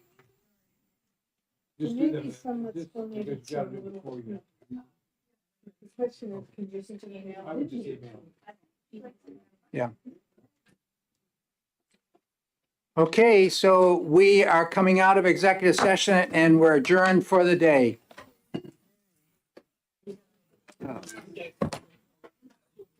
So we did 3 bills today. That's pretty good. Yeah. How simple they were, though.